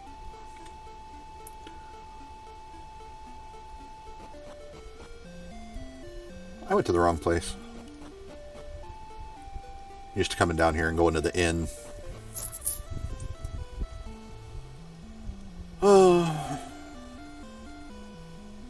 It's fine. It's good. It's good. This is good. This is fine. Everything's fine. Okay. Here we are. We'll need 782 experience for the next level. It does not sound like it's all that far away. And save state. I always do the save state just to make sure.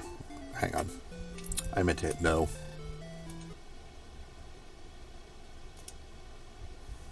Okay. So, got a cord tangle over here.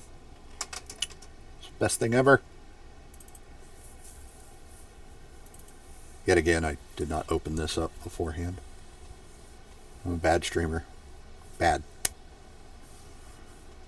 Do it right or don't do it at all, right? I'll get there. I'll get there. I'll get there. It'll happen. Someday I'll be a real streamer.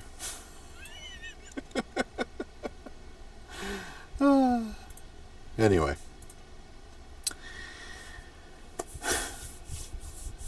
You as well. Thanks for joining me today. If you liked what you've seen, consider following the stream so you can get updates and notifications of when I go live. Also remember that all of my streams are kept here as VODs, as well as recorded and uploaded afterwards to YouTube. If you want to see more content from me, check out my YouTube channel, link in the About section. If you're already there and you like the content, consider subscribing if you haven't already. If you like today's video, hit the like button and let YouTube know. It helps with the algorithm. Also hit the bell to be notified of when new content goes up. If you want to see future live streams, I'm on Twitch every day, Monday through Friday, 1 to 5 p.m., Saturdays and Sundays, 6 to 11 p.m., all times Eastern. Sometimes I get a little longer. Sometimes I start a little late.